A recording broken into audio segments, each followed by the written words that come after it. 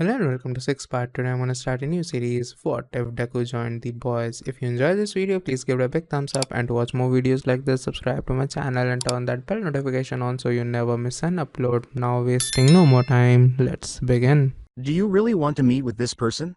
I can't say I know everything about the patients here, but the majority of them are here because they are too mentally ill to even comprehend how they got here, the guard inquires. Then there are those who are similar to him. How does he differ? The escorted man inquires. The guard responds, from what I can tell, he is the exact opposite, meaning that he was aware of what he was doing the entire time. He doesn't care, which is the problem. Every time it is mentioned, the psycho even breaks into a smile. He seems to be recalling a happy memory from his childhood. That doesn't seem too bad, the individual responds. It seems like he shouldn't be too hard to guard at least. To which the guard replies, that's when he is normal. He is the epitome of stability and sanity 99% of the time. He is thoughtful and kind. He makes jokes with patients who are more grounded in reality. When a patient becomes agitated, he even assists some of the orderlies. What about the other percent? The man inquires. The guard shivers and says, that's when you see the reason he was sent here. I saw him once be chatting it up with another patient and then switch in a heartbeat. The poor bastard was screaming uncontrollably as he began gouging out his eyes. He simply turned around and began attacking the guard when one of the guards attempted to remove him. He crushed the patient's throat and snapped the guard's neck before anyone else could step in. How many were required to defeat him? What? Asks the other man. According to the guard, that's the thing, he simply allowed himself to be subdued after that. He seemed to have completed his task and was therefore happy to be beaten and bound. After that, we isolated him for a month. I can't say it accomplished much. He always had this tiny smirk on his face when I saw him in his padded room, wrapped up in the straitjacket. It was the expression of a man who was carefree and had everything going for him. He hasn't done anything wrong since. The fact that we have all been keeping a close eye on him and separating him as much as possible has undoubtedly helped. What is the purpose of your meeting with him? The man responds, favor for an old friend, saying that if the opportunity ever arose, I would take up his case. To be honest, I didn't think the meeting would be harmful. It's not like you will ever escape this place alive, after all. The guard was about to reply, but the words died in his mouth when he saw the man's expression. When he had finished speaking, a small smile played at the corner of his mouth, as if he was amused by a joke that only he knew and that only he could ever hope they understood. What was worse was that he had seen that look on the face of the patient they were going to see countless times, and he decided to stop talking to the man he was escorting because he had the impression that the man was more like the patient than he felt comfortable believing. I was sitting in the visit room's metal chair with my feet handcuffed to the chair's legs and my hands handcuffed to the table, but I honestly didn't mind because I was lost in my own world, wondering who would come talk to me. Would it be a clever but inexperienced female FBI agent who needs the assistance of a clever and psychotic mental patient to solve a serial killer case that has baffled the entire bureau? She would bring me evidence, and I would give cryptic lessons about the workings of the deranged mind. Eventually, I would manipulate the situation so that she would have to transfer me to another facility where I could make my escape after giving her the last nudging assistance she needed to crack the case. After that, it would be a game of cat and mouse as she pursued me across the nation, sporadic meetings for passionate hate sex until she became pregnant. Or instead, a hard-hitting female reporter who was looking for a headline scoop and heard whispers about me. She would try interviewing me to learn about my past. I would play hard to get, dropping subtle clues that she would stay up all night thinking about. As time goes on, she stops thinking about the story and her dreams are full of my sly smirk that leaves her hot and bothered when she wakes up. I slip beneath her guard and she stops trying to find the truth because she found love instead. She tries to change me for the better, but I slowly win her over to the side of the chaotic neutral. I break out during a violent rainstorm and track her down. We meet in a clash of intense emotions, lust and mutual affection leading to mind-blowing intercourse all night long as the sound of torrential rain and echoing thunder covers up the creaking of the bed and the moans that fill the air. She ends up having to choose between the career of a reporter or the love of her life. She chooses love and we run away to live together until our dying days. I was about to continue when I felt someone grab the back of my head and slam it into the table. It took me a moment to shake the stars from my eyes before I realized that the guard was currently observing me. What on earth was that used for? Your wife doesn't like you being rough in the bedroom, so you're taking it out on me? I asked, grinning. I'll be the first to confess that it hurt a little more when he slammed my head against the table once more in response. You killed one of my friends, he says, his voice containing equal parts disgust and hatred. Me and the boys are going to make your life as close to hell as we can manage. If your lawyer didn't want to meet, I wouldn't have allowed you to leave your tiny room. But I didn't see any harm. You will be here for a long time because of the blood on your hands. He was almost crying in relief when I was found not guilty by reason of insanity, but there is nothing on earth that could keep him on this case, so I don't even bother to respond because I am already too preoccupied with what he said about a lawyer. Did he mean that clumsy public defender who couldn't construct a sentence without stuttering? This indicates that it is a new attorney. Well, it might be a stiff female attorney who is coming to try to retry my case in an effort to improve the legal system. Her cynical sarcasm combines with my gloomy gallows humor to bring back a smile she didn't even realize she still had. That's about as far as I got before the visitor was brought into the room and I realized it was a guy. Yes, all of those fantasies are now pointless. Even though I'm devastated that it's a man, I can't help but notice how strangely dressed he is. His outfit consists of a brown suit, a green dress shirt and pocket square, and an extremely colorful tie that is mostly bright blue and green with orange flower patterns mixed in. It looks like the kind of design put together in the 1960s when a few hippies wanted to look formal. He had sandy brown hair, a goatee more appropriate for a teenager trying to grow facial hair than a mature man, and, strangely, despite the fact that he was obviously in his 30s at the very least, he simply exuded the youthful vitality that came with being younger. He simply moved to the opposite side of the table where I was handcuffed, placed his briefcase on the table, and then sat down. He unlatched his briefcase and pulled out several files, which he arranged in a row in front of him. After completing his preparations, he appeared to notice that the two guards were still present. "Will you two go while we speak? Attorney-client privilege and all that?" he asks. "For example, when I'm ready to leave, I can simply knock on the door." "Sir, are you certain you want to do that? I don't want him to get any ideas when we're not watching him," my guard says. "Yes, I'm sure," he says, waving his hand nonchalantly. "Unless he can suddenly outperform Houdini himself, I think that I am safe." "Your call," the guard says, nodding to the person who brought the man in. They both exit the room until my guard peeks back in and says, "If he starts killing you, just gives us a holler." He chuckles to himself before closing the door. "You don't know who I am, do you? Now, let's get to business," the man says. "I heard you were my lawyer or something," I respond. "I got to say, I was hoping you would have a little less dick and a lot more tits." He laughs and says, "Sorry, buddy, but I'm a lawyer, in a technical sense." I deadpan, "That seems like bullshit for not a lawyer," and ask, "Why in the world are you even coming to this nuthouse?" "Your grandpa asked me to come and see what I could do to help you," he responds.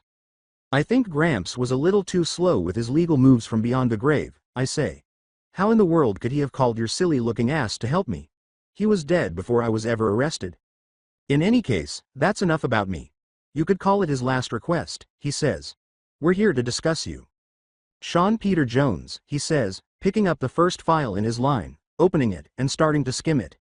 18 years old. Born at 8:31 p.m. on February 14, 1973, at the upstate New York Memorial Haven Hospital. Happy Valentine's Day, sweetie. You don't see those often. Mom is the late Bridget Jones. She perished in a car accident when you were 9 months old. George Sadler, the father, is listed as having died of a drug overdose. Although he has a criminal history, it is not very serious. He was arrested on several charges of possession, vandalism, public indecency, and one attempt to rob a convenience store using a rusty box cutter. Served 12 years and was released on good behavior. With a needle in his arm, he died within a day. How could he have made your mother fall in love with him? The man across the table simply has a perplexed expression on his face. I respond, "She was young and foolish. She believed she could improve him, but you can't change a human shitbag. Could you please skip over my sperm donor who is a deadbeat and focus on the positive aspects?" He says, "Hey, don't get too naggy," adding that there is still plenty of time. The final relative is your grandfather, Fred, who passed away within the last year due to heart problems. Every other member of the family is either too far away to be important or passed away before you did. After your mother passed away, your grandfather raised you. You spent your formative years on Fred's small property in Vermont. Since he could live comfortably off the money he earned from his success as a young mystery novelist, he didn't work. You were more interested in superhero stories, such as your favorite Soldier Boy, than mysteries. As you began to grow older, Grandpa Fred realized you needed to travel more and meet new people. You moved to the Big Apple as a result of that. With one notable exception, a boy named Ellis Conway, you mostly maintained your introverted lifestyle throughout elementary and middle school. You took him under your wing, a textbook nerd. Both of you gained a friend who was protected from his abusers. Finally worked, he says with a small laugh. I didn't think I had your attention, he says, observing how my jaw tightened at the name. I nearly began to believe that I was a little rusty. You had my attention, I respond. Now, you have my annoyance. He says, let's continue then. Ellis and you were close friends until you had to change schools. The main reason for this was that the school bullies didn't like you occupying their hunting grounds. Your grandpa decided it would be better to go south rather than fight the school after they went to Daddy, who then went to the teachers, who made up some stories. You relocate, the complaints are dismissed, and you and Ellis maintain a long-distance relationship. He skips a little bit and says, fast forward a bit as you get situated down in Huntsville, Alabama. You are now a junior in high school. Because of time and distance, you and Ellis aren't as close, but you still communicate occasionally. The Carter twins are now your new pals. You spent a lot of time hanging out with either Penny or Daniel Carter, who filled the void left by Ellis. The only other significant relationship you had was with Maggie, the school's queen bee. The popular girl needed to let down her barriers with someone, and you were her typical bad friend. However, I was shocked to learn that she was a supe. I assumed you detested everyone but Soldier Boy. Jury is still out on Soldier Boy, but most supes are just people with way too much power and no respect for it, I argue. They think that because they were born with the ability to shoot lasers out of their ass that they can do whatever they want. But she doesn't. Anyway, you kind of keep a crush on her for a while, the man asks, needing only my silence and clenched teeth as an answer. However, issues with Brad, Maggie's boyfriend, quickly arise. You can be sure he was a jerk because he was the star quarterback in Homecoming King. But the fact that he was also a supe sealed the deal. He made several attempts to chase you away because he didn't like how close you were to Maggie. He stopped after a while, but you didn't get the hint. He simply chose someone else to target instead of you. You could tell it was going to go south when he began to follow Penny around. You pushed him away by using your influence over Maggie. However, this doesn't work out. One night after a winning game, Brad got drunk with the team and did more than a little drugs, according to him. That combination gave him the idea to take what he wanted. Long story short, he found the Carters on their way out of a movie. By the time you got there, Daniel was almost dead from a crushed throat while Penny was already gone after Brad broke her legs and had his way with her. The man looks up at me and then casually waves me away, clearly sensing how much I want to kill him. Calm down, he tells them. All of this is behind you. Daniel is able to explain that it was Brad, which leads you down a path of bloody retaliation. You locate his closest football friend and break a couple of his fingers to get him to tell you where Brad is. After that, you make a brief stop at a hardware store to buy a variety of items before continuing on your way. By this time, Brad is just out on the streets, intoxicated, high, and trying to get even with you for attempting to rob his girlfriend. It is only at the last moment before he is flung into the air that he realizes a truck is speeding toward him while he is crossing a street. Now, he is not killed by this. Despite being a supe, he is actually quite tough. He does, however, suffer a slight concussion as a result. You support this idea by getting out of the truck and using your recently acquired sledgehammer to pound on his head like a drum.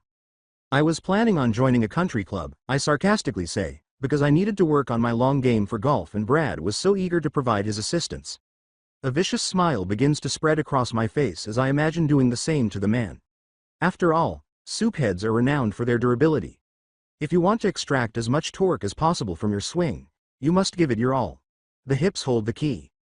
The man picks up the second file to read it quickly before continuing. Anyway, after your little mini golf tournament with his skull, you started to break out the power tools, he says, and you used titanium circular saw blades to cut through the muscle and skin on the back of his neck using a generator in the back of your truck.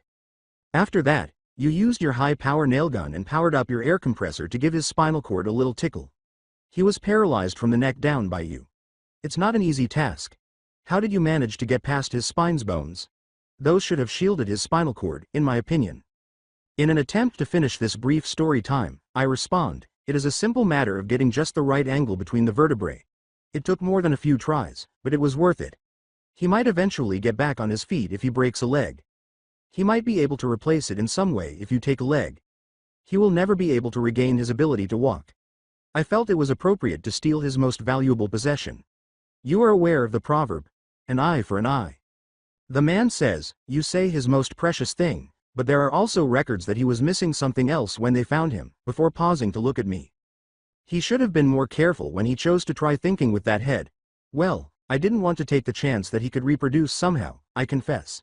It is no longer an issue for him now. The man goes on, this leads to you being arrested, and a lot of fuss was about to kick up before it suddenly died down. This is heavily due to two factors. Your grandfather's connections come first. In his youth, he had made many friends in law enforcement, and he drew heavily on their goodwill. This ensured that interrogations followed the book and that evidence did not vanish. As a result, they were able to link Brad to your two friends' deaths. The precise technique was determined by analyzing DNA traces found at the scene and fingerprints found there. If they hadn't discovered Brad's, it wouldn't have been possible. DNA source near him. The second reason is that Vought, the company that manages soups and their careers, was growing tired of him. He had a problem with drugs and women that was becoming increasingly more of a hassle to cover up.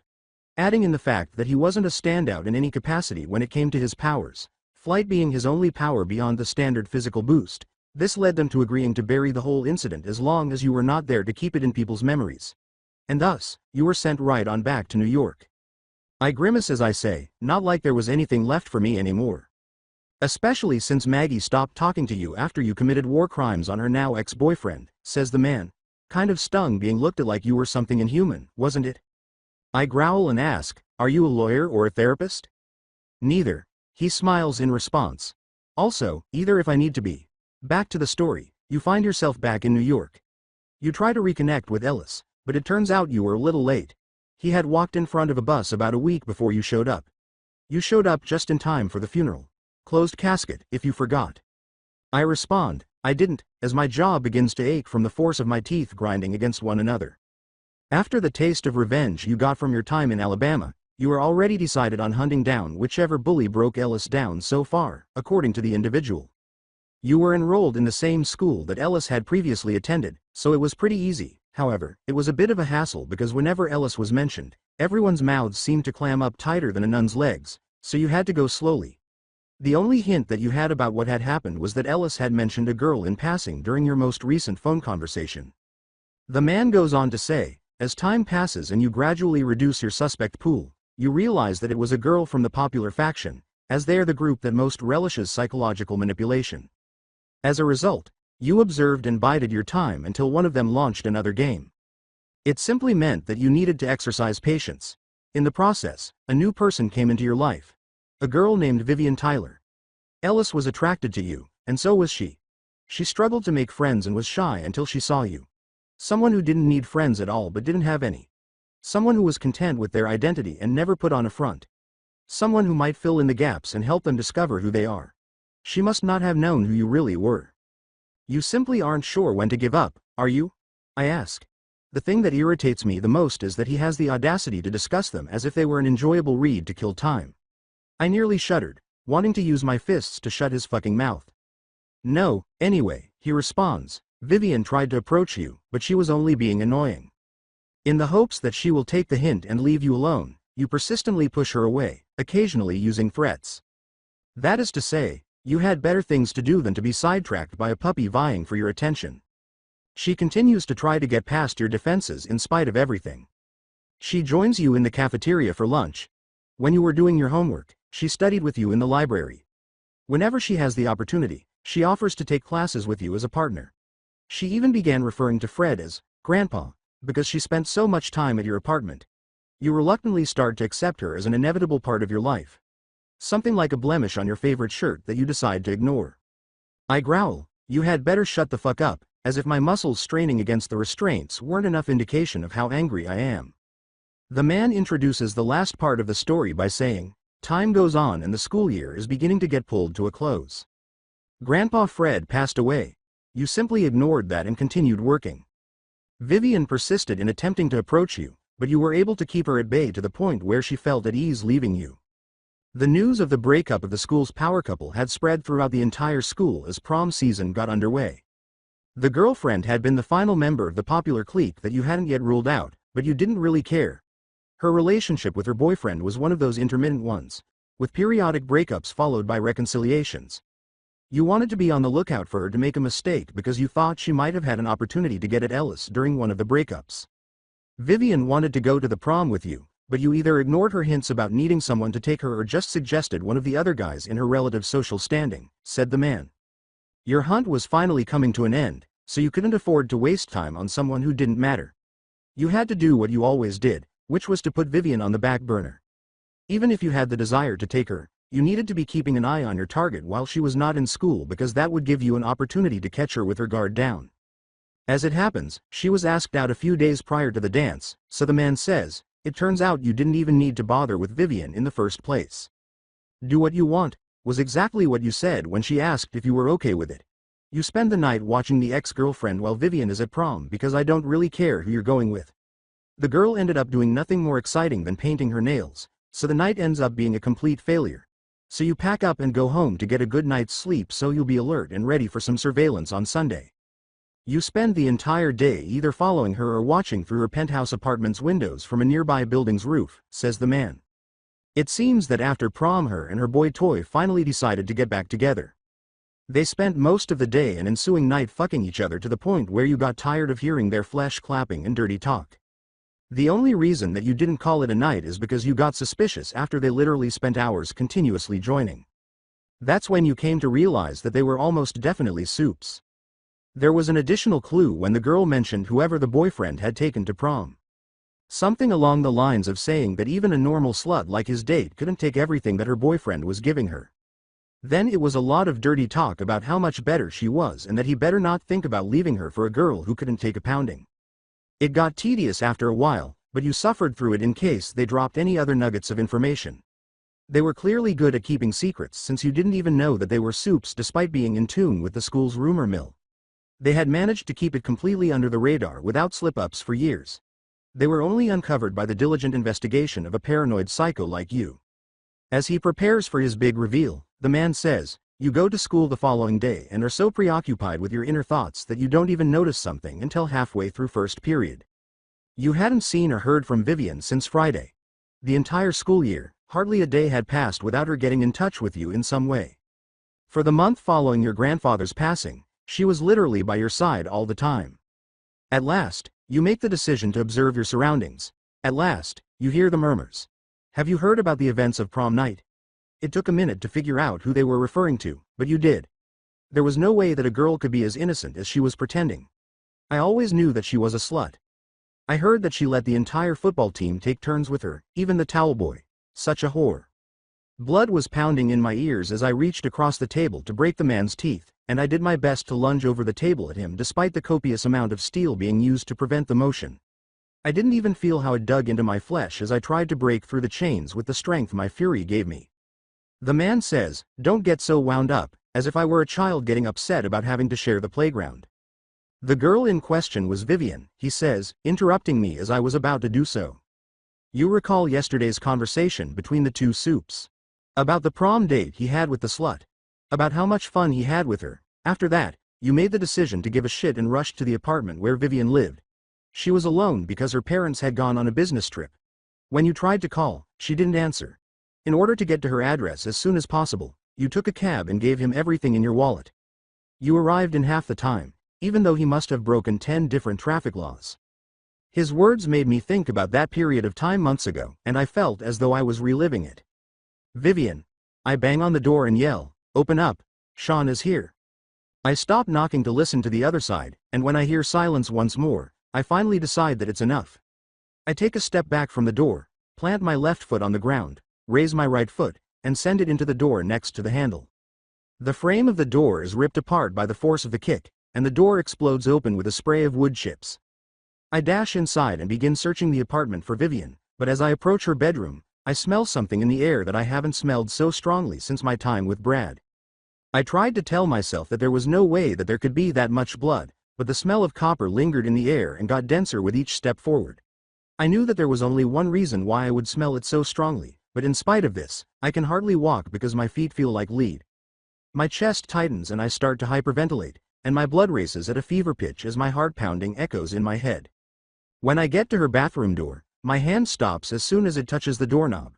The sinking feeling in my stomach tells me the answer my mind refuses to accept, the answer I can't accept, so I tighten my grip and steel my nerves because I don't get to back down now.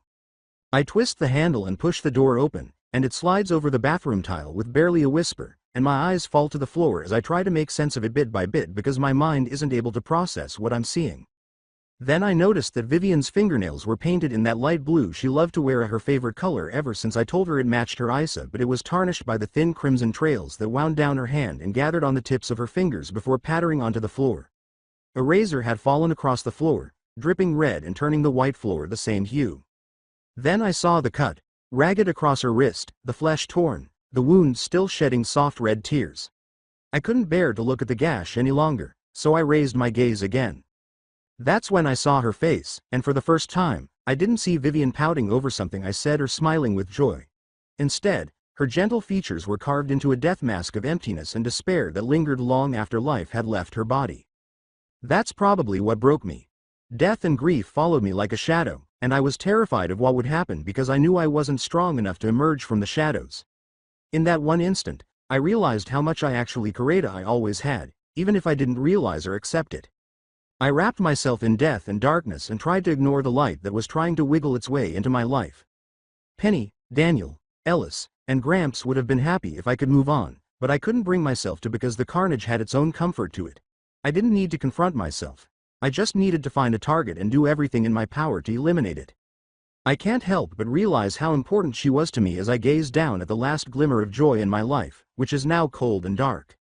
She won't knock on my door when I wake up in the morning to spend time with me. She enjoyed baking me brownies, but I will never taste them again. She had been so thrilled to get tickets to that Soldier Boy movie marathon that she had been trying to talk me into going, but we would never see it. She throws her arms around me and I will never smell her shampoo. She will fall asleep beside me as I study, and I won't feel her weight on my shoulder. Her snorting laughter will no longer be audible to me. When I answer something she said, I won't see her smile up at me. I'll never be able to express my feelings to her. Unable to allow her to pass through the barriers I put up around my heart. Despite the bloody water splashing over the edge, I dropped to my knees and dragged her out of the tub, holding on to her as if she were my lifeline. I pleaded with her to stay and return to me. I made her a lot of promises. I would go on a date with her, watch all of those awful Soldier Boy movies with her, stay with her forever, and even give up on getting revenge. As her body simply cooled, I prayed to any god who would listen, to any spirit or devil who had the strength to bring her back, and I vowed to do whatever it took to bring her back. I offered my loyalty, my life, and my soul, and I said that I would work off the debt for eternity if it meant doing so. All I asked for was Vivian. Unfortunately, my pleas were ignored, and Vivian remained a lifeless shell. After cleaning her up and drying her body from the water and blood, I carried her back to the bedroom and placed her on the bed. Then I took the chair off the desk and took a seat beside the bed. For once, I had no idea what to do, so I just watched Vivian for a minute, as if she were sleeping and would wake up at any moment. I tried to concentrate on making sure that every single detail of her face was etched in my memory so that, even if I lived to be 100 years old, I would still be able to clearly recall her. I noticed something on her desk that I had been ignoring up until now. A letter beneath an illuminated lamp, the only source of light in the apartment that wasn't appropriate at the time. I recognized the envelope as Vivian's farewell, and I nearly turned away in embarrassment until I noticed the name on the back. Jones. Sean. Why would she choose me to say goodbye out of all the people she could have? Chasina, not her father, not her mother, not any member of her family, instead of the person who ignored her, dismissed her every day, left her when she needed them most, and was ultimately too slow. For a moment, I can't bring myself to read what she wrote. What if she cursed me for my shortcomings and flaws in her final words on this planet?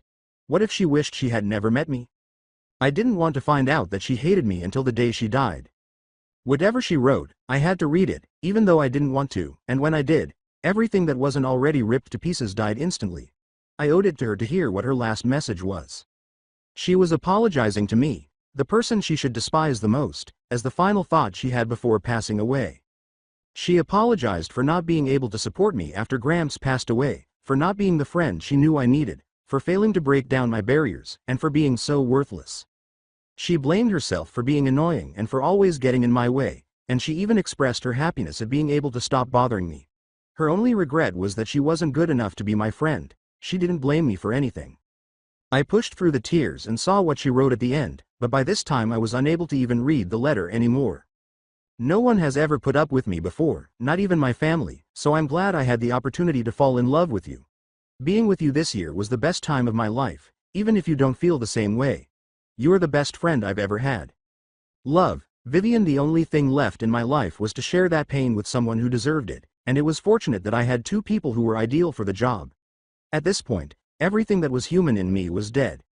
It collapsed into a fiery pit of burning suffering where I languished. I put the letter in my pocket and head back to Vivian, giving her a final kiss on the forehead before turning to go. I almost get to the door before I feel compelled to say something. I respond, "You always saw the man in me, Viv, even when I looked in the mirror and saw nothing but a monster. Perhaps you simply saw what you were hoping to see.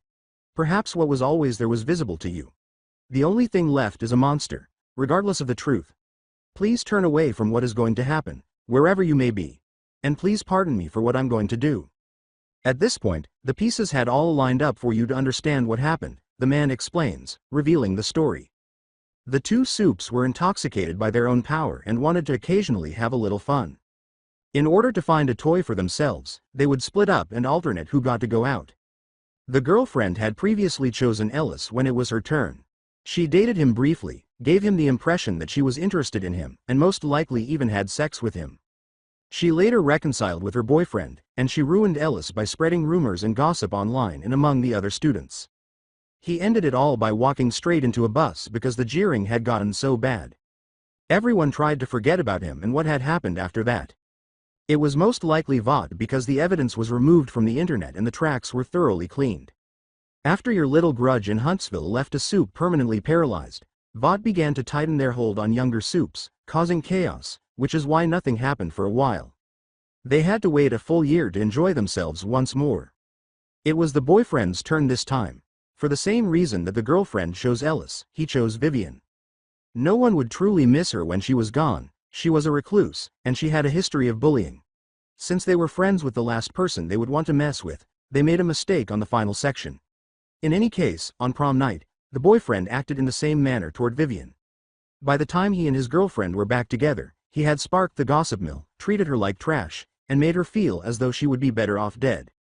They had been fairly cautious for a while since they didn't let anyone know they were Soups, said the man.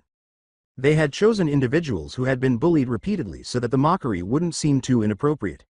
The suicide ultimately appeared to be the product of childish cruelty from a whole school over years, but they were wrong when they betrayed you a second time, so you decided to correct that misconception with a little calculated violence that you prepared for a few weeks.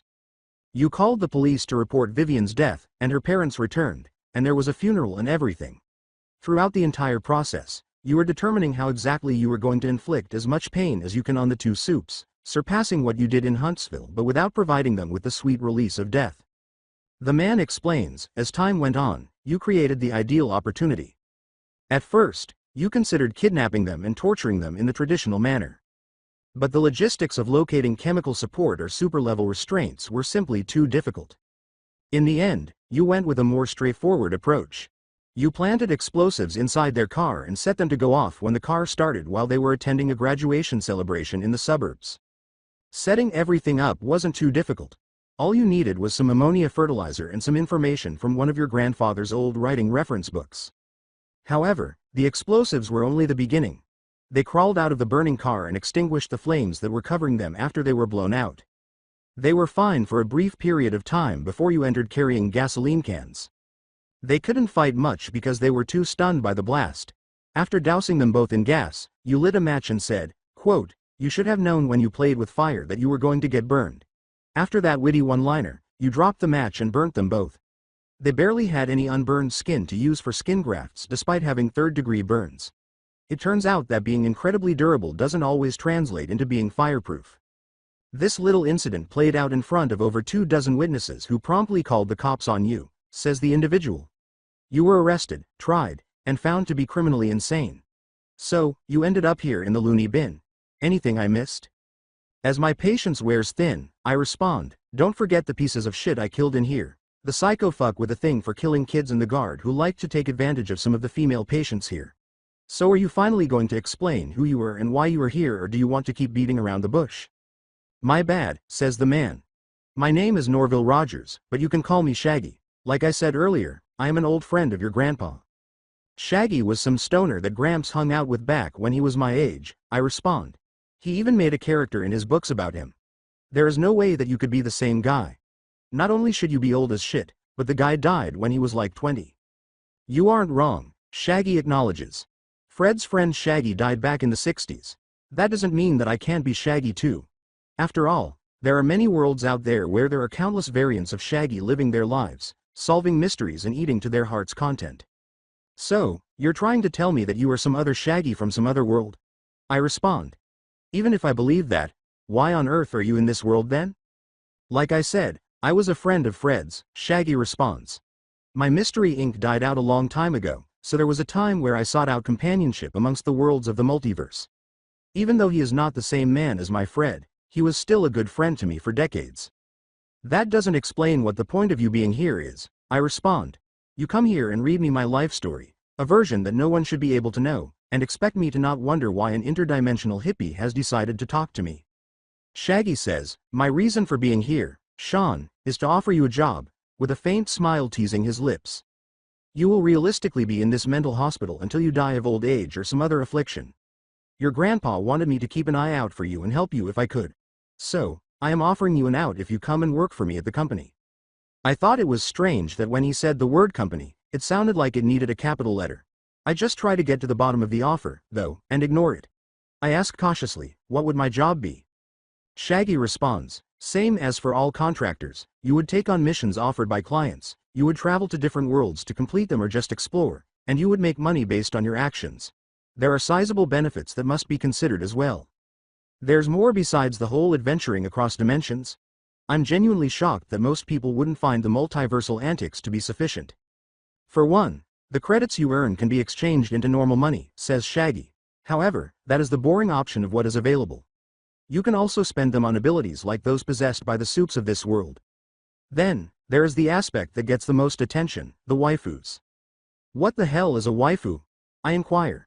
Even though I've been around the neighborhood a few times, I've never heard that phrase. Shaggy says, waifu is a blanket term used for fictional female characters that are commonly seen as attractive by those that read or watch the media that they appear in a logical and frustrating manner. He elaborates when he notices my expressionless expression. They're chicks from comic books and anime that lonely nerds get off on imagining. I'm really perplexed at this point. What does that have to do with the job? Waifus are desirable women that exist across the multiverse, Shaggy says. Not only can you encounter them and bind them by being a member of the company, but you can also purchase company-made copies of any waifu previously discovered that include all of their abilities and memories. Bindings on waifus cause them to fall in love with you easier, and they make it so that they are more comfortable with you having a harem. It's, whoa, I say. This is some weird sexual slavery company? Some parts of the company are more into that portion of the job, but you can operate as a contractor without the ability to use bindings, says Shaggy. The only way that any binding between you and a waifu would form is if she gave you a love confession or if there was some kind of reward through a mission. Even then, we could set it up so there is no brainwashing or anything. That doesn't change the whole issue about the sex slaves. I say again, why is that even a thing? The company exists primarily to give entertainment to our clients, says Shaggy. Some want you to alter worlds in a good way, others in a bad way, and a few just in weird ways. There are a countless number of contractors spanning the range from saints to sinners and everything in between. While you can't change the fact that there will be contractors hired by more malevolent parts of the company, you can do your best to improve the multiverse one world at a time. Even more, I can help you cross paths with some of the worst contractors if you wanted. You could? I inquire. I was intrigued right away. I didn't realize you could do that. It is within my duties as your patron to be able to arrange altercations with darker contractors by making challenges to their patron, says Shaggy. Their patrons are the exact kind of people who would let their contractors die in a fight if it is amusing. So, you could improve the good and destroy the bad. It seems right up your alley. If that's not enough, I even have a small signing bonus I can offer you. I'm not sure what else he could do at this point, so I ask, what could you give me that I could possibly want that I couldn't already get through being a contractor? Shaggy says, it's 4 things that I could give you, and then he raises his hand, causing 4 balls of shimmering light to ignite above his palm. Wisps of energy poured off their surface and scattered in the air as they idly whirled in a circle. I look at the various colored orbs and ask, what are those? They came in a variety of colors, including purple, white, green, and red. I had no idea what they were, but I sensed their significance. The 4 souls you wanted to save more than anything, Shaggy responds. He keeps talking, and I'm in complete shock. I made a deal with the angel that oversees the delivery of souls into the afterlife for this world and traded in a favor for being able to hold on to these four.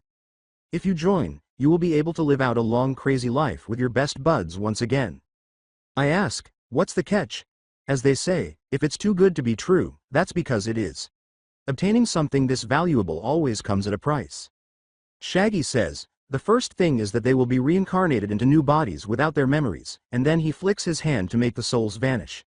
They will still be them, but they will not remember their first lives at all. There will be traces that are etched into their behavior, but that will just be part of them. I inquire, what's the next thing? The second thing is that you will have to start out with 0 credits for your starting world, says Shaggy. You won't be able to begin with anything other than your cunning. You won't be able to purchase any skills, equipment, or assistance. Your options are restricted to the amount of money you can make. Shaggy concludes, the last thing is that you will have to find your friends as you go. You will eventually meet them all, but it will happen in its own time. So, are you interested in joining? Since nothing comes for free and this is likely going to be expensive, I question whether I am making a deal with the devil by doing this, but it is also an opportunity to correct my mistakes and make sure they don't happen again. Where do I sign? May I ask? Shaggy takes a contract out of one of the files and puts it in front of me with a black pen. I don't even read it before writing my name on the dotted line because there is nothing I can do if the contract contains a secret clause. I just agreed. When I'm done, Shaggy takes it back and packs it with his files. I'll be on my way, he says, tossing me a little card that contains any instructions I need to leave. There shouldn't be any problems because I'll be sending an associate to assist with the procedure. Shaggy had moved to the room's door and was about to knock on it when I looked down at the blank card I was holding and turned it over, but before he could do so, he turned back to face me and said, Sean. Sacrifice is necessary for all great things. Not until it's over, do you know? All you need to do is take a chance. When the time comes, keep that in mind. I am left to think as he knocks on the door to be escorted back out after giving me that final piece of cryptic advice. The first indication that something was wrong was when I woke up in the middle of the night to a strange sound outside my isolation cell. Although the isolation cell is made so that you cannot hear anything outside, the sound was unmistakably there and grew closer and louder over time. The closest thing I could think of was the clicking of nails on the floor. I take out the card and take a quick look at it. I was shocked that the guard hadn't taken it from me while escorting me back to my room. The only explanation for this is that Shaggy most likely altered it so that others wouldn't see it, and the card now had faintly glowing words written on it. Take after him. After giving that some thought, I hear my door unlatch and swing out slightly.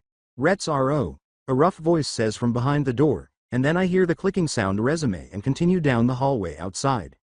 I assume the voice means, let's go, so I get up, go to the door, and push it open. As I step out into the hallway, I see what appears to be a tail flash and catch a glimpse of a leg being pulled out of sight around the corner.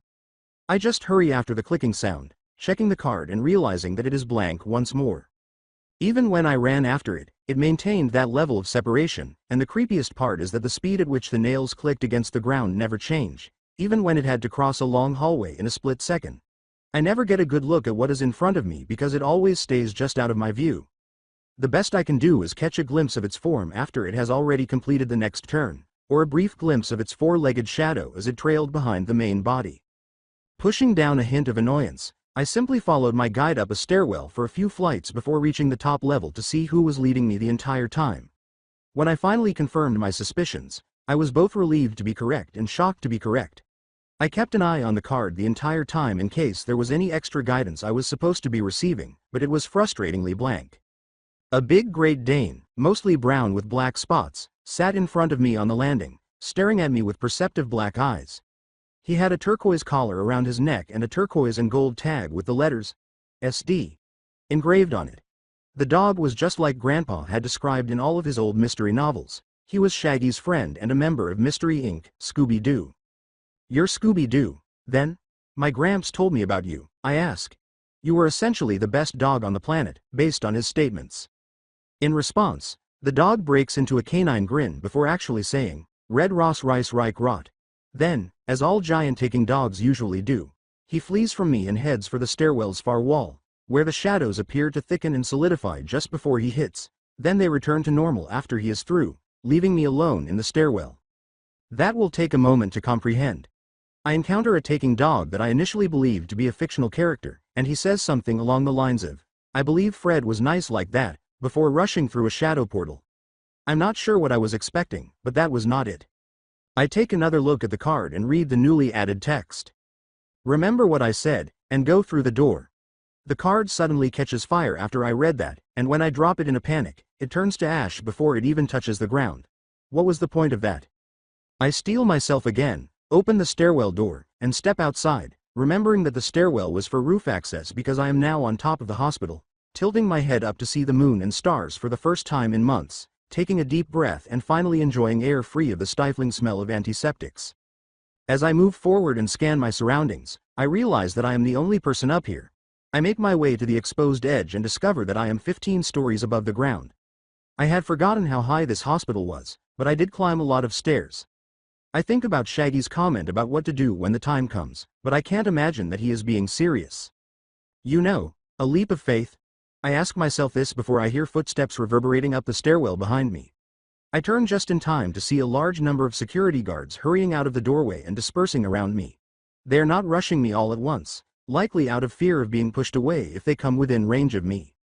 As he walks to the front of the group, he grins viciously and idly smacks his nightstick into his palm. So, Jones, he says, it seems like you have run out of places to run and hide. That implies that you will be returning with us, I suppose. However, it was a good attempt.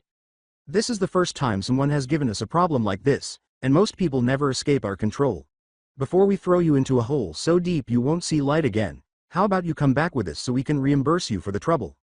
I think about it for a moment. One is to go with them, get beaten, and spend the rest of my life in a cell with no freedom. The other is to jump off this building and hope that I'm not just dreaming about everything that happened. To be honest, I believe I'm choosing option 2. I take a few steps back and say, since it's the last time I am going to see you guys, I wanted to tell you all something. The guards all stiffen as I start to move, anticipating what I will do. You can all go suck a massive fucking dick, I say. Before taking my last step back and falling over the building's edge, I flip them all off. As I start to fall backwards and the guards, especially their foolish leader, leave my field of vision, I am treated to their completely shocked expressions. Grandpa, Ellis, Penny, Daniel, and Viviana, 1,000 mistakes and 1,000 things I should have done. All of this comes to mind as I fall and start to accelerate. I only hope Shaggy meant it when he said I can have another chance. Looking up at the moon, whose light soothes me as I breathe my last breath as Sean Jones, is how I spend my final moments of this life as I get ready for a very private encounter with the ground. It was the ideal sight to see before everything turned black. I feel a cold stone against my cheek when I wake up. Did I just hit the ground normally? Wait, that doesn't make any sense. I fell from a height that would have been too high for a normal person to survive, and I am positive that I am not a soup. Where the fuck am I? I push myself off the ground and try to get my bearings after lifting my head off the ground and noticing that I seem to be in a stone hallway. My clothes seem to be my old standard outfit of a blue t-shirt, jeans, and black sneakers. I'm not sure how I ended up wearing them, but I set that thought aside to concentrate on figuring out what's going on. I don't know what kind of spooky place Shaggy dropped me into, but the dim residual lighting prevents me from seeing much until a series of mounted torches ignite along both sides of the hallway in one direction. I glance in the other direction and realize it's still completely dark, so I decide to stick to the lit path for the time being. I walk slowly down the corridor, my body tensed in anticipation of any surprise attacks that might appear out of nowhere. The next pair in the hallway light up as I get closer to the last area lit by the torches, extending the path. After a few minutes of walking, I enter a huge room the size of a cathedral, where a massive wrought iron chandelier above me ignites with a dispersed array of candles that lights up the interior in a twisted way. The shadows stretch and contort with the flickering flames, creating an unsettling feeling as I move forward. I can see that there were once statues carved on top of the many pedestals set into the floor along the path forward, but all that's left are pieces of crushed stone strewn all over the floor and pedestals. The reason for the nagging itch in the back of my mind to keep away is beyond me, but I choose to listen to it until I find out. I was reaching down to pick up the remains of a stone hand when my instincts made me jerk back my own hand before it made contact. I can make out from the corner of my eye that the pedestals once had an inscription, but when I look more closely, I can't see anything because of deep slashes that carved through the stone and gradual erosion that ate away at what was left. I continue across the room of broken statues and empty pedestals until I come to a pair of double doors with 2 iron braziers positioned on either side, their flames pointing out the rusty iron bands that were built in the rotten wood of the door. I am drawn to the door by a pull that I can practically feel. Steeling my resolve, I push the heavy, decayed doors open to reveal a throne room. No torches or candles ignite to light the space. Instead, a hole in the crumbling ceiling lets in rays of moonlight that cast a ghostly glow over the interior. When I turn to look back where I came from, all of the lights have gone out, returning the area to darkness. As I move forward into the throne room, I see the figure sitting in a crumbling shell of a throne that was once an elaborate symbol of respect and power. The man sitting on it was dressed in dark leather armor, and the moon's silver light was the only thing that made him stand out from the darkness that filled much of the room. His face was still covered in shadows as he raised his head to look at me. The two orbs had deep blue irises that almost seemed to possess an ethereal light, carrying a sense of absolute power that seemed to match the casual feeling of pressure that Shaggy seemed to exude at times. His glowing blue eyes settled on mine, making them the only detail of his face that I could make out due to the low light and the great distance between us. It felt like my heart stopped. A part of me wondered if I was going to die because it seemed like I was staring at something far more dangerous and ancient than I could really understand, a dark god who could kill me at the slightest whim and with the ease of a thought. The man's voice seemed to reverberate throughout the room and reverberate in my bones as he said, "You are not yet ready, if the creature could even be referred to as a man. It is not yet time." "Who are you?" My curiosity briefly overcomes my fear, and I am able to ask. He seemed amused by my question, and I felt a dry laugh that shook my entire being. "Time will tell, won't it? Until then, try your best to survive," he said. With a crack that nearly seemed to shatter reality itself, the man raised one hand in the air before snapping his fingers, turning everything black as my consciousness failed and I vanished into nothing. After a long moment of hurling followed by an even longer period of dry heaving, I look down and get freaked out over two things. I jerk awake and find myself lying on cold stone again. I roll to my feet and look around, and instead of a rundown castle, I am in a city alley. Before I can do anything, I am hit by a huge wave of nausea that sends me running to behind a dumpster to heave my guts out. In addition to other organic pieces, the vomit appeared uncomfortably like blood, which is never a good sign. Second, my arms look much thinner than normal. I actually patted myself down and used my surroundings to determine my height, and now I look like I'm in the body of a prepubescent boy. Fuck. A ringing sound that reverberates through the alley completely interrupted my train of thought. I felt the vibration against my leg and traced the sound to my pocket, where I took out a rectangle with an illuminated screen on it. I read the words "UI Shaggy, your boss," along with a green and a red circle, and I guessed based on the 50-50 chance, pressing the green one. "Hey," I hear Shaggy's voice says from the rectangle. "Is this supposed to be a phone? How is it so small?" I just push down my questions and hold it up to my ear to hear better. "How's it going in the new body? Is everything operating smoothly?" Quick question," I reply. "Where am I and why am I in a fucking elementary school student's body?" "I listened to all of your recommendations, don't even worry," Shaggy says. "Well, with the whole calculus of souls and everything concerning cross-dimensional shuffling, I thought it best to switch you into a freshly deceased body for your new world. To express my gratitude for releasing the ideal vessel at the ideal moment, I even sent the soul of the previous tenant to reincarnate in your former world." I utter, "That doesn't explain why I have to go through puberty a second time," as my immature vocal cords attempt to produce a fierce growl. "It was too perfect not to choose," Shaggy responds, adding that the owner not only removed a building's header, but it is also the ideal age to be alive. You could easily transition into the main narrative. Why did I just throw a metric ton of blood and other body parts behind a dumpster if this body is so flawless? May I ask? Since it just fell 8 stories onto pavement, many parts were broken. To be honest, I chose the cheapest option for healing your new body after it was vacated, Shaggy acknowledges.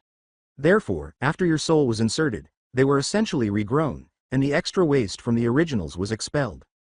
You were on a tight budget, so I had to throw up enough organic matter to replace most of a body? I inquire in awe. Hey, it's not like body tune-up was really an option since you were going to be starting with 0 credits and you agreed that you didn't want to be superhuman out of the gate, says Shaggy. When did we talk about this? May I ask? Shaggy remarks, "Oh, it seems like your gray matter is a little scrambled still from the reincarnation, but there's nothing we can do. I had to run a few errands, so there was a slight problem getting you into the body. There were also a few detours through other universes. Don't even stress over it. For a while, you may experience a slight memory loss.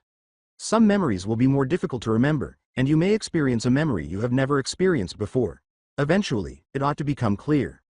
"None of this sounds good," I respond. "Are you saying that you ran errands? Before you took care of your grocery list, couldn't you have thrown me into a body?" How did you find out that I visited the shop? I mean, it was some pretty urgent stuff, he queries. Stopped a bad syndicate, saved a few universes, and other heroic feats. Anyway, if you begin to recall someone else's life, don't get too worked up about it. It's only temporary. I think there is also the question of how I am supposed to survive as a kid in some other universe. I say to him, am I even here on Earth? Shaggy responds, of course you are on Earth, specifically Japan. And this is My Hero Academia's world. At the end, Shaggy's voice grew deeper and more heroically epic, but I didn't find it funny. I already have a few issues, I say. I have no idea what a My Hero Academia is, and I don't speak Japanese. Oh, yeah, Shaggy replies.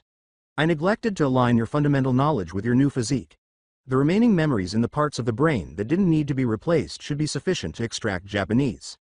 After a few minutes, I finally recover enough to proceed to gasp for sweet, sweet oxygen as my lungs were screaming out for it. Suddenly, a whole language's worth of information is thrust into my mind, and I barely manage not to drop the phone as I struggle to breathe while fighting the mother of all headaches. With my breath still heaving, I say into the phone, you could have given me some warning. Where's the fun in that, though? Going forward, you should have a good understanding of Japanese, Shaggy says. Your body isn't flawless, but it should be sufficient to carry on a meaningful conversation because its original owner was American. What about everything else in this world? I literally know nothing about this place, I inquire. That's easy, Shaggy responds. You can get up to speed by watching a brief highlights reel about the world on your phone. I can then send you a file with general details about your new life via text. If you suddenly began acting too out of character, it would be strange. Now, what on earth is this metal object on my arm? I ask, pointing to the black and blue metal cast on my left arm. I don't know what it is, but it has a gauge or something on it and a button. Doesn't ring a bell, according to Shaggy. Are you not omniscient or something? I inquire bewilderedly, shouldn't everything sound familiar? Well, it doesn't help when you describe it with the precision of a 4-year-old, Shaggy responds. I'm from the 90s, I respond. I didn't realize this block was a phone until I was talking to you. Sorry, but I have to go, says Shaggy. There is something really important that just came up and I have to resolve it. No, I reply. We need to resolve a few more issues first. With a half-hearted, oh no, a universe is in danger, Shaggy exclaims, we must leave, goodbye. I mutter, that bitch, as I glance at the phone's call-ended message. A moment later, a notification announcing that the universal background video had completed compiling appeared. Since I have nothing better to do, I tap on the notification, which takes me to the video. The epic narrator voice proclaims, My Hero Academia. Is the voice produced or is there a man who sounds like this and records the voiceover? A world full of powers beyond the dreams of most worlds. When a glowing baby was born in China at the beginning of the 21st century, it was the first appearance. After the first birth, superpowers or quirks, as they are more widely called, were developed all over the world. As people without abilities attempted to manipulate and persecute those with peculiarities, society momentarily collapsed.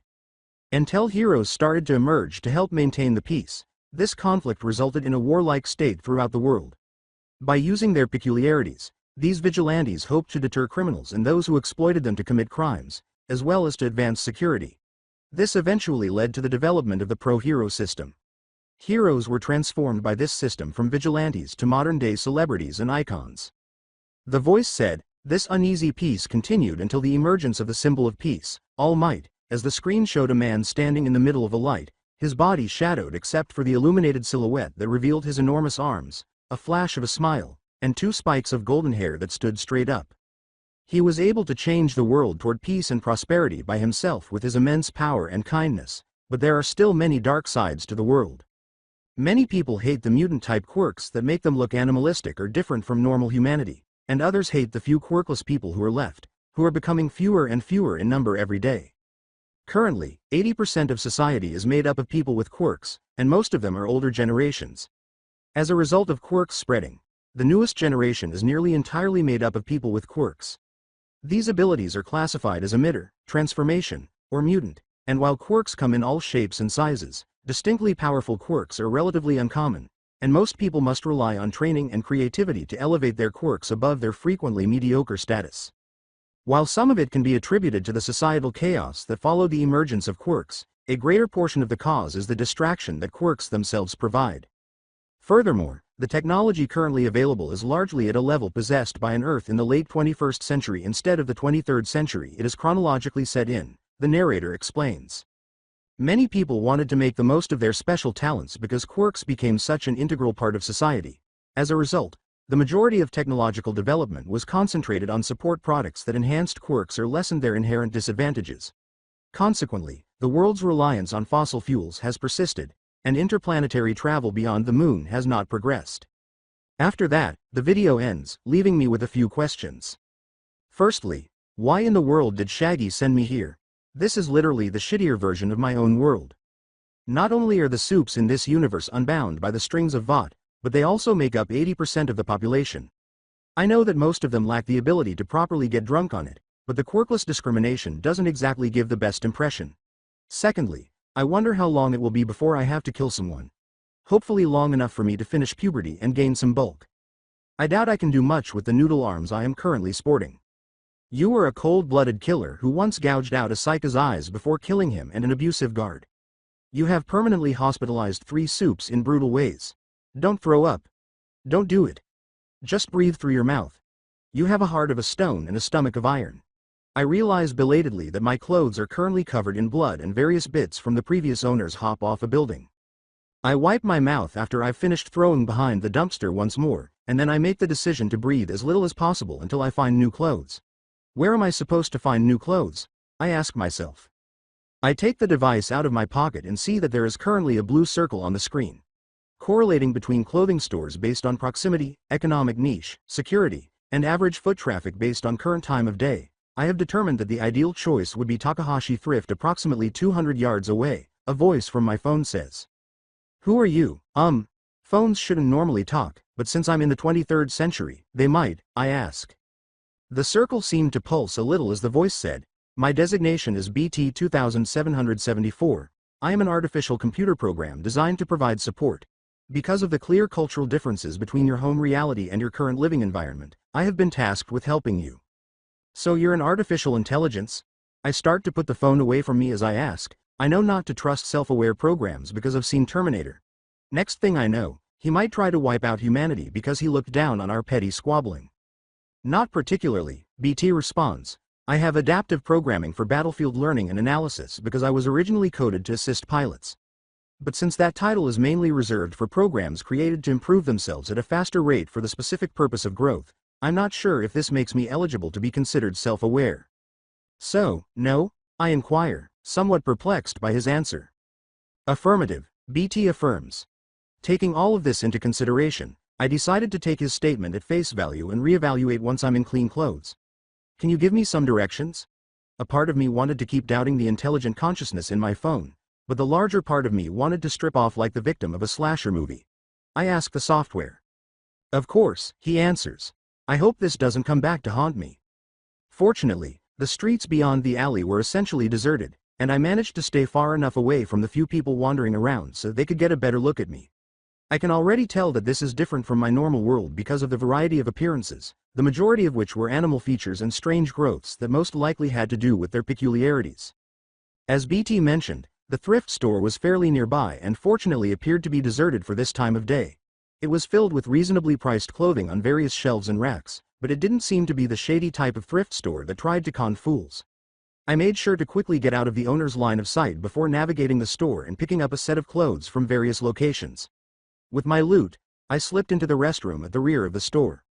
I put the clothes on the edge of the sink and looked at myself in the mirror. My new body was pretty much the same as my old body, with brown hair and blue eyes. My features were a little different, but I was glad that I looked like I was rocking my typical pale color palette. Since this is Japan, I was a little concerned that my reincarnation had changed my race, but it appears that I am still just plain vanilla. At first, it was difficult to tell because of the large amount of blood and gore that covered my body and clothing. I looked like I had crawled through a slaughterhouse's trash chute, with pieces of meat and bone in my hair and dried blood covering every part of me. Thank God no one saw me on the way here. I slowly remove my clothes, the crusted fabric trying to adhere to my skin due to the blood, and then I wipe off the grisly biomass from my body by grabbing some paper towels and wetting them down, throwing everything else in the trash can, and removing a wallet from one of the pockets of my pants and a pair of dog tags covered in grime from around my neck and throwing them on the counter. After a while, I am reasonably clean, and the trash can is nearly filled with red crumpled paper towels, but I finally achieve my goal. I begin to dress, putting on the various items that make up my new ensemble, which consists of a blue hoodie, black sneakers, socks, a black shirt, and blue jeans. I feel instantly better about my condition. I open the wallet and take out some semi-clean yen notes and a student ID. My brain automatically translates the Japanese characters to English so that I can read the name as Scott Sterling, so I suppose that's my name for the time being. Based on the date on my phone screen and the birth date on the card, I appear to be 12 right now. Since the blood has already stained the wallet's leather too much, I just throw it in the trash can with my clothes and paper towels before pocket the money and card. Subsequently, I remove the par of dog tags from the red crust that covers them, allowing me to read the words imprinted in the metal. Eventually, I am able to read the man's name, serial number, birth date, and blood type. I am surprised to discover that the dog tags are also for a man named Scott Sterling, who was born in 1918, so I assume that he is the ancestor of this body. The name must be a generational thing. I simply tuck them under my shirt for the time being and put them back over my neck. I like to think that I have principles, and after making sure that I look respectable enough and that the hoodie sleeve is covering the large blue metal cast on my arm, I return to the restroom and make my way to the store's checkout counter. I may be a cold-blooded killer, but I'm not a monster, and there's no point in robbing a store and depriving someone of their livelihood when I already have money on hand. This body probably needs to restore some mass after regenerating a shitload of parts, so after the clerk gives me a strange look because he obviously didn't remember me coming in, I pay for my outfit with the majority of my available funds before heading out, taking a quick look around the street before my stomach rumbles erratically. The convenience store a few doors down the street catches my attention. How handy, hee hee. It's been far too long since I've been able to indulge in inexpensive junk food, so today is a good day. I jog over and enter through the automated door, and the teenager working at the register just gives me a quick glance before turning back to his phone. My eyes scan the shelves full of all kinds of delicious treats and the glass-covered refrigerators filled with bubbly drinks and delicious desserts. Mirko, Rumi Usagiyami Pav. Rumi Usagiyami, a pro hero who recently graduated from UA, Japan's top hero university, was not having a good day. She had finally completed the tedious paperwork and licensing required to launch her own independent hero agency, and she was eager to get her blood flowing with a good fight, but there was a catch. No fucking villains were there. She would even take a mugging at this point, but the one time she was itching for a bank robbery or a good car chase to launch her solo career, she was extremely disappointed. She didn't think it was too much to ask for some idiot with more power than sense to start causing problems. Why did everyone in this neighborhood suddenly decide to become saints? When she smelled blood and viscera, she was about to give up, but she knew right away that it might be something exciting, so she jumped over to the next building and started looking for the source. From what she could see, there appeared to be blood, brain, muscle, bone, and pretty much everything else that could have come from a body, leading her down a gritty alley and into a dirty dumpster with far too much blood and flesh to be normal. The first thing that came to mind was that it must be the remains of a villain attack because there is no other explanation for why a mulched person would be piled in a dark alley, and in addition, there isn't enough for a full person, and the whole thing smells like stomach acid. The psycho must have eaten his victim. She turns to see the bloody impact mark in the middle of the alley and begins to piece things together. A villain must have been one sick son of a bitch because they grabbed their victim and either slammed them into the ground or dropped them from above, then, after killing them, they ate their victim and regurgitated some of it back out. This is ideal. She was searching for something significant, and this was it. The wait was truly worthwhile. Rumi continued to follow her nose as she continued to pursue this insane cannibal. It took her to the restroom of a thrift store, where it appeared that the villain had cleaned up after the murder and dumped his bloody clothes. When she pulls the clothes out of the trash can, she discovers that they are for a child, which is even more twisted than she had anticipated, but she is going to bring this corrupt villain to justice after giving them the beating of a lifetime for justice. She rushes out on her target's trail after contacting the closest police station to have some detectives investigate the alley and restroom. He had better start praying to whatever god he has before the rabbit hero, Mirko, catches up with him. Scott Sterling, Sean Jones Pav. God. This is Sean, or Scott. Wait, what name should I use? Anyway, it's me, and I just wanted to say thank you. All those days in that madhouse were worth it for this one moment. Through your will, I have been taken to paradise, which is the only place where they have so many different flavors of brutally hot Cheetos knockoffs. I mean, burning bacon bonanza? God's hand is so evident in this convenience store today. Hallelujah. After quick calculations based on the prices of the chips and the knockoff soda I'm eyeing, I figure I can buy 4 bags and the large bottle with the money I have left over. I end up buying Endeavor limited edition Hellfire Jalapeno Plus or minus O, Kamikaze Curry, Meltdown Mozzarella, and Nuclear Nacho, along with a jumbo bottle of Orca Overload Soda, which I understand was inspired by an Orca guy in a suit and is basically Coke. After living in a world where every other product was soup this or vodka that, it's not the biggest change of pace to see pro heroes sponsoring a ton of products. I open the bag of Hellfire Jalapeno Plus or minus O and take one of the crunchy little snacks coated in powder with such an innocent shade of orange that I could feel my fingertips practically tingle as they held the innocent treat between them as I studied its glorious texture. Ignoring every warning sign in the world, I toss it into my mouth and instantly regret every choice that brought me to this point. This body was in no way prepared for this level of heat. In fact, my old body, with its years of conditioning from my habitual indulgence in spicy food, would probably collapse under the weight of this inferno. To call it hot was a crime against the English language. There was no way that such searing and mind-numbing pain could ever be contained in such a short 4-letter world. Entire novels could be written to describe the horror and suffering that my senses were put through after tasting the corn puff. I persevere through my trial by fire, making sure to use my wrist to wipe the tears of agony from my face because my hands are occupied. Eventually, the spice loses its hold on me and I reach the point where each breath doesn't cause a fresh round of punishment. You could say that I lack common sense because after paying, I was excited to eat even more of these chips, even though a normal person wouldn't dare eat any of them after their first encounter with the solidified fire that these chips seem to be. On the other hand, a normal person wouldn't commit revenge arson or assault and wind up in a mental health facility. The bunny girl, who had dark skin, white hair, and red eyes, stopped me as I was heading to the register.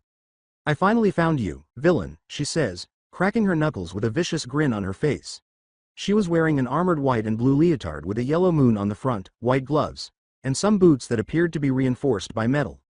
What caught my attention the most, though, were the white rabbit ears on her head, which were clearly twitching. I decided to rely on a psychological warfare discipline called street smarts in order to defeat much stronger opponents because I didn't like the sinister smile on her face, which eerily reminded me of myself in my more vindictive moments. When I was in middle school, the principal invited J.J. Bittenbinder, a former Chicago police officer, to speak to us about stranger danger. He taught us several strategies to reduce risk whenever we are confronted by people who want to hurt us. The opening salvo, where you have to throw the aggressor off their rhythm, was the most important part, and I had exactly what I needed in this situation. I say, "You are the lady who tried to touch me in all those weird places at the playground," pointing at her with a finger covered in chip dust. The clerk's eyes enlarge at the accusation, and if I'm serious, she starts to call the police. The bunny girl's mouth drops in disbelief because she didn't anticipate that coming out of the blue. "No, I'm not," she says in outrage. Her head whips over to the clerk still trying to dial the police. "Don't you dare. This little shit is full of it, and I can prove it. I'll let you go if you wipe the backs of your ears with your fingers and show them," she says, turning back to face me. My eyes dart to hers, and I can tell she knows I'm stuck. People always forget to clean behind the ears, don't they? I just comply with the demand and reach my Cheetos dust hand back behind my ear and touch it, only to realize it's wet. I forgot to clean it when I was in the bathroom. With an even sharper smile in return, she asks, "With me, what do you want?" She already knows enough to be an issue, so there's no use in being evasive at this point. Playing coy would only be a waste of time, so I ask. Her smile changes to something more like a snarl as she says, "You are the prime suspect in a little homicide just down the way. A guy was eaten after crashing down into the ground. Of course, you wouldn't be involved in that, would you?" "I didn't eat anyone," I respond. "How can you be certain that I was involved in it?" "Because of your scent," she explains. When someone with a shape-shifting quirk imitates someone else's scent, it typically has one flaw. They never have exactly the same pheromone. Different personalities lead to different hormone balances, which in turn change the composition of pheromones. Because you don't replicate the mind as well, your smell becomes an imperfect copy. I can smell that you are slightly different from the victim, but otherwise nearly identical. That tells me everything I need to know. Would you believe that I only discovered the body after the man committed suicide? May I ask? She acknowledges, "It doesn't matter to me. It's still illegal to use quirks, mutilate a dead body, and probably a dozen other things. You're not going to escape this unscathed." I lie out of my ass and tell her, "For your information, I was critically injured and had to use my quirk to combine with the dead body to avoid death myself. relying on the fact that she is unlikely to be able to prove it. My quirk allows me to combine with other living creatures, I say. Fortunately, the body was sufficiently fresh to activate. I was able to activate what remained of his biological manipulation quirk before it totally vanished by fusing with him.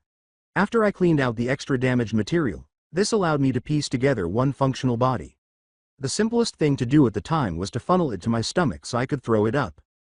The hero responds, "Sorry to say I couldn't give a shit. All I am hearing is that you stole a corpse, combined it with some Frankenstein stitching with the dead guy's quirk, and then expected to walk away without any problems. I'm sorry to break your bubble, but it won't happen." "Really?" I inquire. "You seriously have no pity? What kind of hero are you?" She responds, "One that doesn't believe every sob story that gets tossed at her, obviously concluding that the whole story was a hoax to avoid arrest. It was, after all. All I wanted was for her to be a little more concerned. If you are so innocent, why don't you separate from that body? I am already combined with this new body so intrinsically that it would literally kill me to try and remove myself from it, I declare. I kind of had to go all in on not dying." "Too bad," she says. "I guess you are going to have to do your little song and dance for the detectives at the station." My mind is racing to figure out how to avoid the impending capture as she starts to move forward to grab me. I feel as though she could easily pursue me, and I don't have the endurance to run very far. It's a complete pipe dream to fight back. It appears that the entire reincarnation concept was ultimately doomed to fail. My senses seem to lose control as she gets closer, causing my vision to stretch and blur and my hearing to become distorted. Is this a peculiarity of the woman? Memory fragment point of view. When things get back to normal, I'm in an old house's bedroom. Along with the standard bed and dresser, there were a few toys and a few books scattered across the floor. The dresser's rough, unfinished wood construction shows that all of the furniture and items are obviously of lower quality than what you would see today.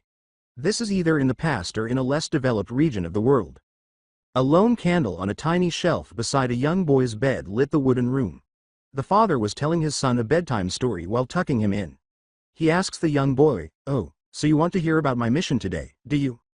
I try to touch the older man with my hand, but it just goes through without him responding in the least. The child practically vibrates in his bed as he exclaims, "Of course." So, there I was, the father tells the boy, narrating his story. I was surrounded by Templar enforcers as I was on my way home. I had killed their boss without issue earlier in the day before taking a trip to the market for your mother.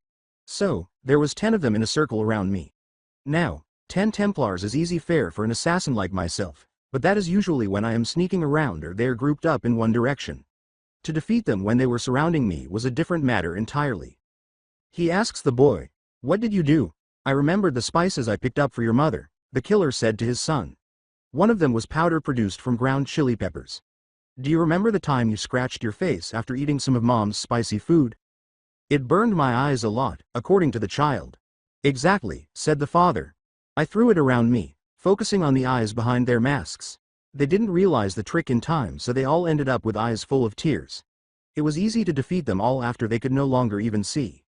"Wow, that's so smart," acknowledges the child. "Mom must have been so happy that her cooking saved you." "She was a little angrier that I didn't go back and buy more chili powder after using it in the fight," the man said, wearing a sheepish grin. The child laughs at his father's error as a result. Even though he is a skilled killer, he has no control over the mother. When the father says, "All right, let's get you to sleep, I can't keep you up all night." "But I want to hear more stories," the child complains. The man says, "I'll tell you as many as you want in the morning, but for now, it is time to rest." "Okay, Papa," the boy says, pulling his blankets around himself and curling up in bed. "Love you." He rubs the child's hair and responds, "Love you too, my son," before getting up and extinguishing the candle. Scott Sterling, Sean Jones Pav. My vision warps once more as the room darkens, and then I find myself back in the convenience store with the rabbit hero approaching. Shaggy told me about a memory bleed. Was that part of it? Compared to his description, that is far worse. One crucial thing, though, was that it provided me with the ideal method to disrupt her rhythm. I grab a good handful of the crunchy snacks from my bag of Hellfire Jalapeno plus or minus O. In the short time I have, I crush them as finely as I can in my hand. When my ammunition is ready, I reach out and toss the dust into the woman's eyes. She is taken aback since she obviously didn't anticipate seeing a cloud of chip crumbs. The chips were really hot, but she hadn't bothered to check the bag. Thus, The hero was unaware of the danger she was about to face. When the particles struck her eyes and she screamed in agony, that mistaken belief was rectified. She screams, "What the fuck?" as she flies her hand to her face in an attempt to remove the excruciating dust from her eyes. As her body works to clear the debris from her eyes as fast as possible, I can see that her eyes are already welling with tears. After dropping everything in my hands, I run straight for the automatic door that leads outside. Since it would only slow me down, I don't bother taking out my phone to ask BT for directions. I simply try to get as far away from the store as I can while sprinting as quickly as my preteen body will allow.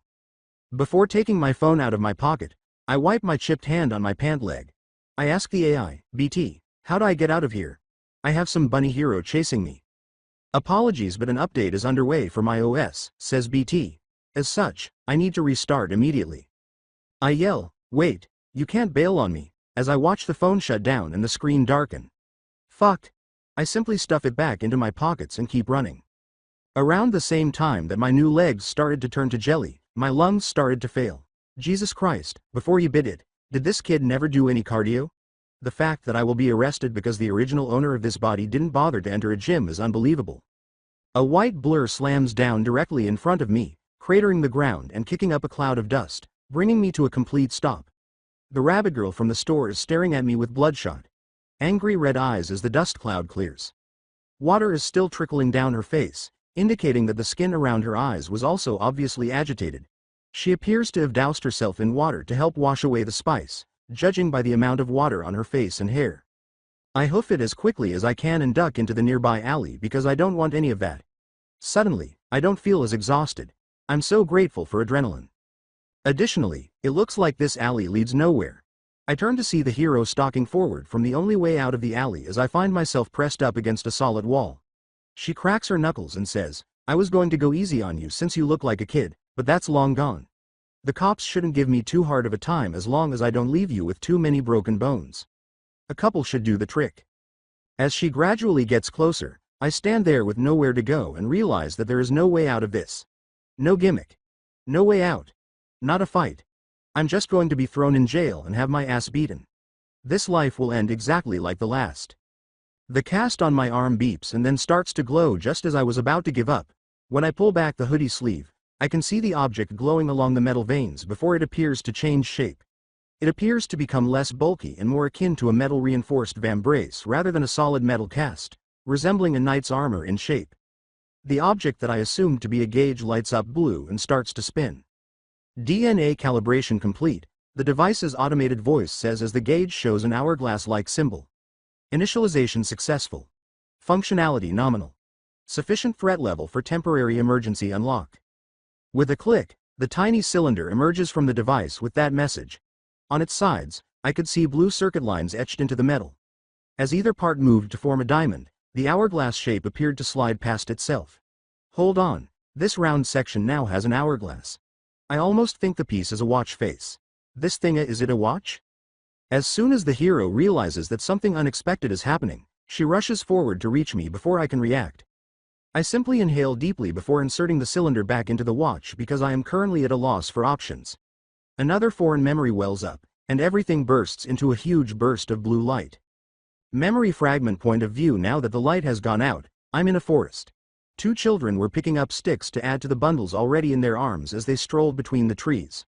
Although they were both brunettes, the one on the left had blue eyes and a gray shirt and jeans, while the other had green eyes and a black and white shirt and brown pants. The green-eyed child asks in an angry, prepubescent voice, "Why did Grandpa have us picking firewood while Gwen just gets to relax at camp? She should be the one stumbling through the forest getting splinters. It's probably because you could carry more wood than her and I have to be nice since he could still just ditch me back at home if he feels like it," the one with the blue eyes says. It doesn't help that Grandpa Max is old-fashioned. Of course he'd make the guys do it instead of the girl. The green-eyed boy remarked, "I still think he should have made her go instead, Alex. I thought he would want her to get into the spirit of camping instead of scheduling in how much more time we're going to have." "You were practically asking for it, Ben," Alex responds. "You shouldn't have been taunting her for half of the ride here." Ben says, "I thought you were on my side," with a betrayal in his voice. "You are my best friend. You shouldn't be siding with my cousin. It disrespects the sacred brotherhood." Ben, The main reason we started hanging out is because we happen to get bullied at the same time and no one else can compete against you with sumo slammers, Alex responds. I think you're looking for a little too much loyalty here. Before they resume picking up sticks, Ben simply gives Alex a tongue click. A minute later, Ben notices a shooting star in the sky. Oh, Alex, check it out, he says. It's a shooting star. Let's make a wish. Alex becomes sidetracked by the shooting star itself as Ben closes his eyes to make his wish. There was something strange about its motion.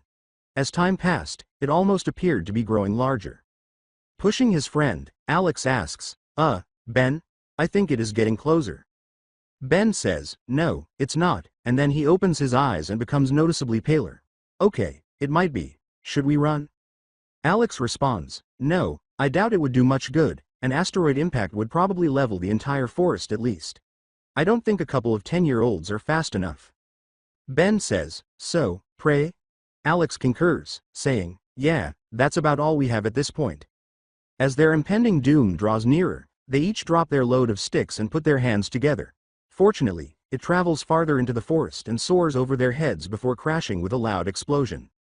We survived? Asks Ben. We survived. Do you want to check out the crash site? Alex explains, do I want to see the giant rock that nearly killed us? Yeah, exactly, Ben replies. Of course, says Alex. What else would we do? Go back to picking up sticks. As soon as they discovered the deep impact groove that the meteor's crash had carved into the forest floor, the two kids fled into the woods. They followed it as it got deeper until they reached the end, where a layer of dirt covered the space rock itself. They stood on the trench's edge and peered down. You should go down and check it out, Ben advises Alex. Alex responds, why me? Why don't you take a look? Ben tells me, because I told you to do it first, as if it were obvious. I'm not doing that, answers Alex. Ben appears to back down and says, okay, only to tramp on the flimsy ground near Alex's feet. The blue-eyed boy tumbles into the freshly created trench as a result of his footing collapsing. Before he can latch on, Ben kicks the hand away when Alex tries to grab his leg and pull him down as well. As he rolls down the steep incline, Alex yells, betrayal, before slowing to a stop at the comparatively level bottom. With a shit-eating smile on his face, he glances back up at his green-eyed friend at the top of the slope. What the fuck? Why do you kick me down here? First off, you deserve betrayal for your treason against the Sacred Brotherhood, Ben yells. Second, I didn't kick you down there. I kicked the ground and you fell in. I only kicked you after the fact. Now, hurry up and check it. If you die, just be comforted by the knowledge I will put your sumo slammer cards to good use. After grumbling at his answer, Alex rolls his eyes and moves toward the wrecked object. The ground was not very hot, and no heat was released, even though it was simply burning up upon re-entry. The meteor was revealed to be a black segmented ball that resembled a pillbug, and the dirt that had settled on top of it fell away as he approached. Parts of it slid open, revealing steam-covered contents. When Alex was close enough to see, he saw what looked to be a black and white watch with a blue hourglass on its face. He started to extend an arm to grasp it, but the gadget twisted as if it were composed of liquid and then attached itself to his arm. It reformed as if it had always been there as it flowed onto his wrist. Alex yells, what the fuck, and tries to toss off the watch by waving his arm. With his other hand, he grabs it and tries to pry it off, but it doesn't budge at all. I can't get it off. Ben asks, what is it? I can't really see it from here. Alex yells at him, something jumped out of the pod thing and latched onto me. Ben yells, oh, no, in response. Don't let the alien lay eggs in you. It's not an alien, the boy with blue eyes declares. It's a watch. Why would a watch be laying eggs in you? Ben inquires. There are no eggs, Alex mutters, lamenting his friend's incapacity. It's just a weird watch that won't let go of my arm. Get back up here so I can see, Ben yells. Alex simply moans and waits to show Ben the new addition to his arm before having a panic attack. He starts off running up the earthen slope and makes it most of the way up before his momentum starts to wane. Fortunately, just before he starts to fall back down, Ben is there to catch his extended arm. The combination of Ben's weak upper body and Alex's desperate kicking against the wall caused them to both collapse on the ground following the exertion. Ben brushes them off and then manages to get a clear view of the watch. Weird, he says wearing a smile. Can I try it on? Alex responds, sure, let me just take it off. Oh, wait. That's the whole problem in the first place. This thing doesn't want to come off. Let's try it together, Ben says. To gain the most leverage, he grasps it with both hands and presses a foot against Alex's thigh. He then starts pulling as forcefully as he can while Alex pulls in the other direction. The only outcome of this is that they fall, almost yanking Alex's arm out of its socket. Ben, however, unintentionally presses the button inside the watch while they are pulling on it, causing the watch face to protrude. As a result, he lets go in shock, which causes them to fall apart. Alex asks Ben, "What did you do to it?" "I think I hit a button or something." Ben shrugs. "What did it do?" He answers, "It shows a silhouette of something on the little screen, though he isn't entirely sure what he saw. When he turned the cylinder to see if it would rotate, the image changed and the watch clicked. The first silhouette had the general shape of a man, whereas the new one was more animal-like." Ben looks over Alex's shoulder and asks, "Oh, how many are there?" Both of them observe as the screen keeps displaying new shapes with each turn until they reach the 10th, at which point they simply cycle back to the first. Ben says, "Try pushing it down." Incredulously, Alex asks, "Why would I do that?" Ben guesses, "To see what happens," in a tone that suggests he didn't really have a reason beyond that. Alex asks, "Shouldn't we wait for Grandpa Max? This seems like the kind of thing we should have a responsible adult for." "Grandpa is many things, but responsible is not exactly one of them if we are being honest," says Ben. "I mean, I don't think a responsible adult would send a couple of 10-year-olds into the woods at night to find wood. He did it because he trusts that we can handle anything that happens responsibly," Alex says. "Exactly," Ben replies. "If he trusts us to handle anything, then he would trust us to see for ourselves. After all, alien watches that crash to Earth in pillbug pods is technically part of anything." Alex declares, "That actually makes sense," fully persuaded by that line of reasoning. "Okay, here goes nothing." After saying those last words, a brilliant burst of blue light surrounds him as he presses down on the dial. Scott Sterling, Sean Jones Pov. I'm brought back to reality as the flash marks the end of the memory. I can feel my body turning into stone as the watch turns on, sending a wave of reddish rock up my arm. My body turns into rock as it quickly takes over my eyes. I felt like my chest was getting hotter in a matter of seconds.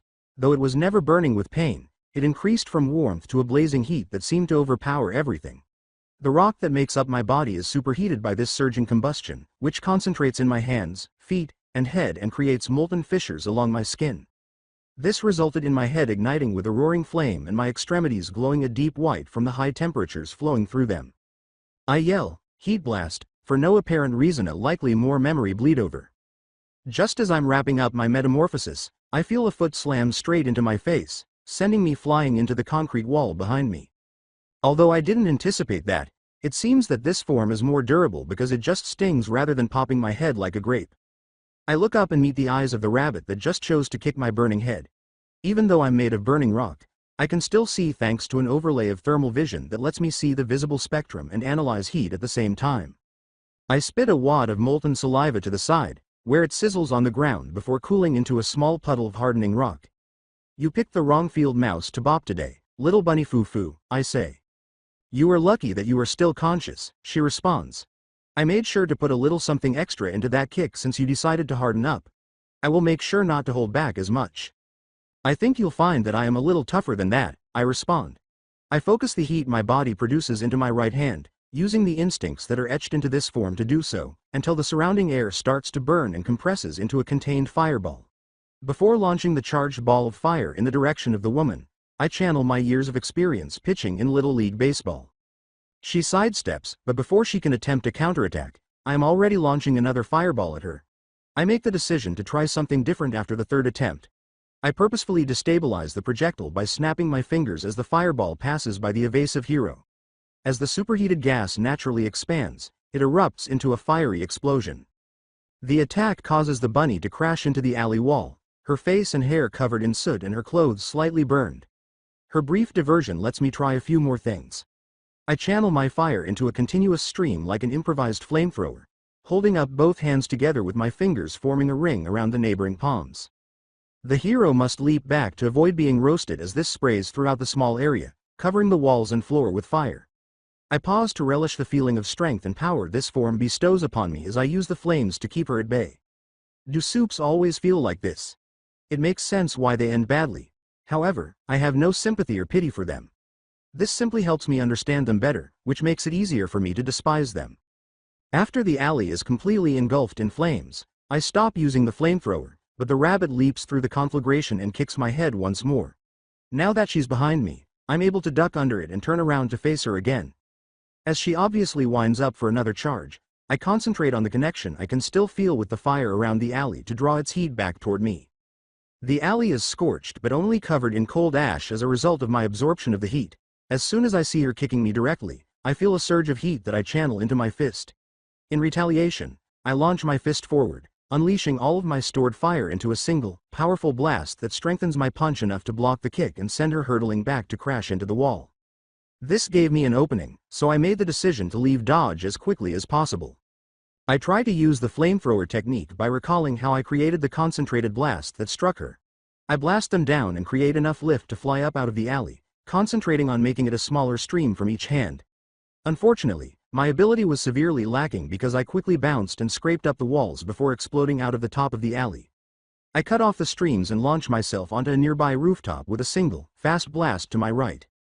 Even though I crash and fall to a stop, I still consider this to be a total success. With the increased strength of this body and a few quick fire boosts, I get up and start running and jumping across rooftops. The bunny chooses to make her next appearance while I am in midair, attempting to strike me when I am most vulnerable. I soon discover that using my hands to blast would cause me to veer off course and slow down excessively. I'm searching my mind for an answer when my mind replays another stolen memory. Because it was only a short, half-formed flicker of memory rather than a long video, this one wasn't as substantial as the others. I recalled a man in an orange jumpsuit, his feet blazing as he kicked, his eyes blazing red, his smile sharp. In an instant, I understand how important this is. I use my hands to help reposition myself in midair with a few weak bursts of flame rather than attacking with them. I pull my foot back and use the flame control I've been honing to give the hero a huge burst as it approaches to tackle me. When my foot hits her face, I release the heat, causing a jet of fire that gives the hit a powerful second impact. She is blown back as a result, and I am propelled higher. I quickly put all the lessons I've learned in this form together and use my hands and feet as thrusters for focused flight by directing my heat through them. I end up producing more than enough of a boost to prevent myself from falling, and I fly through the air. In order to prevent the hero from trying anything before I can make a clean escape, I swiftly put a lot of distance between us. The blue dial in my chest begins to flash red and beep urgently as soon as I've put a couple dozen city blocks between us. I quickly understand that this is most likely a time warning, but I'm still not very good at stopping. I blast in the opposite direction in an attempt to reduce my velocity, but I end up tumbling in midair.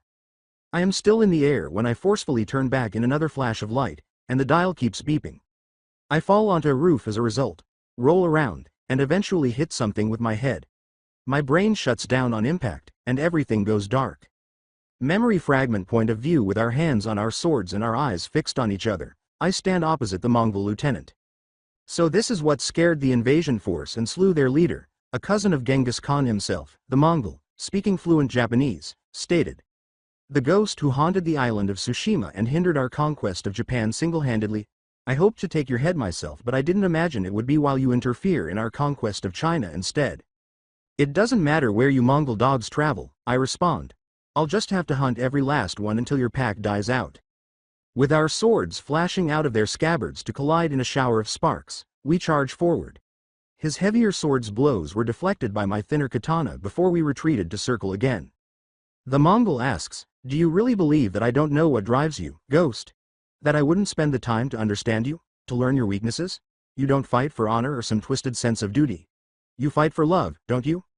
I never expected a raider to even believe in love, let alone spout philosophy on its virtues, I respond. Maybe you are less of a rabid dog and more of a lapdog. We start moving and dance violently for a short while. He takes advantage of an opening and kicks my feet out from under me after my blade nicks his cheek and draws a small amount of blood. He drives his blade deep into the ground I had just occupied, and I just managed to roll away in time. I might not believe in it, but you do, the lieutenant remarks. She will never love you, samurai. No matter how many battles you fight for her, nor how many times you save her life, she will never fall for you the way you have fallen for her. Her heart is already bound to her prince, her destiny, and you are nothing but a fool who pines for her without a hope of victory. It appears I expected too much from a savage, I inform him. You are just as pathetic as every one of your troops I have cut down. You act as though you are smarter, but you are just as blind as I thought. With a growl of rage, the warrior charges at me. I lift my sword to block the blow as his flashes forward to try to cut me. But as our swords move to make contact, a stream of red energy passes over the blade. His red-cloaked sword slashes through my katana as easily as if it were a bamboo shoot when we first meet. I barely avoid being carved open by the blow, but I still get a shallow gash across my chest after dodging it in time to avoid the worst of it. I look at my shattered sword and pull away from you. The blade didn't even chip, it was cut clean through. Even a high-quality katana must have been cleaved by the attack, which was made stronger by the energy coating his blade. The Mongol says, "I hoped you would be surprised," with a broad, mocking smile. When my god offered any power in all the worlds to use in my conquest of China and the world, I thought what better choice than a power stolen from an immortal dragon, the weapon of one of China's legends himself, the Iron Fist. Nothing can withstand my attacks when I channel the dragon's Kai. First, I will slaughter you and take this country for the empire. Then, I will conquer Tsushima and the rest of Japan. After that, how about I take the rest of the world too? I can just take control whenever I want by just killing our leader and taking his position for myself. Saying, typical of a savage, no loyalty and no imagination. All the power in the heavens and all you have the thought of pursuing is more. I should do the world a favor and end you before you tarnish more of the world with your presence. I make him dodge to the side by hurling my damaged katana at him. As I draw my short tanto, I try to eliminate his advantage with his empowered sword by using its advantage in close combat. I get close to him and grab his wrist as he tries to cut me with his sword. I try to stab forward with my tanto by slipping it into a hole in his armor by using my close proximity. When he lets go of his sword and also grabs onto my arm, this plan is derailed. It closes with the same red gleam as his sword, and he lifts his left fist. He says, "It's called the Iron Fist for a reason, samurai," and then he hits me. I quickly adjust my stab so that it makes an awkward slash against the arm that is holding me. This effectively lessens his hold on me, allowing me to kick off his chest and escape.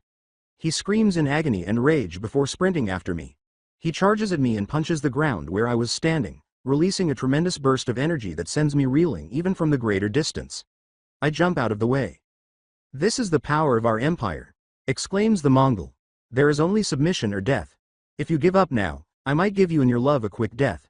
If you test me though, I will be sure to enjoy her company for a good long while before I get rid of her." The intense outburst of anger that runs through my body instantly clears out any confusion. I seize the feeling and channel it into strength as I charge at the Mongol lieutenant. Before he meets my rush with his own, he lets out an angry roar. He tries to punch me with one of his Kai-enhanced blows, but I sidestep. One blow would be sufficient to kill me because of the shockwave created by the collision with the ground. I just try to avoid every blow while using my tanto to cut him as many times as I can. I use a variety of cuts to gradually weaken him because his reactions are too quick to create a big enough opening for a finishing blow. When he lifts a foot that gleams with the same red light before slamming it into the ground, I quickly realize that I was mistaken to think he could only channel his Kai through his hands. I'm knocked off my feet by the shockwave, and I barely hold onto my tanto before collapsing to the ground and stopping. He is already towering over me when I look up, his fist glowing with evil Kai. His stance has a flaw because he let his guard down at the moment of victory, which is what distinguishes the other times from this one. In a flash, my tanto comes forward and hits his wrist. His mundane arm should still be open to attack even though his main hand may be full of Kai, which probably increases strength and durability. His left hand, which is holding my katana's severed blade, enters my field of vision before I can deliver the blow. When I was rolling, he must have picked it up off the ground, and he rams it up into my side while I'm still swinging. I just clench my teeth and endure the pain. Even though I may have lowered my defenses, I still have the opportunity to repay the favor. I keep swinging as hard as I can, and in a flash of blood, I see the lieutenant's hand drop from his arm. This triumph is short-lived, as he twists the blade in my side, causing my hold on the tanto to become so weak that it slips out of my hands. Then, using his Kai to strengthen his remaining hand, he grabs me by the neck and holds me up. He growls in my face and squeezes my neck just enough to keep it from breaking. His tone is mocking as he asks, "Any last words, samurai?" I start to speak, but the hand choking me stops me. "Oh, let's try this again," he says, slightly releasing his hold. "What did you want to say?" I tell him, I'm not a samurai, which causes him to become confused. I simply smile from behind my mask. I'm a shinobi. I take out a kunai and slam it into his elbow. He begins to drop me as a result, but I catch him by the collar of his clothing and stab him in the neck with my weapon. I dismiss his gurgles as the final sounds of a dying man as the blood rushes down to fill his lungs. To a spray of arterial red, I tear the kunai out through the side of his neck.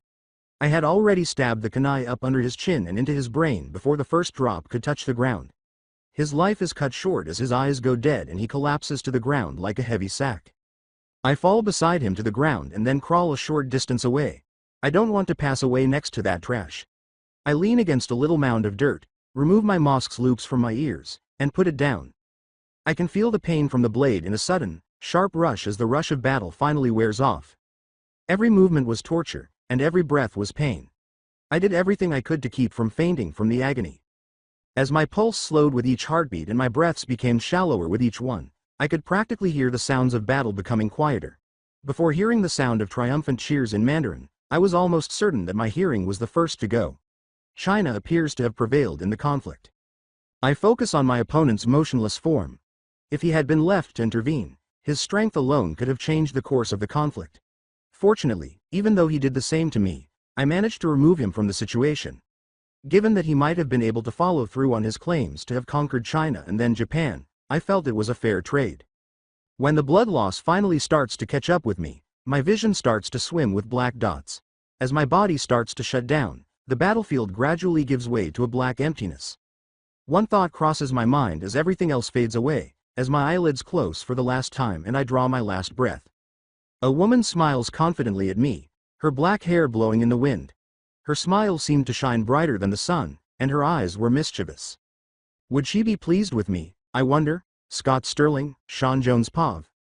To the sound of countless birds, I start and smash my head against something. I yell, ow, as I become aware that my body is wedged beneath something that is comparatively low to the ground. I discover it's a pigeon coop as I slide out of it. In Japan, did they actually have those? I look around, trying to figure out how I got under there, and then I remember the unexpected reversal in the watch. I follow my fall path and see that I must have collided with an air conditioner's edge before rolling beneath the pigeon coop.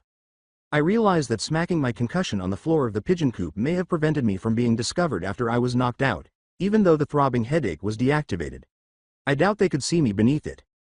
Before I recall that dream, I idly observe that it is now nighttime. Compared to the previous memories I had evoked thus far, this one was much more intense. It could have been my concussion, a more vivid memory, the fact that I was unconscious rather than conscious, or any one of the three. It was undoubtedly strange to be living out someone else's final moments while thinking about them. For me, one death was enough. From now on, I'll just make an effort to write in the third person. From behind me, a voice asks, "What are you doing up here?" An elderly woman holding a bag of stale bread is standing behind me when I turn around and she says, "I'm the only one who comes up here and only to feed the birds." "I wanted to get some fresh air," I respond. "It seemed like it would be more peaceful on the roof." She simply complains about the strange kids these days and walks past me to the pigeon coop.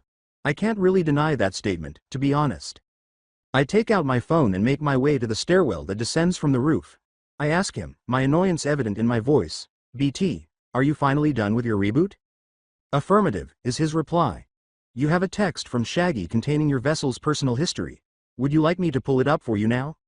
"Sure," I reply to him as I set out to return to the ground. Scott Sterling is his name, 12 years old. Date of birth, the 14th of February 2245. Place of birth, Tokyo, Japan. Status of quirk, quirkless. Rin Sterling, the deceased aunt, Arthur Sterling, the deceased uncle, and Kimiko Kays, the mother, are the immediate family members. Interests: studying heroes, reading nonfiction, and drawing. GPA 3.2. General life story. Scott Sterling was raised by his Aunt Rin and Uncle Arthur during his early years, believing them to be his biological parents. He was born to Kimiko Kays, an American graduate student studying in Japan. This is because Rin's sister Kimiko was unable to raise him on her own, so the couple adopted him. This resulted from financial difficulties brought on by irregular employment as a result of quirkless discrimination, which made it impossible to support both of them. When Kimiko's boyfriend of the time found out she was pregnant, this was another factor that led to their breakup. Scott was the sole survivor of a car accident involving his family after being raised by the Sterlings until he was 8 years old. This experience left him with survivor's guilt, which he concealed. He moved in with his mother after they passed away, thinking she was his aunt. In addition to having finally secured regular work at a library, Kimiko was able to care for Scott with the help of the resulting inheritance from the will and life insurance. Because of the cultural differences, his appearance, and his lack of personality, Scott found it difficult to make friends in Japan. He experienced discrimination in the US, but it was far more severe in Japan. He became socially isolated as a result of the increasing severity of this bullying. His mother tried to get close to him, but Scott pushed her away because of his strong rejection and her underlying guilt about him inheriting her eccentricity. After years of suffering, self-imposed seclusion, and residual survivor's guilt from the car accident that killed his adoptive parents, Scott reached a mental breaking point and committed suicide by jumping off a building. I read through a portion of the file once more before slowing to a stop. I say, "I have a mom," in a shaky voice because I'm still processing the information.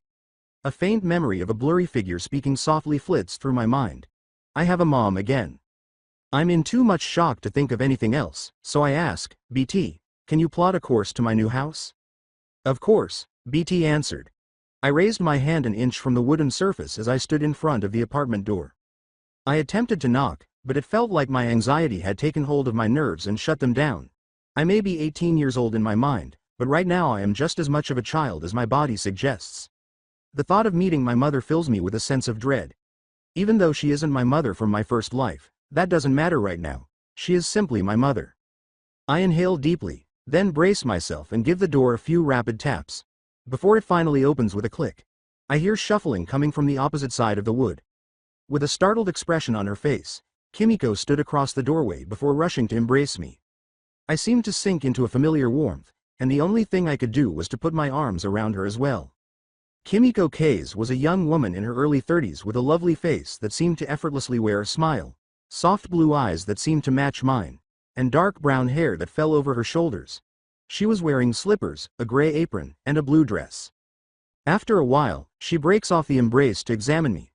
With her hands, she turns my head several times and looks at me from various perspectives. "I was so worried when you didn't come home last night," she says. "You know how dangerous Naruhata is. What happened to your head? I can still feel a lump on it. Did you get into a fight?"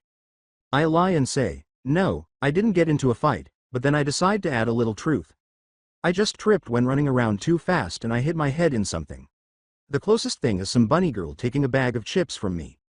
The only reason I didn't come back was that I was spending the night with a friend. I didn't actually get into a fight. I feel clear on that part because I spent the majority of the time fleeing. I struck my head because I was moving too quickly. My chips were taken to the face by that bunny. Lastly, if all of the new memories are any guide, I was most likely spending the night being bounced around through afterlives like a pinball by Shaggy. Overall, it was largely accurate."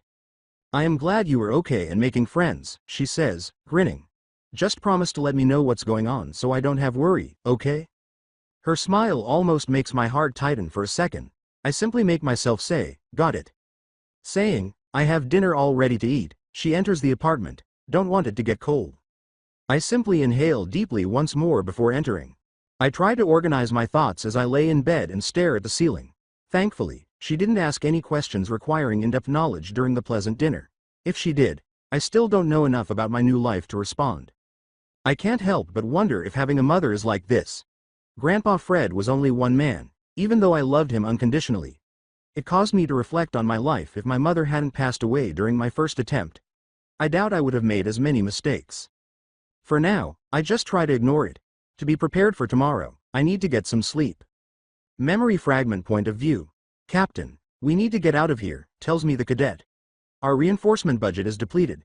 The super destroyers have already left orbit, and we are out of stims." I say, "I know," as I inhale deeply to lessen the pain from my wounds.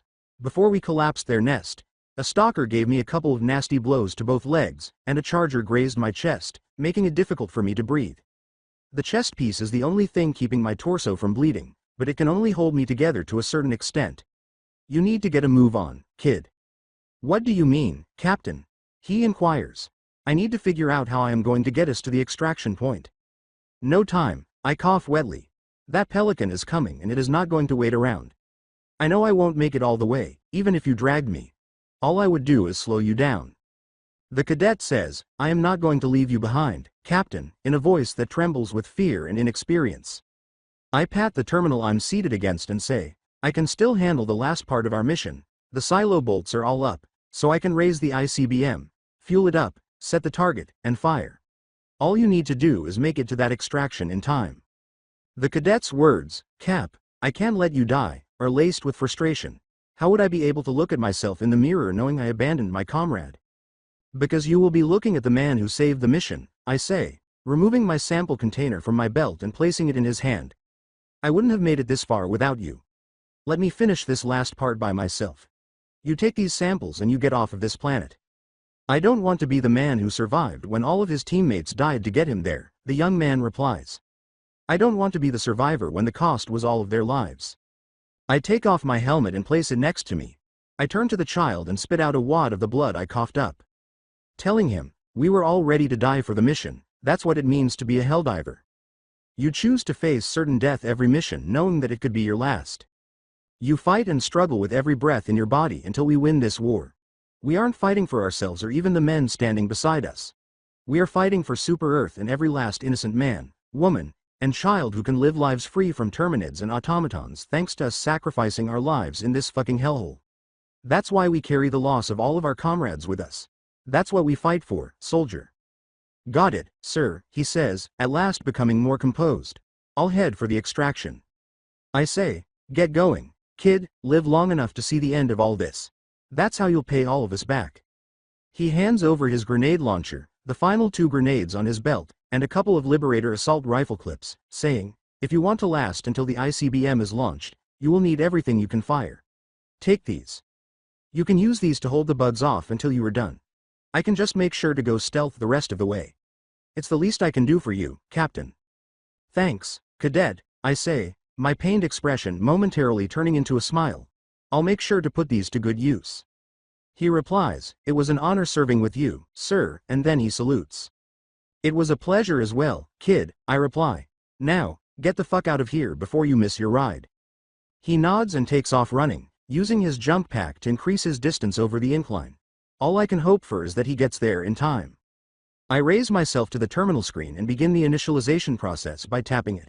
Before I start entering the launch codes, I quickly sign in with a few swipes. My radar ping tells me, bug breach detected, and an automated voice reads the reading. I mutter, yeah, I hear you, as I enter the code and cause the ICBM doors to open.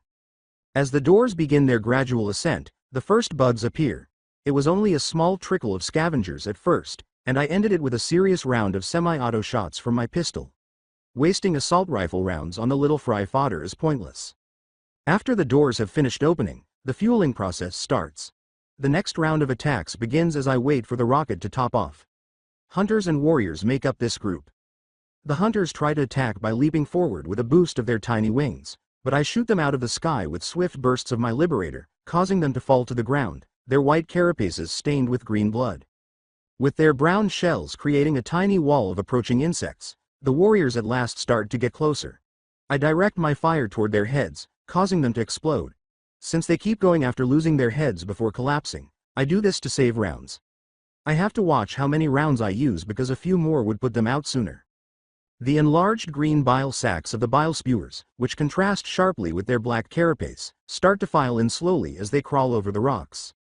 I shoot as fast as I can into each of their heads, keeping them out of range for any bile attacks.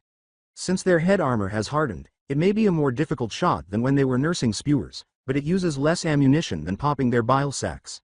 To relieve the tension, I throw a high explosive grenade into the crowd, and I get several exploding spears in return. I can align the ICBM for its target coordinates during the brief pause in the onslaught. Although it takes a few seconds for the terminal to process the input, this gives the bugs the extra time they need to complete their surge in my direction. With their red and black armor clicking against each other, several brood commanders charge forward. With its dark bluish-gray armor covering its entire body, a charger rears back and then charges forward. The ranks of warriors, hunters, and spewers that accompany the elite terminids that had finally entered the field are dotted with a few hive guards, bugs with soft pink bodies shielded by hard front-facing black armor. As they all form a wave of adversaries closing in on me, scavengers occupy the walking space between the larger troops. I extend my hand to seize the grenade launcher that the cadet handed me. Fortunately, it was already loaded with its final full belt of rounds. With the explosions coming seconds later, I continue to detonate the explosives one by one into the incoming crowd. With every explosion, masses of Terminids fly into the air, and I was able to destroy a significant portion of the attack force thanks to the support weapon. Fortunately, the charger fell after multiple explosions damaged the softer orange part of its abdomen that is visible through the rear armor. As the grenade barrage drastically reduces their numbers, warriors and hunters perished alongside dozens of scavengers. Hive guards collapse as their weaker sections are torn apart by the explosions, and bile spears explode with green acid sprays as they die from ruptured bile sacs. As I equip my Liberator and unload clip after clip into the approaching flood of insects, I drop the spent grenade launcher. Heads explode, legs fly off, and their bodies fill with holes as Terminid after Terminid succumbs to my bullets. The last of the elite troops vanish in sprays of green blood and gore as I toss my last grenades at the remaining brood commanders. The final few advance, and my Liberator runs dry. I simply draw my sidearm and use a few well-placed pistol shots to eliminate the remaining individuals. Fortunately, they were the last adversaries that stood between me and my career. Eventually, my legs give out as I collapse against the ICBM terminal and use a long series of swipes to plug in the fire command, which initiates the rocket's engines. The rocket bursts out of its silo and shoots skyward toward its target, greeting me with the sight. As I watch it fly on to fulfill its glorious purpose and destroy a large Terminid hive, I can't help but smile. Mission complete. ICBM is on its way, I say, tapping the communicator in my ear. A few seconds later, a dazzling burst of light fills the air as the rocket explodes far away, creating a huge mushroom cloud in the sky. The pressure wave that results causes a strong wind gust to blow past me quickly. As the adrenaline wears off and I am left with a crippling pain that serves as a reminder that my time is running out, I slide down against the terminal and to the ground, knowing that my part is finished. When I glance out, I see a pelican in the distance glide down in a flash of blue and then rise again a few seconds later. Despite the excruciating pain, I smile because I know the child survived. A few seconds later, I hear his voice over the communications, which confirms my suspicion. Extract successful, he declares. Samples secured and returning to Super Destroyer. Good job, Cadet, I tell myself. Since sending it over the radio would only make things more difficult for him, I don't bother. As a Helldiver, it is never simple to accept that you cannot save everyone. But I hope he overcomes it and comes out stronger. The ground suddenly trembles violently, and I can feel the end drawing nearer every second. My automatic alarm goes off, bug breach detected, as I see a tall, black leg stick up out of the ground and pierce the surface. I respond, "You have got to be kidding me," as I see another leg emerge and pierce the ground. The massive Terminid emerges from the earth to reveal itself as a Bile Titan, the biggest and most lethal of the Terminid elite soldiers. With a single blow, its strong, pointed legs could destroy an exosuit. Any Helldiver can be easily dissolved by the bile that is released from the enormous green organs on the underside of its body. When I was lacking a reliable quasar cannon or a 500-kilogram bomb stratagem, I didn't anticipate seeing one. I simply lift my pistol and shoot the Bile Titan. Most of the rounds bounce off its heavily armored carapace, but some strike its bile organs. When I run out, I simply eject the magazine, insert a new one, and unload it at the enormous big as well. I swiftly run out of ammunition once more and load my last clip. As the bug looks down at me, I aim my useless pistol at its head and give it a bloody smile. I fire round after round, the thick armor plating clearly deflecting each one until my last shot lands squarely in its eye, causing it to screech in agony as the black orb bursts with a flash of green blood. When I eventually run out of ammunition, my gun clicks empty. As it accumulates bile in its mouth and pressurizes the liquid, the Bile Titan rears back, its mouth glowing green. Since I am immobile and the direct target of the attack, there is no chance that I will survive the next few seconds. Rather, I simply smile and accept it. I successfully completed the mission, got the child onto the extract shuttle, and used a simple semi-auto pistol to seriously injure a Bile Titan. No other Helldiver has ever done that, I bet, even though it may have only been an eye and I may never be able to tell anyone else that I did. I therefore smile as I see the bright green spray of the acidic bile flying in my direction. Ultimately, dying for Super Earth and democracy is an honor. When it all goes dark at the end, I don't even feel anything. Scott Sterling, Sean Jones Pov. For the second time today, I finish reliving someone's last moment and wake up in a cold sweat. It appears that this will happen every time I'm unconscious. The first time, I had hoped that it was solely due to the concussion, but that appears to have been refuted. I seem to experience first-person deaths as nightmares and third-person memories as daydreams. These memories that have been stolen are amazing. I throw off the blankets, swing my feet off the bed, and then jump barefoot onto the chilly floor. I hear a low moan coming from another room as I slip out of my room to grab a glass of water before turning back in. I know it's a cry of anguish, so I stealthily move forward and peer through the door's crack. The door to Kimiko's bedroom is visible as she tosses and turns on her bed. I push the door open to enter and take a better look. She continued to move while muttering to herself, but it was too quiet to hear what she was saying. When my senses distorted, as they do when a memory is triggered, I reached out to wake her. The primary distinction is that, unlike the foreign memories, it feels almost external rather than occurring internally. In Kimiko's thoughts, she stands by herself in a pitch-black emptiness, and I watch. Two individuals with contemptuous expressions emerge in front of her. "Rin, Arthur," she utters. "You don't have to leave Japan. Why don't you stay?" Kimiko's sister Rin asks, "Who would want to stay with you, Kimiko? I am leaving to get away from you."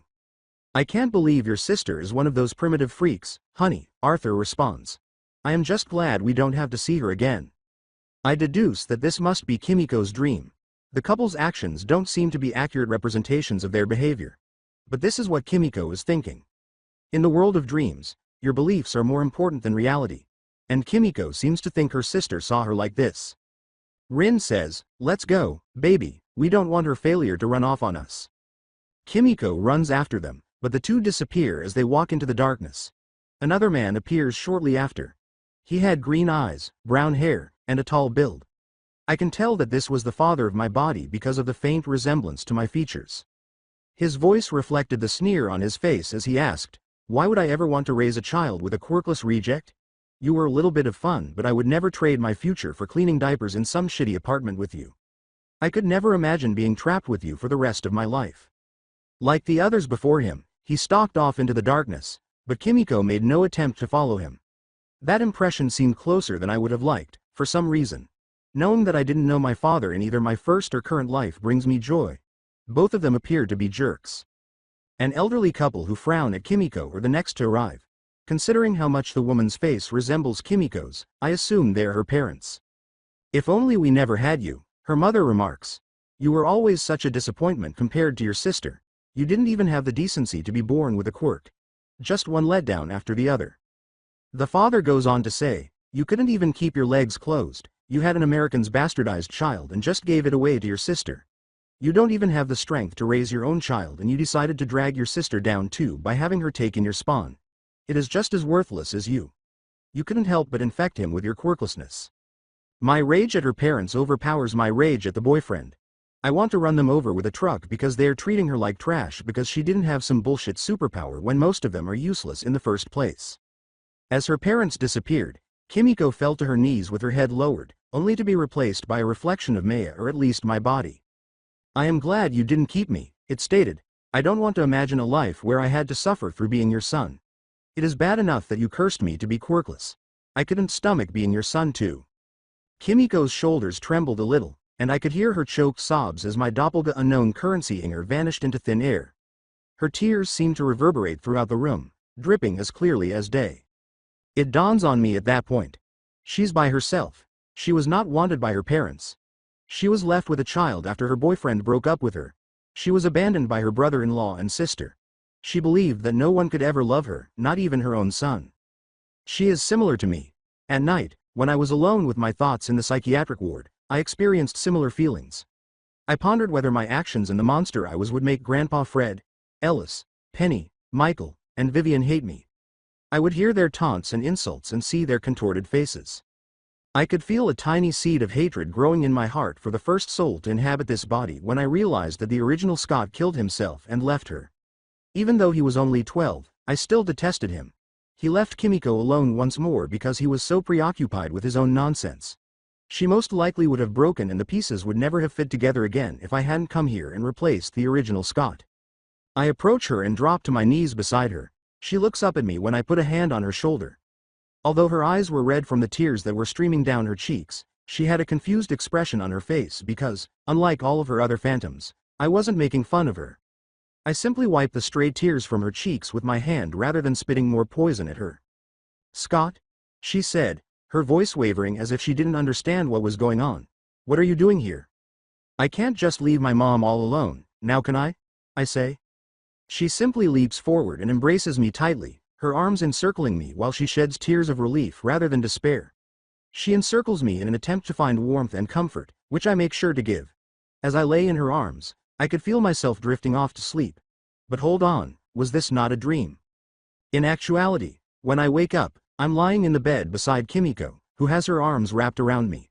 One hand caressed the back of my head as her chin rested on it. She had fallen into a deep, peaceful sleep, and I could tell that her breathing had stabilized. The warmth of her body against mine begins to overpower all of my other senses as I lay in her grasp, making me feel sleepy. When Kimiko nuzzles the top of my head, I instinctively pull closer. As I relaxed for the first time in years, a tension I didn't realize I had seemed to release. When was the last time I felt secure enough to show vulnerability? I place my head against her chest and listen to her heartbeat. It has a very soothing quality. My world appears to dim as a cozy fog descends upon my thoughts. Does having a mother feel like this? I suppose I'm not too bothered by it, it's rather pleasant. That was the final thing that crossed my mind before I eventually fell asleep again. But as Kimiko tenderly cradles me, I drift off to a dreamless slumber where thoughts of death dare not enter. My phone rings while I'm unwinding in my bedroom, and for a brief moment, it plays an old cartoon theme song. Then I think of the only fool I know who would act in such a manner. My suspicions are confirmed when I see the contact name. "What do you want, jackass?" I inquire. Shaggy says, like, "I thought we were buds," and I can hear the smile in his voice. "Why are you so angry?" "Probably because I have been trying to call you for weeks," I say. "It might also have something to do with you filling my brain with a dozen other people's memories." "Oh, come on," Shaggy replies. "That sounds great. It would really speed up training time. You would already remember the lessons." I acknowledge, it would be nice, if I could control it at least. It becomes a lot less useful when I am trying out for the kendo club at my middle school and get hit by the memory of a samurai killing Mongols in feudal Japan. By the time I woke up from the memory, I had smacked the shit out of half of the students and the faculty advisor. Half the school thinks I am some violent nutjob. Says the guy who violently crippled 3 soups, got sent to an insane asylum, killed an inmate in guard, and finally jumped off the roof. Shaggy recounts. "You totally aren't violent or crazy. Knock it off, are my words. You said it would get better, but it has just gotten worse. I used to only see the memories in third person like an outside viewer. Then, I started experiencing death memories firsthand whenever I fell asleep. Now, I am living them all whenever one pops up. What is even worse is that I act the memories out sometimes. Why else did you think I beat up the kendo club? Because you are a violent and emotionally repressed man forced to relive puberty and lashing out in the only way he can at a world that he struggles to make sense of." Shaggy responds. "But hey, that's just me." "Fuck you," I respond. "Is there a way to fix this? I would prefer not dealing with this on a daily basis." His words, "I have the perfect thing for you," are followed by the sound of his fingers snapping and the appearance of a shimmering blue portal in the middle of my room. "Just hop on in and we can talk face to face." I sigh and end the call after a brief glance at the blue portal. Well, whatever. There's no use in waiting for this nonsense any longer. I enter a medical lab after hopping through the blue area. Instead of wearing the suit from earlier, Shaggy was leaning against one of the counters wearing a casual green shirt and brown pants. He smiles and says, "Welcome to your new demiplane," as a cheering and applauding soundtrack comes on in the background. I know. I am an incredibly generous person, but that is just who I am inside. "What you are is an asshole," I respond. "Now, where is this miracle solution to my memory problems?" "2 words, replies Shaggy. "Gladiatorial combat.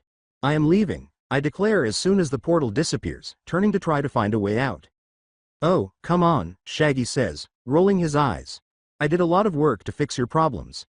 When I was visiting a colleague of mine, I accidentally dropped your soul in a room of stored memories from the man's contractors. A shelf may or may not have fallen onto your soul and stained it with some of the stored memories. On one hand, oops. On the other hand, I have an incredible solution to the issue." "That you caused," I remind him. Sure, he says, dismissing the verdict with a wave. "Instead of getting rid of the memories, you just need to fully absorb them. What better way to do that than through violent combat against the spiritual avatars of said memories? You can systematically defeat the memory echoes and take the knowledge for your own. I am so smart." "There are so many ways you could have done something else," I respond. "So, you are just giving me a medical lab?" "Not giving, no," explains Shaggy. "This will be used for your next mission. You do get it if you succeed though. However, you aren't currently qualified to complete the mission. Why are you talking to me about it then? I inquire. You aren't qualified now, clarifies Shaggy. You will be in 5 minutes after you defeat your first Echo. Before Shaggy snaps his fingers and we find ourselves in a circular ring with a ghost on the other side, I ask, wait, what? The ghost was fully formed and glowed with a mist of ethereal white. It stood in sharp contrast to the gleaming black floor and the ring's surrounding emptiness. Shaggy says, okay, this is your opponent, and waves his hand. Murray Waters spent his life as a surgeon and trained many successful doctors. The one who went on to surpass him was his protege, Stephen Strange.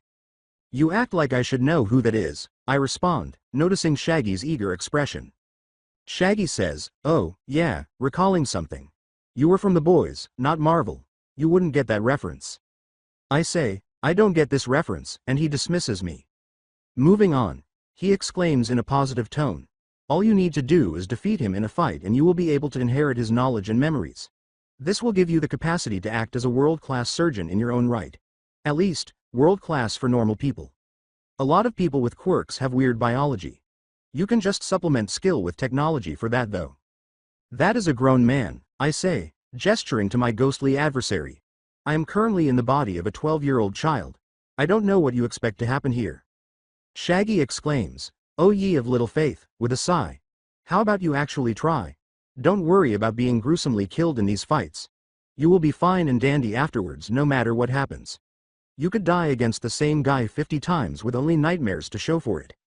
That doesn't sound great, I tell him. So you just want me to fight this surgeon guy over and over until I manage to kill him before he kills me so I can inherit his skills and knowledge? Exactly, Shaggy affirms.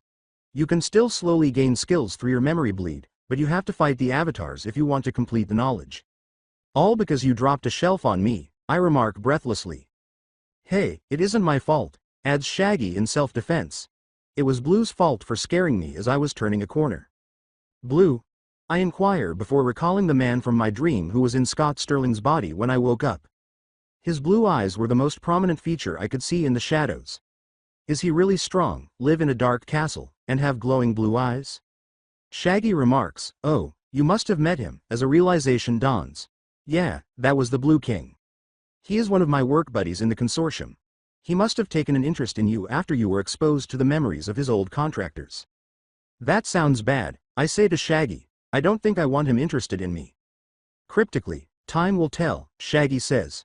Now, you have a ghost doctor to fight. Good luck. Shaggy leaves the fighting ring after saying those final words. I glance at my opponent, but all he does is observe me.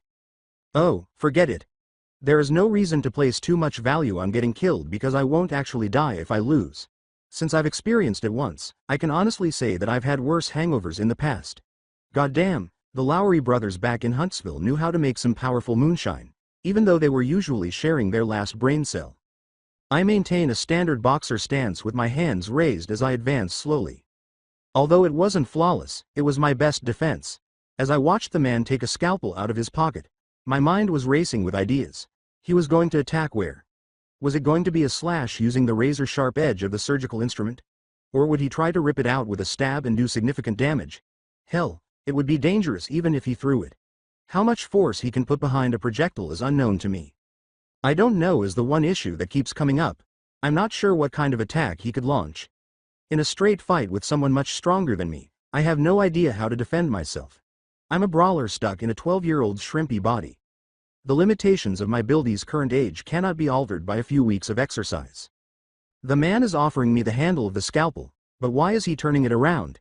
As he extended the weapon to me, the spectral avatar smiled kindly. I don't feel like I'm in any danger, even though this was supposed to be a fight for my life. I take the scalpel from him and briefly glance at the blade. I turn to face the man again, and he simply nods confidently. He seemed to be at ease and didn't think fighting was necessary. I fulfill the specter's wish by driving the blade of the scalpel as deep into his heart as my muscles will allow, up beneath his rib cage. My opponent is sitting behind the desk, fully alive, and I find myself in a doctor's office in an instant. Hey, kid, he says, grinning broadly. Thanks for not dragging it out. I could tell you had a backbone in that tiny body of yours. You were just lucky I wasn't in my first body, I respond. I would have steamrolled you. When he says, I don't doubt it, it helps that I was never going to fight you at all. You weren't? I ask, perplexed. I thought that was the whole point of the challenge. I fight the memories so that I can absorb their knowledge. As he puts it, but I was a doctor, at least, I was during my life. I took the Hippocratic oath to do no harm. I like to think my promise doesn't go away just because I died. Aren't you just a bundle of memories from a doctor? I inquire. Why do you act like you were actually the guy who lived it all? The doctor laughs and asks, who says it can't be both? I remember all of the days of my life. I remember struggling through med school. I remember the happy faces of the families I helped reunite. I remember the faces of the patients I could not save. I remember the students I trained and sent out into the world to make it a better place. Why can't I be the same man, even if I am just his memories? If you are, aren't you worried about me absorbing you? I ask. If you see yourself as the same person, aren't you scared of dying? Of just fading away? The man responds, who says I am dying and fading away? Now that you beat me, I will live on as part of you. My knowledge and memories are going to be passed on to you. Someone once said, a man only dies when he is forgotten. Now, I will never be forgotten. You can carry on my legacy. I can have some part in saving the lives you rescue from the grip of death. What better epilogue to a life could a doctor ask for? At last, I inquire, do you have any regrets? Anything you wish you had done but never had a chance to do? Kids, the physician acknowledges. I never fell in love and settled down. I was always on my feet and focused on work. I didn't have time to meet a girl and find a happy ending. It would have been nice to sit down to a nice home-cooked dinner at the end of the day with a wife and a couple brats of my own. My life is over, for better or worse. Don't make the same mistake I did. Take some time for yourself. Live a little. You are only young once, or in your case, twice. Murray Waters, the surgeon extraordinaire, disappears into a sea of glistening yellow lights with that final little joke and a wink. I momentarily lose consciousness as they quickly rush towards me after swirling and spiraling through the air. I wake up to find Shaggy and I back in the medical lab. Shaggy was smiling from the side as I sat in a chair. The superpowered hippies ask, see, I knew that you could do it. Thanks for nothing, I mutter as a headache throbs faintly in my skull. Suddenly, memories that had previously been absent appeared in my mind. All they needed was for me to summon them to the surface. I recalled how to suture an artery that had been severed. I was able to seal a knife wound without creating any scars. I could even remove pieces of shrapnel from a man's vertebrae without causing any harm to his spinal cord. I knew how to do all that, at least. I try to spin a nearby scalpel in my fingers as I pick it up, but it falls with a clatter. My dexterity and muscle memory are still lacking. Doc Waters knew that the only thing left to do was to build up this body to do the job. So, you need me to stitch someone back together again, I am guessing. Where's our Mr. Humpty Dumpty? Shaggy says, right through here, opening a second portal beside the operating table. Just hop through there, snag the poor fella, and hop back to perform the surgery. Don't worry about needing parts. You have some donor organs in the fridge, bye. I'm still processing what he said when he vanishes in a flash of green light. Organs from donors. What is wrong with this patient? I mutter under my breath, God damn it, as I enter the portal and pick up an emergency medical stretcher. Another day with this bullshit. I land in what appears to be a collapsed cavern. Chunks of the stone that once made up the ceiling were blown out and strewn all over the floor. If it weren't for the numerous burning machines that are scattered throughout the area and emitting smoke into the air, you could see the sky. I look around and see the guy I'm probably meant to grab, so I cover my mouth with my shirt sleeve. I get closer before I begin to assess his health. He was a blond Japanese man in his late 20s or early 30s who had suffered severe trauma to his left torso. I was more concerned about the damage to his chest than anything else, even though there were other cuts and signs of blunt force injuries. It appeared as though a huge hole had been blown into it. It didn't seem to go all the way through him, which truly surprised me. His pulse seems to be slowing down when I check on it. He appears to be fading. Shit. I try my best to gently move him onto the stretcher after sliding it down beside him. At least I didn't dislocate my arms, but he was much heavier than he appeared. I wheel him out of the disaster area and back through the portal after strapping him down. When I eventually make it back to the lab, the swirling gateway closes behind me. After moving him to the examination table and pressing a button on the side, a sequence of concentric rings rotate out and use blue light rays to scan the man's body. Highlighted areas and the specific damage they contain are displayed in a holographic display. A virtually torn left lung, multiple fractures, internal bleeding, a non-existent digestive system, multiple punctured organs, torn muscles, and a few concussions are all visible to me. My goodness. I adore Stark Tech. The greatest toys for doctors are made by that dumbass playboy. Whoa, Doc Waters said that. I have to be careful to keep in mind where he begins and I finish. I don't want his memories and peculiarities to bury me. If I allowed my amazing mind to be destroyed, it would be a disservice to the world. A breakdown of the necessary supplies and where they are located throughout the lab is shown in the exam table. I pick up a range of instruments, including cold-stored organs, splints, nanites, scalpels, clamps, and needles. One of the refrigerators already contained a lung, stomach, small intestine, and large intestine. I assumed Shaggy had everything ready beforehand. I take off all of my clothes and spray myself with an antiseptic solution to get rid of any germs before putting on some surgical scrubs to finish. I put on some gloves and start working. I start by concentrating on the significant harm caused by the large cut on his torso. I used a pair of surgical scissors to cut the rags off of him because there were still some pieces of clothing covering him. After that, I use alcohol swabs to remove the layer of blood and grime so I can see the injury clearly. Right now, it's far too bad to try to fix right away. Rather, I arrange for a blood transfusion along with an oxygenator to add oxygen to the blood. It avoids the requirement for functional lungs, which would be problematic in this case because the man is missing one. Since I don't want him to wake up for this, I inject a combination of anesthesia and painkillers into the IV line now that he is a little more stable. I immediately begin dicing open the poor bastard's chest after that. I make the typical Y cut through the flesh and skin on the outside until I can see the bone. In order to work, I then use a pick to crack open his sternum and pin open his rib cage. I start by swapping out his lung. After all, it is referred to as a vital organ. Before I start connecting the new one, the remnants of the old one are thrown in a trash can. As I try my best to integrate the new organ, blood vessels and arteries are wired up to it, and then I add a little bit of nanites to finish the job. These tiny suckers are true miracle workers, but their abilities are limited. Only relatively minor damage, such as defects in the lung connections, can be repaired by this stage of technology. Larger injuries are beyond their capabilities because manipulating them requires healthy cells. When it comes to fine work, the micro machines excel. For a minute, it was touch and go, and he thought his heart might stop altogether, until the muscle began pumping on its own again. I had to literally grab it with both hands and squeeze it rhythmically. When he survives it, I couldn't help but sigh with relief. Everything was easy after that. Before cleaning out the cavity and inserting the new pieces and some healing nanites, I threw away what was left of his digestive system.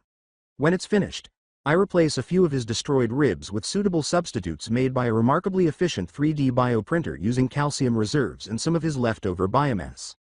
I then reseal his chest and apply a generous amount of nanites to the rib cage, which should help it heal without any problems.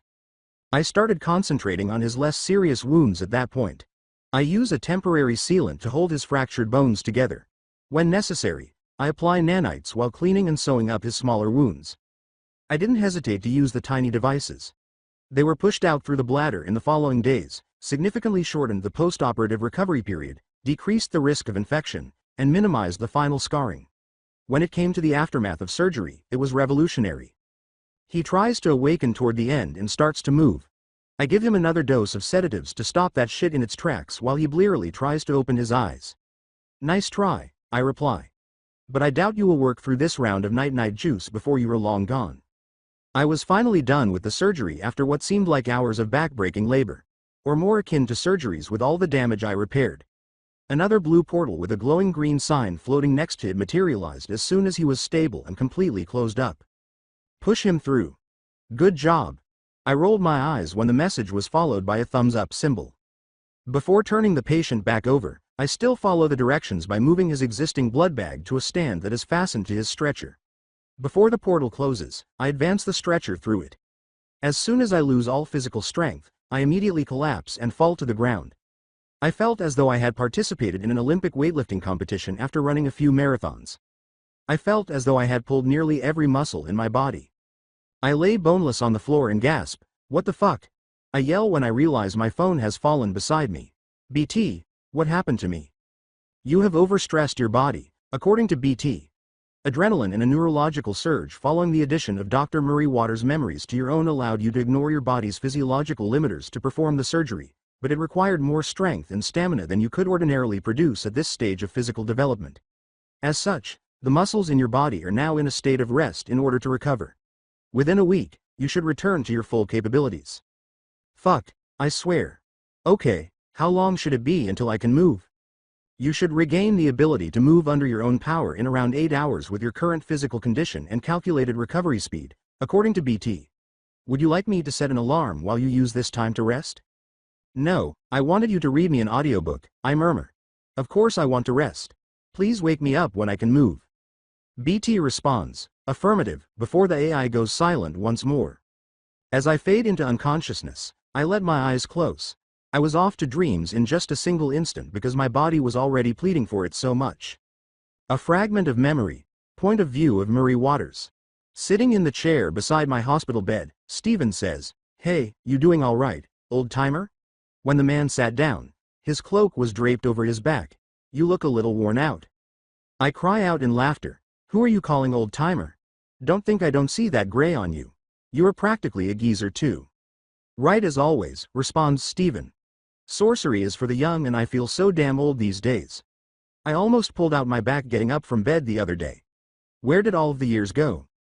I make a joke about saving lives and writing prescriptions, but then I start coughing. Before it finally calmed down again, I felt like I was going to cough up a lung.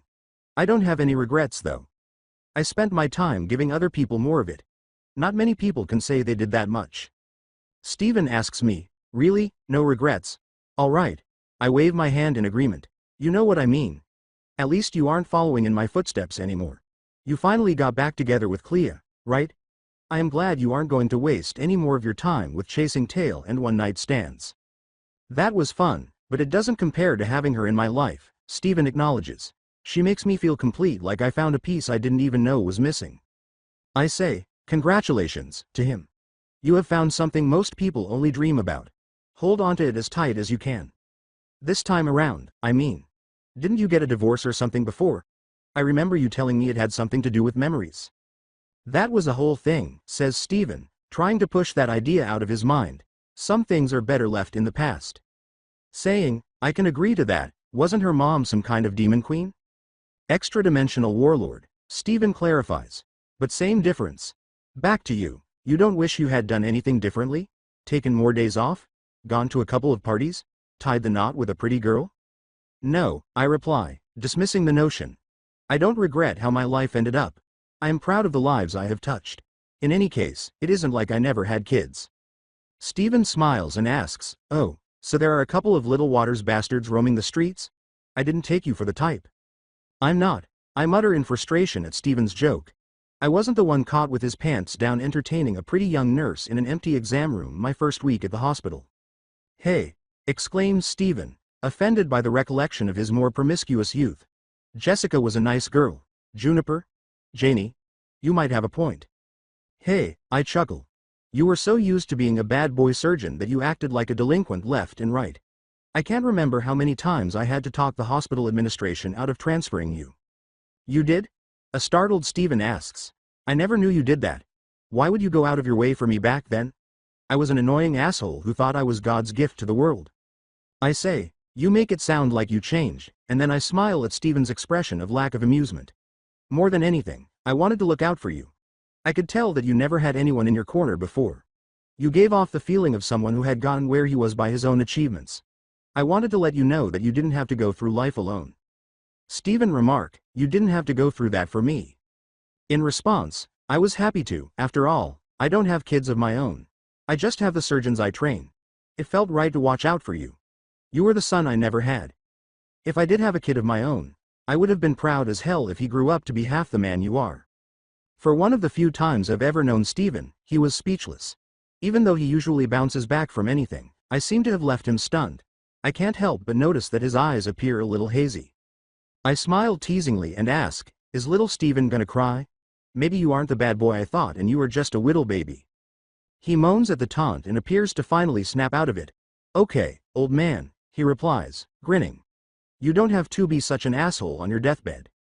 "I'm not dying anytime soon," I assure him. "Now, do an old man a favor and get me a coffee." "We both know you aren't supposed to have coffee with your medications," Stephen says. "Come on," I say. "It's my last request. I want to taste some good old caffeine before the end of the road. I miss the trashy taste of hospital coffee." "Okay, Pops, remarks Steven, grinning. I will be a good surgeon's son and get you your caffeine. You just stay here and try not to die when I turn my back. No promises, I respond, grinning in return. I allow my eyes to close as I fall asleep as he leaves. As I fade into the darkness and reminisce about the enjoyable moments spent training Steven, not even the annoying chime in the air can keep me awake. When Steven saw the doctors and nurses hurrying in, he had hurried back to the room. As he watched the medical personnel attempt and fail to restart his friend's heart, he let the coffee cups fall to the floor. Before I place my hand on his shoulder, his hands begin to take on the shapes he uses for magic. I tell him, it's okay, kid, while blocking his magic. You can stop now. Steven says, you knew, while glancing at me. He seemed to have finally realized what had happened. That's why you had me go. You always were a smart one, I claim. I didn't want to say goodbye in that sorry bunch of bones. It felt like I could barely breathe. Now, I feel like $1,000,000. When Steven says, I could bring you back, I could remove the cancer, you could stick around a bit longer. My time is up, I inform him. I have known it for a while. I have made my peace with it. Bringing me back would come with a cost I don't want you to carry. If you want to bust out a miracle, pick a sick kid, not an old man. You could stick around as a ghost, Steven suggests. Like bats. That old dog would love having some company. It would give you a little more time amongst the living. It would just be stretching my time, not making the most of it, I say, dismissing the notion. I want to go out as a man. Would you want to remain as a ghost, a haunting memory after you are already gone? Steven says, so, I guess this is goodbye, and I can see tears welling up in his eyes. It was an honor to have you as my teacher. I am proud to have called you my friend too. I say, I am the one who is proud of you, as my own waterworks start to overwhelm me. I have watched you become an incredible doctor and a better man. It is an honor to have had a disciple who has saved reality as many times as he has saved patients. I like to think I had a hand in that. I'm going to miss you, Steven declares. You were like a father to me. I say over my shoulder, don't worry, kid, and begin to leave. As I walk, the hallway ahead of me begins to turn golden. I'll be around. Just think of me and I will be right by your side. Don't get too blubbery on me. Go back to your loving wife so she can smack some sense into you. Be sure to live a good life, Steven. I know I did. A tear slides down my cheek as I disperse into specks of light. Even though I am prepared for what lies ahead, saying goodbye to family still hurts a lot. I have a gut feeling that he will be alright. I regret that I won't be able to see him again for some time. By the time he follows up with me, he should at least have some interesting stories to share. All I can hope is that he takes his time. Scott Sterling, Sean Jones Pov. As the dream comes to an end, I wake up and instantly regret the abrupt movement. As everything starts to hurt again, my aching body chooses to remind me of its current state. It took me several minutes of regretting my birth before I could muster the strength to get myself off the ground. Although it required a lot of self-control to avoid collapsing, I was able to stand up. On the way up, I was even astute enough to pick up my phone. I was aware that I couldn't possibly bend over without hitting my face. Before I tap on my phone, a notification beeps. When a mission is accomplished, it fills the entire screen. The consortium quest is finished. Mission: a hero is needed. Goal: preserve a mortally wounded hero from certain death. Fix him sufficiently to prevent his injuries from killing him. Finished. Medical Lab Demiplane Edition, collected, as a reward. Optional goals: restore him to optimal health. Finished. 50 credits are awarded, collected, reassemble him in a better state than before. Finished. 50 credits are awarded, collected, delicious. It appears that I was able to obtain the demiplane, which will allow me to hide my shit from my mother. Hold on, I'm meant to believe she's my aunt. I have to be careful not to make a mental error and unintentionally call her mother. Hold on, would she rather I call her mother? Oh no, I was terrible around people in my first life, and Doc Waters' memories don't help either. He was surrounded by neurotic surgeons all his life, so he had no better understanding of normal behavior or thought than I did. Hold on, I'll use this. I could simply inform her that I had discovered my quirk, which allowed me to recall my ancestors' genetic memories. In my family tree, I could even pretend that Murray Waters was a surgeon. That kind of backstory would be easy to fabricate.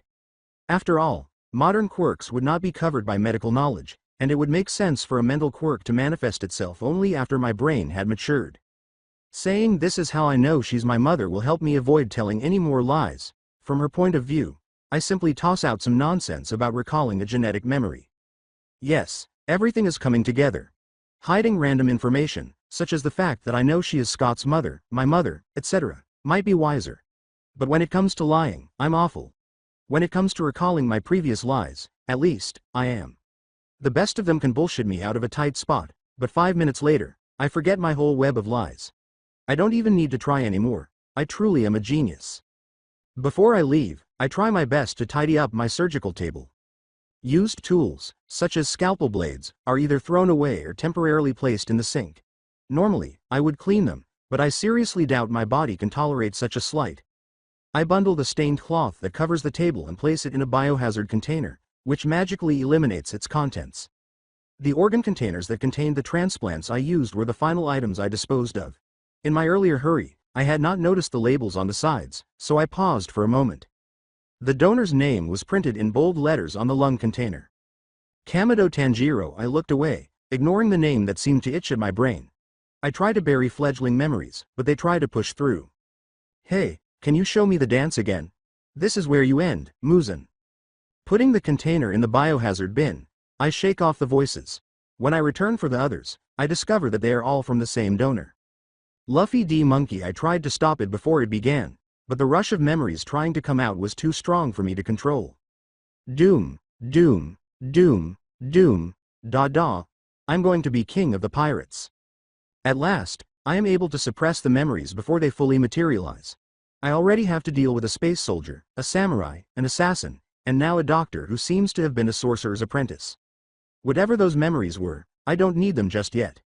Before pressing a button on my phone to create a portal back to my bedroom, I simply toss the remaining boxes in the biohazard bin and watch them vanish. I sigh as I stumble through and fall onto my bed. How I missed your soft touch, dear mattress of my dreams. My bedroom door slammed open as Kimiko hurried inside in a panic, just as I was about to drift off to another deep sleep to further recuperate from what was likely a multi-hour procedure. Oh, my God, she exclaims as she dashes to examine me for wounds. I was so worried, Scott. Hey, Mom, I say, half asleep already. I was just taking a nap. She abruptly stops trying to see if I'm missing any limbs. Before I realized what I had actually said, I was momentarily perplexed. SHT. I look up to see her expression of shock. It appeared as though she was unsure of whether to flee or have a panic attack. I must engage the most effective tactic to stop someone from fleeing. It was invented for people like me who are smaller in stature. We call it the bear hug. I jump off the bed as quickly as my excruciatingly sore body will allow and put my arms around her torso before she can run away or spiral. This had already gone much worse than I had anticipated. In for a penny, in for a pound, that is. Great news, I got a quirk, I respond. Also good news, it told me that you are my mom. The information makes her freeze until I give her a tighter squeeze. It's make or break time. Either everything goes well or she breaks down. Please let this work, God, Shaggy, whatever. A minute later, she begins to shake. I clutch her in terror as her body trembles. I suppose I'm finally aging with my body. As a young child, I am currently afraid that his mother will reject him. She whispers, "Don't you hate me?" to me. I abandoned you because I was weak. I don't deserve to be your mom. Why would I hate you? I ask, sharing my genuine feelings for the first time in either of our lives. I thought I would never have a mom again. I would have been alone. But, you were here. You made me feel like I got a second chance. I get to have a mom again. I could never hate you. How? She hardly gets out. I already hate myself. Why can't you? I tell her plainly, because I decide that you are my mom. I can't hate my mom. I will just have to love you enough for the both of us. When she finally clings to me, she starts crying. Her fear materialized, but it wasn't what she had anticipated. I didn't despise her after discovering the truth about who I was. She must have felt as though the burden of the world had finally been lifted. As I try my best to console her, she lets out all of her pent-up pain and regret through a torrent of tears. I also make an effort to ignore the tears that are welling up in my eyes. We must look awful at the moment. A mother and her son embrace each other as if they have been apart for years, crying uncontrollably. We were, in a sense. I wouldn't alter a thing in spite of everything. Toshinori Yagi's perspective. He awakens slowly from his sleep until his sensitive eyes are pricked by the glare of fluorescent lights shining down from above. Something slams down on his head, causing a sharp pain to shoot through his brain as he tries to block out the annoying light with his hand. Gah! He exclaims, covering his head from the onslaught of blows that land on his protective arms and wincing in agony. "Stop hitting me." Recovery girl yells, "That is what you get for almost dying," while she keeps hammering him with her signature syringe cane. "From what I could see, you would have kicked the bucket if you weren't so lucky." He exclaims, "Hey, I am injured here," before realizing that his doctor is the only source of pain. "Wait, why am I not injured?" He gets nailed on the side of the head by a supersonic foot that flies through the air. Gran Torino's voice reverberates as he holds his ringing head. "It's because someone slapped you back together, you Nimrod," the elderly man tells him. He asks bewilderedly, "Wait, didn't recovery girl fix me?" "No," the medic says. "While I am a trained surgeon, I rely on my quirk enough that my skills never develop beyond a certain point. Whoever stitched you back together was clearly trained and had far more experience than I do when it comes to surgery. The cuts and stitches are precise, but in a way that shows they come from a person instead of a machine." His words are followed by her cane striking him in the helpless head. "Now that you mention it, I feel way better than when you usually heal me," he says. The heroine instantly returns to what she was saying, and he winces in agony. "It could simply be written up as the acts of a good Samaritan, if it weren't for the pieces that you didn't leave for the fight with," she continues. "Your left lung, stomach, and intestines have all been replaced. From what I can tell, you took a bad hit there and they must have been irrecoverable. Whoever found you and performed the surgery chose to use organs that carry unique abilities in them." He is compelled to inquire, what kind of abilities? There was a part of him that wished for something cool, like flight or lasers. She acknowledges, "Nothing too exceptional. Your new lung is by all rights vastly superior at pulling oxygen from the air and transferring it into the blood. It seems to rely heavily on the pattern of your breathing. It has synchronized with your remaining lung and appears to be training it up, for lack of a better word, so that it can also function at this elevated level. More than that, your new digestive system seems to be capable of breaking down and absorbing nutrients to an elevated capacity. If you were receiving 10% of your food's energy before, you are now obtaining in the ballpark of 95% now. Additionally, your new organs are not being rejected by your immune system and there should be minimal scarring due to surgical micro-machines we found in your body." He asks, perplexed, "So, that is good. The issue is where the surgeon got the organs from and why he healed you," says Torino. "No one does anything without a reason. It is especially worrying since we found you on a stretcher in a hospital room. No one has any idea how you got in here. What's more, the machines in your body all degrade before we can find a functional unit. It is clearly designed since it is not harmful to your body and they get filtered out of the blood by your kidneys." At last, he asks, "How long should it take for me to get back up to full strength? I already feel like I never even fought all for one. Hell, I feel better than normal." "You should be okay for light exercise in the next few days," she responds. "Your injuries seem to be almost fully healed, but I do not want to take any chances." He can't help but smile as they eventually walk away and leave him alone. He managed to exact revenge on Nana and escape unharmed. He had been ready to die if it meant defeating the ancient evil ever since he made the decision to face all for one. He believed that would be the end of it when he had fainted from the agony and blood loss. He now has another opportunity to live life to the fullest without the burden of his mentor's passing.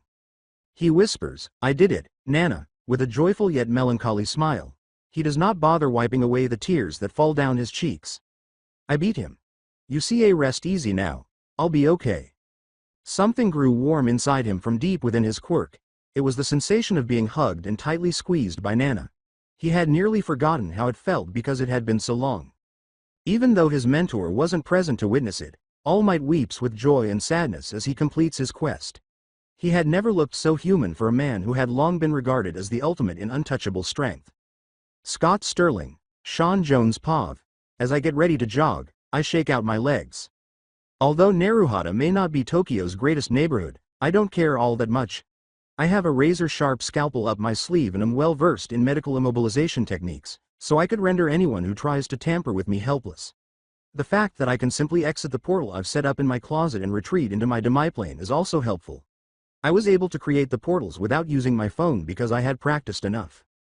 My recuperation had gone fairly well. I simply told my mother that I had been chased by a dog for some time to help explain my physical condition.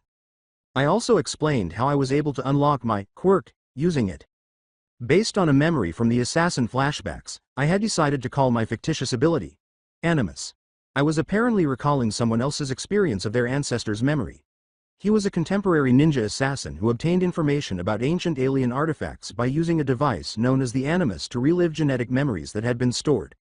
I thought the name was appropriate because the idea was sufficiently similar to my own circumstances. The only drawback is that she has been acting more like a mother lately. She seemed to be attempting to address rumors of perceived neglect in a very sweet but overbearing manner. After all, without mother, you cannot have smother. The most recent manifestation of this was my desire to complete my medical knowledge regarding quirk biology. Quirks could cause a wide range of physical and chemical changes to the body, but I was an expert at normal humans. She would immediately go out and purchase every medical school level book on quirk medicine that she could find, which surprised me. She seems to be attempting to arrange for me to sit for the medical license exam as well. It's very sweet and encouraging, but it's also a bit much. She was so excited about my bright future, though, that I don't have the courage to say no. When she brought home 300 pounds of medical textbooks, I was on the verge of saying something, but I folded like a house of cards when I saw the love in her eyes. Come on. I may be heartless, but I'm not invincible.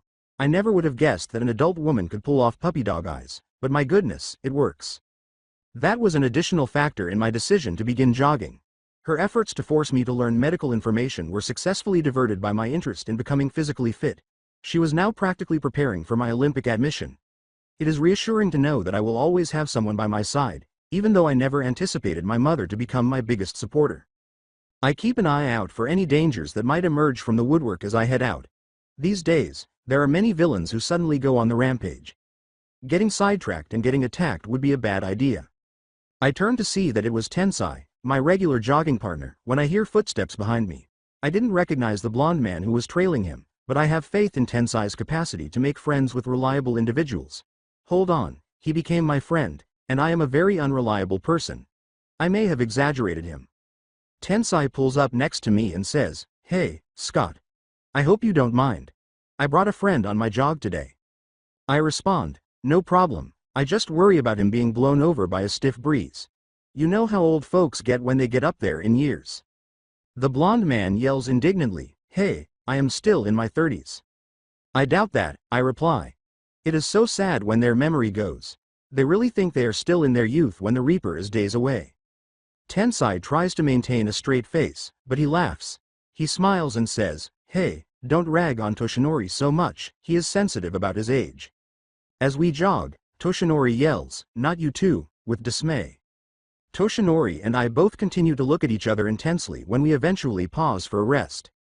Tensai rubs his face angrily and asks, "What are you two idiots doing now?" I remark, "I feel like I know him from somewhere," while reflecting on my chin. His face seems familiar. Toshinori agrees and strokes his chin. "I have met you before," he says, "but I can't remember where." We both look at one another for a minute, as if the difficulty of remembering is overtaxing our single brain cell. I eventually give up and just start sprinting down the street. "Who cares?" I yell in response. In the end, he is just a slow old man. Toshinori exclaims, "Why you?" before starting to run as well. We glare at each other from the corners of our eyes as we both begin running at about the same speed. I say, "Getting tired, old man? This probably isn't too good on your joints." He responds, "We'll see," and then begins to move forward. I guess youth isn't all it is cracked up to be. As I attempt to move my body more quickly, a memory flashes through my mind. When I saw the donor names, I felt as though I was touching one of the more recent sources. To strengthen your body, it comes down to your breath. With each breath, you must draw in as you can and release it out again. As your lungs fill, focus the power through your blood to your muscles. Feel each fiber as it pushes you faster and makes you stronger than before.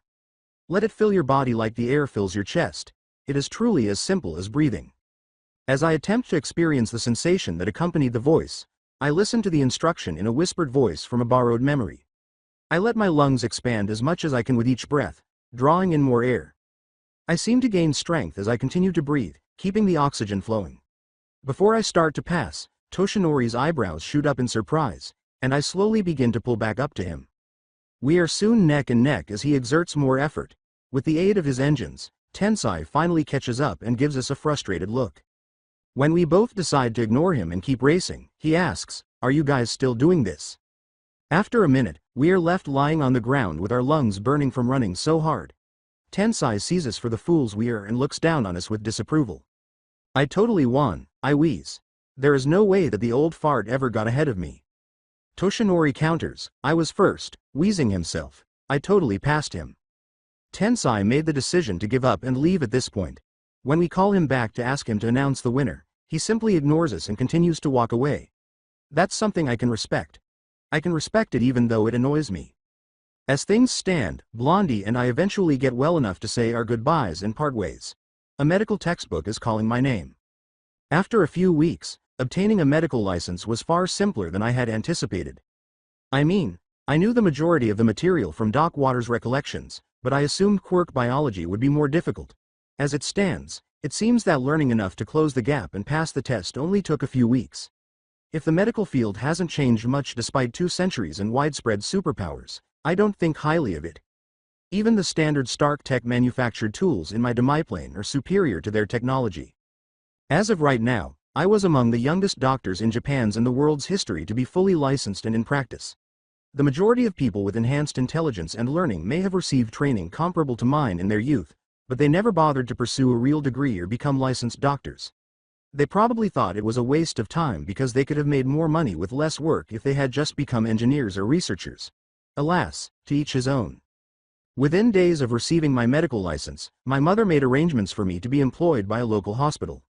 By citing a dozen discrimination laws and threatening to sue, the preteen easily defeated their attempts to stop her from being hired as a doctor. I have no idea how this change occurred. Overnight, when it came to helping me, she transformed from a reserved and timid person into an unstoppable force of nature. In a cool way, it was kind of weird. She is an excellent mother, so I'm not sure why she was so anxious about it. As I head into the exam room to see my first patient of the day, I force these thoughts from my mind. I say, "Hello, Ms. Usagiyami," while examining her chart. "You're just here for a checkup?" She begins to say, "Yeah, but then abruptly stops. Confused, I look up to see a set of red eyes staring right into mine. What caught my eye higher on her head was a stray lock of white hair that had fallen to rest on her cheek. She's a bunny girl, I see. She's a bunny girl, oh no. At precisely the same time, we both recognize each other. With a snarl on her face, she darted forward, and I simply reacted instinctively. I take something out of my pocket and fling it in her face. "Pocket sand," I exclaim as the bunny's exposed face is struck by the flying granules. "Gah!" she exclaims in disbelief. "Why do you keep putting your stuff in my eyes?" I yell, "That's what she said," and rush out of the exam room before she has a chance to gather herself. My weeks of cardio combined with my preparation for a surprise attack make for the ideal escape. I called out to them as I hurried past the nurse's desk. "Reschedule my appointments for the day. Something has come up." By the time they can reply, I've already left. All I could think to do was leave the building before Bun Bun did. She quickly shot over me and landed in a crouch in front of the elevators, shattering this hope. Her face was still wet from the rinse she most likely had to do to clear her vision, and the skin around her eyes was red from the irritating sand. The same thing had occurred a few months prior, so it was a familiar sight. I instantly turn around and dash down a nearby hallway without even slowing down. I put as much distance and as many barriers between me and the patients, nurses, and orderlies as I can while bobbling and weaving. If the cries of shock and the sound of bodies being pushed together were any indication, my time was running out. I hurried to an unoccupied surgical suite and grabbed a wad of surgical scrubs from a cart. As I dashed through the door, I grab the arm of a woman who has red flecks in her white hair. I pull her into the room and yell, "Need your help for a second," before slamming the door. Point of view of Rumi Usagiyami. Since it was already near her patrol route, she had just arrived for her yearly checkup. Seeing the scourge of her life suddenly show up as her doctor was more than a little unexpected. After hurling objects in her eyes once more, the little shit even had the audacity to flee. As he ran, she heard a sex joke, and she was going to make him regret it. Despite her skill and training at UA, she was unable to defeat him the last time because he changed into a volcano man using whatever support device was on his arm. This time, she was going to make sure he didn't get the opportunity to do something like that. A light shines in her eyes as she storms through the doors of the room where he was hiding. "Oh, my God," a voice exclaims. "This is the worst case I have ever seen in all of my years as a physician. It is by pure luck that we caught it at this stage. If we waited any longer, then she would be dancing with the Reaper in no time." Another voice asks, "What do we do, doctor?" "Get her to the examination table, stat," he commands. She is hurried to a table and laid down before she can speak. A larger light, which effectively limited her field of vision and prevented her from seeing the doctor and nurse, took the place of the smaller examination light that had been shining in her face earlier. We need to run tests before we act, the physician states. How often do you eat carrots? Once a week? Once a day? Multiple times a day? Speak, woman, I am trying to save your life. Multiple times a day, she exclaims at the end. What does that have to? It had everything to do with it, the physician declares. You appear to be suffering from a condition brought on by the excessive presence of carrots in the diet. It has many detrimental effects, but I need to be sure. Your skin is already showing terrible signs. She asks defensively, what about my skin? Was he a jerk who would condemn her for having darker skin? If it wasn't for your mocha bunny exterior, you would be as orange as a sunrise by now, says he. Write that down, nurse. Orange as a sunrise, writes the nurse. What? She exclaims. There is no way that my skin is turning orange. Heightened aggression, the physician observes. Another classic sign of an advanced condition. Mean like a warthog, the nurse notes. What was written down by that bitch? The doctor asks, how sexually active are you? I need an answer. She starts to say, I don't see how that, but is cut off once more. The doctor says, so you are in a dry spell, I would say around a year at this point. When the nurse observes, a sex life more barren than the Sahara. She was going to give that nurse a kick, the doctor says, one final test, and then taps her leg multiple times. I need to check your reflexes to test for neural atrophy. Before the doctor yells in a panic, she waits for a firm tap. He exclaims, it is worse than I predicted. Your nerves have become so deadened that you can't even react to stimuli anymore. I don't believe that you could even move your legs consciously at this stage. She laughs, of course I can, and then tries to raise her leg, but it just stays rigidly resting on the table. That can't be possible. An immediate procedure must be done, the physician declares. Otherwise, you might lose your legs or even your life. Nurse, get the mask. We must administer anesthesia before we can initiate the emergency operation. The nurse answers, of course, doctor, and then the woman covers her face with a mask. Okay. Just take deep breaths and count down from 10, the physician says. By the time you reach 0, you should be asleep. When you wake up, this will just be an unpleasant memory. She automatically nods in response to the doctor's gentle yet firm tone. She closes her eyes, inhales deeply, and starts counting slowly. 8, 9, 10. She almost believes she heard rustling fabric, but she brushes it off as a stress-related hallucination. 5, 6, 7. She was finally startled out of it by the sound of a door. Hold on, what brought her back here? Fuck. That little shit was the culprit. She pushes the light from her face and tears off the mask. She notices that the mask was never connected to anything in the first place as she looks down at it. Then she glances over and notices 2 stacks of abandoned scrubs on the ground. Eventually, she turns her focus to the door, which is still swaying a little from the fake nurse and the fucker's recent departure. When she realizes she was duped once more, she roars with rage and frustration. Fuck. Scott Sterling, Sean Jones Pav. I'm standing outside the hospital when I hear a roar of anger, and I smile to myself. Bun Bun doesn't seem to be happy with my switcheroo. When Shaggy and Scooby would do it in Gramps' mystery novels, I thought it was unrealistic, but it turns out to be surprisingly effective. The only trick is that it requires 2 people to execute correctly, and when your opponent is even more adept at bullshitting, there's always a chance of a reversal. Before the dial goes up, I tinker with the Omnitrix for a moment. I've discovered that it only likes to turn on when I get dangerously close. The angry bunny out for my blood is apparently dangerous enough. I hope for an alien that is at least reasonably fast, so I slam down on the dial. Hell, I would even take Stinkfly instead of Heblast or Wildmutt. The sensation of the genetic template layer covering my own was a pleasant surprise. As my bones grew longer and thinner, they became lighter but far more resilient. My feet stretched to have 2 toes curving over black orbs that rested on the concrete, and my knees folded back. My forearms reach past my elbows, and a tail sprouts from my back.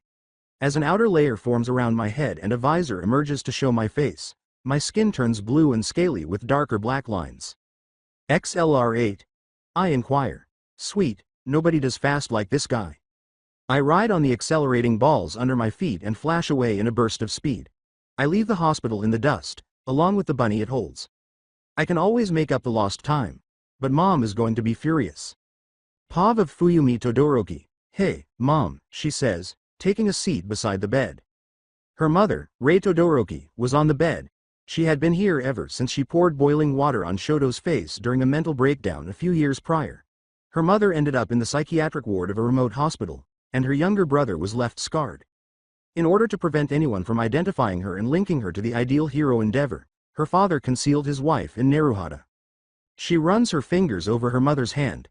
The woman looked out the window with blind eyes and did not really respond. Her mother's favorite flowers were in a vase on the windowsill, and it took a lot of self-control not to pick them up and toss them against the wall. Her father's only indication that his wife wasn't merely an embarrassment to be kept hidden was this. The worst part is that instead of doing it himself, he hired a floral company to replace the flowers every few days. Though she knows the truth is that he couldn't be bothered, she tries to rationalize it in her own mind as him being too busy. For Endeavor, being a well-known pro-hero was more significant than being a husband and father like Enji Todoroki. Enji was merely a character he put on to play a part. Endeavor was his true self. I had a crazy trip here, she says to her mom. This kid grabbed me and had me help him escape from this woman with a rabbit quirk who was chasing him. We messed with her by pretending she was dying of carrot poisoning before running out of there. I could hear her angry yell from here. You would have laughed if you had seen it. I wish I could hear you laugh again. Then, Natsuo is doing okay, she says. He is smart, but he keeps trying to do the bare minimum. I just make sure to keep pressure on him so that he has to work harder. I want him to do his best and succeed, even if he fights me the whole way. She tries to say, Shoto is. But her voice falters. He is bitter a lot. He blames Dad for what happened. He wants to be a hero and show up Dad with just his ice. I would be happy for him if the whole reason he was doing it wasn't spite. He doesn't want to be a hero. He just wants to show everyone he is better. Every day, he seems more and more like Dad. Her voice becomes so stifled that she can hardly speak. I try and do everything to keep our family together, but I am falling apart, she murmurs. I don't know if we were ever a family, even back when Tuya was alive. I can't figure out what I am supposed to do. I am trying to be the mom to help protect them, but I can't fill your shoes. I can't be you. As she admits her weakness to her Mothera, the only person in the world who can truly comprehend the strain of their family, her eyes well up with tears and she feels powerless. She nearly missed the sensation of a hand being squeezed and a voice whispering in the air because she was so engrossed in her own misery. Then be Fuyumi. Her mother is still gazing out the window when she looks up. The tiny smile that sits on her lips is the only indication that it wasn't a product of her own imagination. In all the years she had been visiting, it was the first time her mother had responded to her. It was evidence that her mother was still there, hidden deep inside, even if it was only once. She gives her mother a hug and a kiss on the temple as she departs with a little more strength than she arrived with. As she tells her, I love you, Mom, never forget that. After saying her final words, she leaves the room and returns to the harsh outside world. Since she is the only thing preventing her brothers from going off on their own, she can't let her mother down. Perhaps, for once, Fuyumi is the person she needs to be. One point of view. Since his pivotal conflict with All Might, his adversary, he had been on life support. The hidden darkness and the epitome of selfishness contrast with the symbol of peace and the epitome of bravery. They were both on the edge of death from the confrontation, but he would win. He had planned the last battle to take place too far away from any of his supporters for them to help in the aftermath. The huge hole blown into the hero's chest would cause him to die before they could save him. Although losing one for all was unfortunate, it served his plan's overall objectives. The foolishness of lesser creatures. They think they are gods, but all it takes for their schemes to fail is a touch from real gods. The voice seemed to come from everywhere, even though it had appeared out of nowhere. It must have been something he had never experienced before, for he was unable to detect its origin through any of his stored quirks. He addresses the empty room, asking, Who are you? The hiss of his respirator and the beeping of his EKG were the only sounds remaining after the echo of his question subsided. I am merely a humble representative of those in positions of authority, who are superior to your world, over all worlds. He asks, Who are they? In turn. The blessing of their true name is not something you deserve. Your mind and soul would be torn apart until our hounds could only be fed shrieking viscera. You're not ready, no, at least not yet. With a smile spreading across his broken and scarred face, he asks, What do I have to do to be ready, as you say? You have to rise above the worm you are. A caterpillar is all you are. You haven't even transformed into a butterfly yet. They will determine whether you are deserving of their favor once you have managed the boundaries of your potential. So, I just need to become the best me I can be? He laughs. I can do that easy enough. We'll see. In this game of gods, children have undone all of your hard work so far. You still haven't proven yourself as a valuable pawn in the consortium's game. It is amusing to be but a pawn when I am so used to being a king, he thinks. It will be a joy to move up in the world again. An anthill was always ruled by you. Until a higher power chose to stomp their foot in your realm. You were the ruler of nothing but dirt and insects. You may yet become something valuable with us. Have a gift for the moment. Consider it an act of kindness. It is simply balancing the field to give you the same gesture that the consortium gave to your opponent. When the devices attached to his body are expelled in their redundancy, he feels his body return to its pre-battle state. There is so much promise in this world. Let's see if you can possibly grasp it or if its hidden strength will overwhelm you. He can't stop the genuine smile from spreading across his recently repaired face as the voice permanently fades. It's time to take on a new challenge and become something greater. He might have been too nearsighted. He had been happy to rule Japan as his chosen kingdom because he had considered it to be his home. He would have to broaden his horizons if he wanted to change from who he was. He had never bothered to investigate or take advantage of so much of the world. It seems that he was given another opportunity to fulfill a more ambitious dream. Scott Sterling. Sean Jones Pov.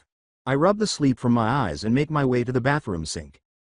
Even though I've been having sleep issues for some time, I've been carrying on as normal. I was taking a break before going back to bed because they were nightmares unlike anything I had ever seen, and the most recent one had left him in a cold sweat. Through the silence, a voice asks, "Why are you so scared? I thought you would enjoy some fond old memories." When I look up, the mirror is staring back at me with a smile on its face. I simply turn on the faucet and shake my head. To wake myself up, I scoop water in my hands and then splash it in my face. After I dry off, I notice that my reflection is staring at me with a chuckle. I say, "You are not real," while clenching my fists around the sink until they turn white. You are just a memory fragment like waters. You are just a stain on my soul that I will get rid of soon. The reflection says, "You should never lie to yourself, but it is always nice to be comforted. You know I am not something as shallow or weak as a memory. I am you." Shaggy said it is just memories from the Blue King's collection. I try to explain the warped reflection. That's all you are. According to the reflection, like Shaggy hasn't lied to you before, what is to stop him from lying again? Just because they're fake doesn't mean I am not real. You can feel it, can't you? You can feel it down to your soul. I am you. I am the monster you always have always been, and I am so much worse than you ever dreamed. It is just nightmares, I maintain. Bad dreams. The reflection says, I like to think of them as our greatest hits, as it develops and its skin becomes covered in a black and blue ooze. Eventually, it turns into a massive monster with two teardrop-shaped white eyes, a jaw full of sharp fangs, and blue glossy skin patterned with black streaks. When we showed everyone who we truly were. That is not me, I grit my teeth and manage to say. That is not who I am. It leans in closer and asks, "Oh, really? What about Brad? You didn't feel a rush as you stole everything you could from him? It didn't fill your heart to repay him for Penny and Daniel? What about the soup couple? I can't even remember their names anymore? They were just the first in our record of suffering, but they were still important. We paid them back for Ellis and Vivian, didn't we? That isn't who I am anymore," I respond. "I am going to be someone new in this life." It taunts, silly little Sean, thinking he can be a hero when he is just the villain of the story. What would your dear mom think if she knew what we have done? Would she still love you? How about if she learned you weren't even her real son? You are just some parasite living in his dead body. I growl, "Don't you dare talk about her," I say. "I will be with you every step of the way, reminding you who you truly are," it says. "The real you that you won't accept. For every life you save, I will remind you of 1,000 that you ended. I will remind you of their screams as we tore them to pieces. As we feasted on their dying bodies. Crunched on their bones and sucked the delectable marrow from inside. I can still taste it. The flavor is on the tip of my tongue." I say, "Shut up," trying to drown out its voice. "Better yet, I will remind you of how their brains tasted," it keeps going. "We loved to eat them from their skulls like oysters. Oh, it was marvelous." I yell, "Shut up," and then slam my fist into the mirror, breaking it into 100 pieces. As some of them fell into the sink and filled the porcelain basin with droplets of crimson blood, others dug into my flesh. It exclaims, "That's the spirit," as it reflects back to me from every piece. "If you keep that up, it won't be long before you accept what you truly are. We are the same no matter what you do. Even if you can't remember, I will remember for us. There is no running or hiding. It sends one final message before fading away to reveal my normal reflection. It is just a matter of time. I can't wait until you show the world the monster you really are. I can picture it now. It will be a riot. My bison is trying her hardest to keep us afloat during the merciless storm, but the pouring rain blinds me and the howling winds try to push me away from Leah. The only reason I was unable to withstand the worst of it was because of my lack of sleep and the fatigue from a long training day. Oh no, Aang. This is getting out of hand. Flying south during a storm is the most foolish thing you could have done, and I know you can't handle the pressure. You are risking your own neck by attempting to fly through this, in addition to leaving your one and only home. Gyatso would have simply remained at the temple if he hadn't been there. A part of him simply wants nature to take its course so they can have another chance at a working avatar sooner rather than later after all the crap this kid has put him through. After all, the world needs balance, and Aang doesn't seem to care that much about it, especially as the Fire Nation grows more radical. Indeed, a teenage child cannot cope well with lessons all day. However, he gives the impression that everyone is pressuring him to train for the avatar every waking moment. They actually spoil him more than anyone would think. Why was he able to spend so much time in Omashu with that stupid Bumi and miss so many classes? The shithead continues to whine about the temple's monks allowing him to get away with anything short of murder. I spot a shape led by a lightning strike through the pouring rain. Even though it was hazy, I could identify a sky bison silhouette anywhere. I exclaim, Leah, I see them. Get us closer. With a grunt of agreement, she accelerates her push through the air to close the gap between us. When I get close enough, I tackle the figure riding the sky bison by using a burst of air to get across the gap. Aang, what the hell is wrong with you? I yell, giving the younger boy a shake. Why are you trying to fly through a spirit's damned storm? Ryo, he exclaims, startled. What are you doing here? Retrieving your dumb ass for Gyatso. I respond. We are already too far south. This fucking storm dragged us in its wake and we are halfway to the water tribe by now. We need to turn back. We both sensed a shift in the atmosphere just as he was about to yell something back. The side of a huge wind and water vortex that was swirling through the sky is all that is visible when we turn. It resembled a tornado giving birth to an ugly tsunami. Waterspout. I scream as we make every effort to escape, only to realize it's too late. Appa, Aang, and I are pulled into the aquatic natural disaster and are thrashed around and drowned at the same time. Leah called out in panic, but the typhoon's unrelenting howling drowned out the sound. The bright bluish light that seems to surround everything is the last thing I see before everything goes dark. Then I was gone. The sensation of a hard piece of wood smacking my shin wakes me up. Gah! I exclaim, pulling my leg back and massaging the aching area. What the hell was that for, House? Wasashi has been calling you for 20 minutes, the senior physician says. That was your problem. Then, he kept calling me to get you, making it my problem. If I can't nap peacefully, neither can you. I mutter, fucking asshole, while massaging my aching leg. House still has a respectable swing for a cripple. Don't worry, I am going. What has Wasashi so hyped up? House smiles and takes a Vicodin. Apparently, your bunny girl is back, he says. The top dogs said you have to treat her. PR and all that nonsense. You threw some sand, she tried to murder you. In the end, they want you both to make up and play nice. The best part is that I heard the Hero Association strong-armed her into accepting you as her primary care physician. From the nurse gossip, it is to punish her for being an independent hero. I bet the hospital board doesn't like that you have been showing up the rest of us either. It's starting to make us look bad. You are awfully well informed for an asshole with no social skills, I say. I can be charming, House declares. I mean, if I wanted to, that is. Sadly, it is always a hassle lowering my IQ to match the average person. Count yourself lucky that you are among the happy few like Wasahi who don't bore me. Yay for me, I complain. Let's go see what this bunny wants. I sigh and glance at her chart, asking, what are you doing here, Bun Bun? I heard it was because you were strong-armed. However, I doubt anyone could do that without you breaking their arm instead.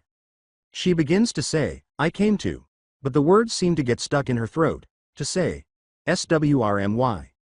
What was that? I ask, trying to ask myself. At the end, she repeats, I wanted to say. Sir me, as her voice falters once more. I couldn't stop smiling. I have a terrible habit of doing this, but I can't resist the joy it always makes me feel. Oh, are you trying to say sorry? I inquire. It's okay if you can't say it. We can't all be the bigger person and admit when we are wrong. Some of us just have too much pride. You still get an A for effort. She was glaring at me, and you could almost see the fire in her eyes. I swear I could see actual sparks as her teeth clenched so tightly. She makes it so simple, hee hee. With a throbbing vein on her forehead, she manages to ask, "What was that, pipsqueak? I don't think I heard you." "Oh, so your hearing must be going." I nod knowingly. That makes a lot of sense. Even bunny hearing fades when you get so old. After all, only a granny would have hair as white as yours. She appears to pause before rushing in my direction. I simply use my total concentration breathing to run away. Over the past few weeks, I've been able to practice quite a bit, and occasionally I've made some new memories. Bun Bun is all about direct travel, even though her acceleration and endurance may be superior to mine. She reminds me of the thunder-breathing swordsman I remember seeing. But in a busy hospital, that is pretty worthless. Fortunately, I thrive on water breathing, which emphasizes adaptation and flow. A very irate chocolate bunny is chasing me as I avoid making contact with the patients, nurses, and doctors. Yes, she makes things too simple. With a serious expression on her face, Ms. Ninishida asks, "Are you serious, Sterling?" And Ms. Usagiyama, "I expected better from a UA graduate and a fully licensed hero. My God, you are an adult woman. You shouldn't allow yourself to be so easily riled up by a 12-year-old child." "Yeah, Bun Bun," I laugh. "You are supposed to be the responsible one." "I better not hear another word out of you, Scott," Ms. Ninishida says, her gaze enticing. "If you are mature enough to act as a licensed doctor, then you should be mature enough to restrain yourself from taunting a patient. I better not have to call your mom." Her statement instantly makes me wilt. If Mom found out that I was harassing a girl, she wouldn't be happy. Yes, the girl was an adult and nearly 10 years older than I am now, but the point is still the same. She yells, "House, Wasashi, get your asses in here," before the other two doctors arrive. "You rang?" House asks, displaying his typical harsh manner. Wasashi simply waits for an order while rolling his eyes. "House, you will be supervising all of Dr. Sterling's appointments with Ms. Usagiyama for the foreseeable future," she continues. "I need you to ensure that we don't open ourselves up for any more lawsuits. After all, you should have plenty of experience seeing as you are the principal cause for most of ours." Wasashi inquires, "What about me? You called both of us in." "You are going to supervise House's supervision," she states. "Between the three of you, you should have enough working brain cells for a single intelligent person. In this case, 3 heads are as good as 1. "What?" he asks, startled. "I am not as bad as them. I seem to recall all 3 of you indulging in coffee infused with military-grade caffeine Scott brought from home when I forced you all to catch up on the charts you failed to do after you decided to all call in sick and go to a 3-day-long monster truck rally in the US. "But it was Gravedigger," Wasashi asserts in support of his legitimate argument. "It was the car's final rally before being permanently installed in the Monster Truck Hall of Fame." "I already told her, Wasashi," House shakes his head. "It just made her angrier." When Ms. Ninishida says, "I don't know what is worse, the fact that you traveled internationally for a monster truck rally instead of working or the fact that you think it is a valid excuse. If you 3 weren't such vital contributing members of this hospital, I would have fired all of you already. As it stands, I can't afford to lose your genetic analysis quirk for our oncology department, House's database quirk for our diagnostician department, or Sterling's animus quirk which gives him enough knowledge to make him a perfect all-rounder. However, if we get any more bad press from our staff fighting pro-heroes, I will have you all assisting maintenance with cleaning the bathrooms." We all say, "Yes, ma'am," when she's done. We've annoyed her enough in the past to know when to stop being snarky and give her our full attention. It's going to be difficult, after 2 months. It turned out that it wasn't a pain at all. Rumi exclaims, "I knew Dr. Carnegie was going to catch her," with a triumphant smile. Contessa and Kyle would never be able to hide from a doctor with such a refined attention to detail. House murmurs, "Knock it off, Bun Bun," while eating his popcorn and keeping his eyes fixed on the television. It's just getting good. "We still need to find out if Dr. Carnegie's affair with Abby is revealed."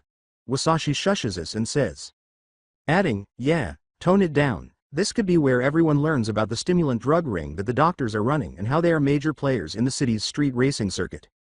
In my demiplane lab, where I was able to set up a flat screen in the space adjacent to my operating room, we were currently watching our favorite soap opera.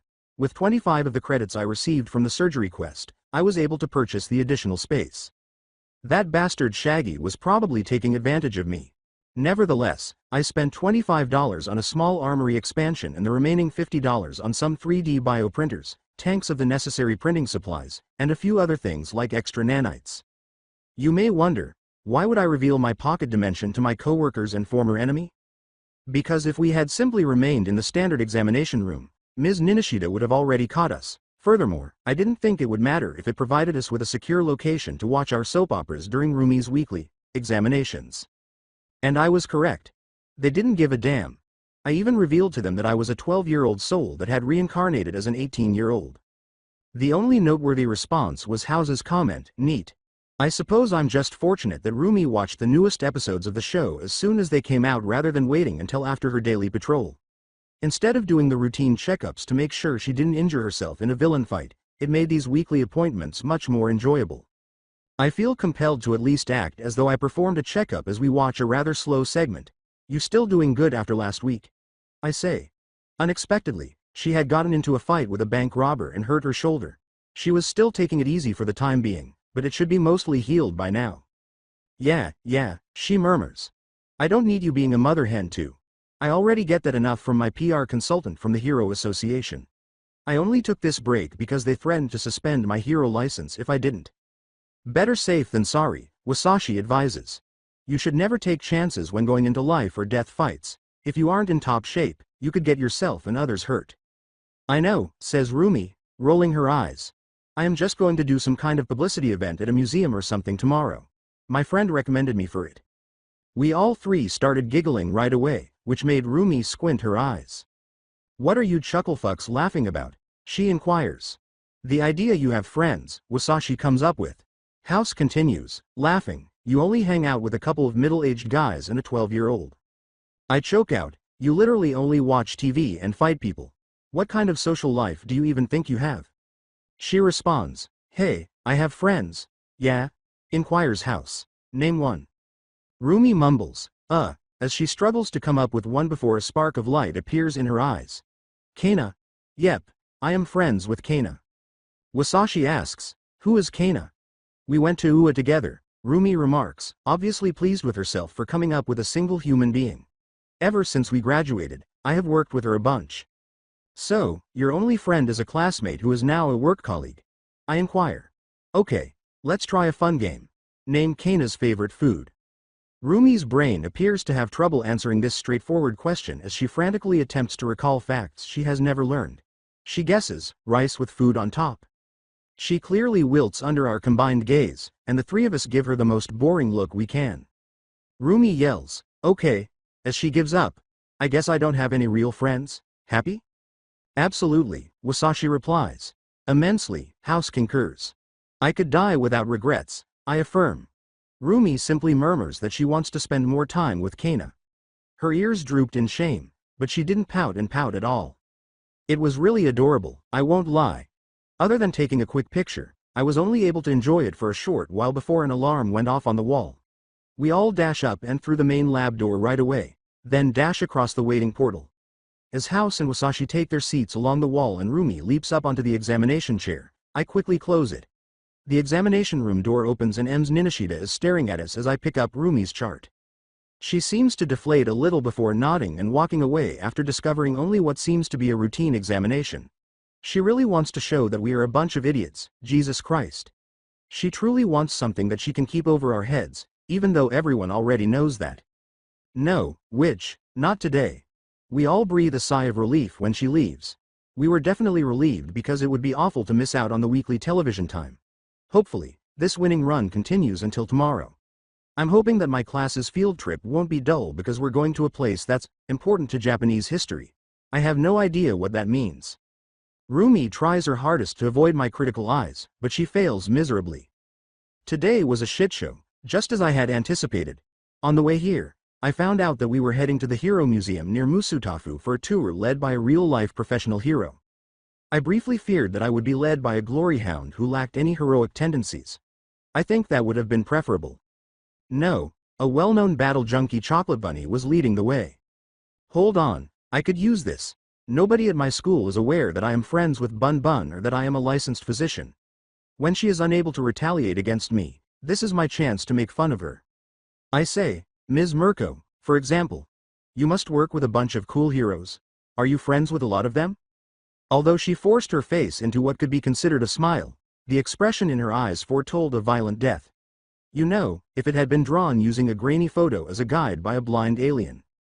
Her statement, "Yeah, I have a bunch of hero friends," suggests that she is fighting the urge to clench her teeth. Like who? I inquire. The only reason I didn't have a shit-eating smile on my face was because I had been acting like a typical 12-year-old for months. Rumi acknowledges the insult for what it was. Lady Nagant, she addresses him. We frequently work together and trust one another explicitly. So you two must hang out all the time when you are not working, right? I ask. Even with my acting prowess, I couldn't help but smile at the very end. Totally, Rumi replies, and I could practically see a vein pulsating on her forehead from her barely contained anger. All the time. Fortunately, our group teams up with a group from another school, ensuring my safety in the future. More than anything else, I was drawn to the pink and purple hair of the female hero leading them. I've already come to terms with the fact that this world has genuinely absurd eye and hair colors, but it will take some time for things to stop being strange. Currently, our groups temporarily merge so that we can all eat lunch at the museum cafeteria. I choose the location that is farthest away from Rumi after observing her death glare from this angle. That turned out to be next to a child with green hair who was writing in a notebook with a mechanical pencil while muttering to himself. I ask, "What are you muttering about?" Because I need something to take my mind off the museum's boredom. It was an extremely sterile version of history, even though it was fascinating and all that. The era of vigilantes, which directly led to the creation of pro-heroes, was hardly discussed. It only portrays it in the most anti-quirkless manner possible, ignoring the conflict that inevitably arose from people developing quirks and becoming superhuman. According to the atmosphere here, superhumans were subjugated by common people and were able to maintain world stability on their own. That person is a jerk. It completely ignores the attempts of a number of powerful early supes to band together and overthrow governments. My hypothesis is that it is purposefully made to present professional heroes in the best possible light and inspire admiration for them. Quirks will gradually become more and more idealized, to the point where pro-heroes are essentially living deities. Fortunately, BT has been researching data and societal trends to help me better understand how this world functions. To put it briefly, might makes right. Suspects crush the weak, and those in positions of authority hide it to maintain their hold on power. Overall, it doesn't really differ from my former world. With a startled panic, the child cries, "Huh?" and immediately starts to fumble with the notebook, barely catching it. "Are you talking tea to me?" "No shit, Sherlock," I say, arching an eyebrow. This guy is a scary cat, for heaven's sake. He manages to say, "IW was just writing about some of the heroes from the museum, with only a few stutters. It helps me practice quirk analysis F for when I grow up and try to become a pro-hero." "Neat," I reply. It was a typical childhood and adolescent dream, but it was always fascinating to observe whether someone's beliefs hold up over time. When they see that they are lagging behind those who are born with power, the majority give up. "What's your quirk?" Before mumbling something, the child appears to hesitate. I ask, "What was that?" "You are going to have to speak up, Greenie." He is able to say, I don't have a quirk." Instead, embarrassed to acknowledge his fault, he glances down at his notebook. "Good on you," I say, giving him a shoulder pat. "You will just have to outperform all the asshats with powers. It shouldn't be too hard." He asks, "You really think I can?" with astonishment. "Of course," I reply, grinning. "It's not like supes are invincible. You just have to figure out the best way to get around their gifts." Everyone becomes complacent, especially the powerful. My slightly sadistic smile at the recollections of my former life seemed to frighten him a little, but he seemed to get over it because he was happy that someone was voluntarily speaking to him. However, a few seconds later, he starts crying uncontrollably. What kind of mutant tear ducts does this child have? Jesus Christ. It shouldn't be possible for the human body to cry so much. The people from my school are starting to stare at me sourly, so I start trying to stop him from crying right away. "Hey, he didn't cry because of me. The Kendo Club incident is not at all like this." Pav of Rumi Usagiyama, she tries not to pay attention to Kaina's sly smile. The sniper could read people a bit too well for her own good. Her former classmate could see how irritated she was with that little jerk right now. Kaina teases, "Are you thinking about your little boy toy?" She mutters, "I am not thinking about that asshole," before realizing that Kaina is referring to a possible boyfriend rather than the reincarnated jerk who had been making fun of her earlier. "I mean, no, I don't have a boyfriend, Kaina." The other hero smiles back. Are you sure? I can't make myself believe that there isn't a man out there who gets your blood pumping and your heart racing. Her response is, you are wrong. The only person who can make my heart race is because he likes to piss me off to the point my blood pressure spikes. Kana thinks, oh, so he enjoys teasing you, huh? I must say I approve. Rumi teasing is one of my favorite pastimes. I will have you know that he is my doctor, she says, attempting to interrupt her friend's diversion. Kana asks, kinky, aren't we? You two must get up to some fantastic roleplay. Oh sorry, doctor. I have been feeling so sore down there. Can you kiss it to make it feel better? Kana continued to whisper like a tiny devil in her ear as she struggled to forget that terrifying image.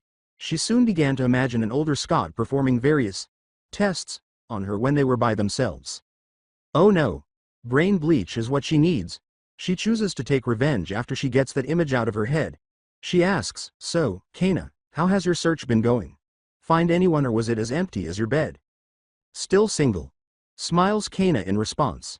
The woman was just too upbeat to be fooled by such a counterattack. I am waiting for a guy who can sweep me off my feet. Either that or outshoot me, although I doubt that will ever happen. Yeah right, snorts Rumi. You are the top shooter in the world. The only one who can compare is Snipe and he can only manage that because of his quirk. I don't think Sniper's better than you just grow on trees. Then it seems like I will be waiting on my Prince Charming for a little bit longer, Kana responds.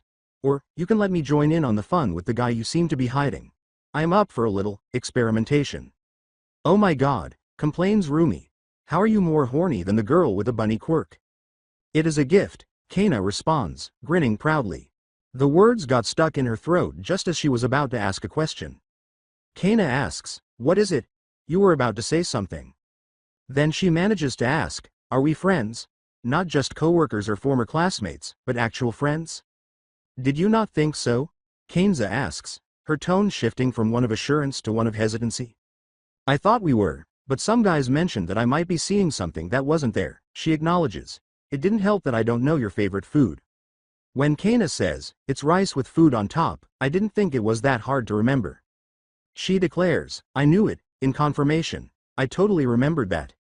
Now that their friendship had been confirmed, the awkward atmosphere was thankfully dispersed, and Kana simply laughed at her outburst.